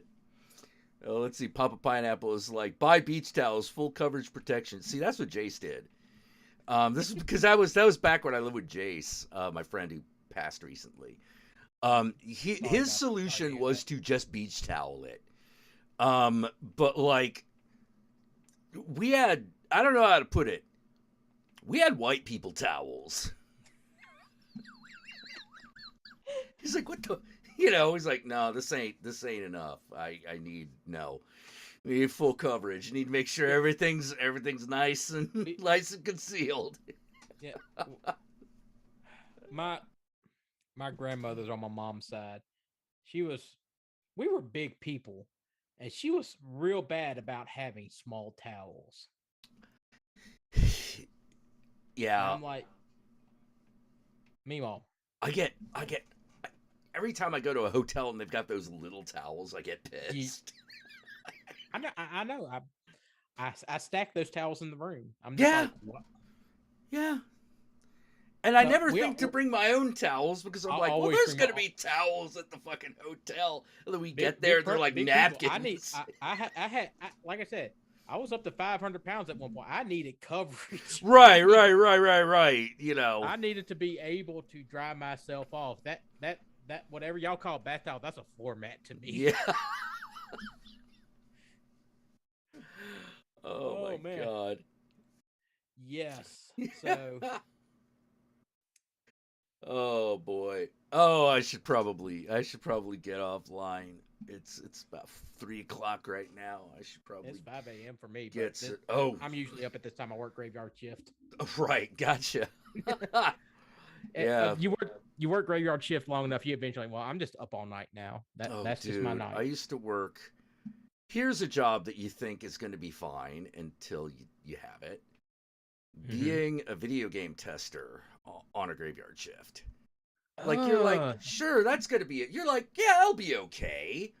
And then you start doing it, and I don't know how to fucking explain all the ways in which your body and your psyche rebel against you. You know, when you do that shit. Because you're thinking, well, I can play video games. Aha. Play. That means you're allowed to stop whenever you want. Difference. Big difference. Big difference. Instead, you're sitting there going, what are we doing?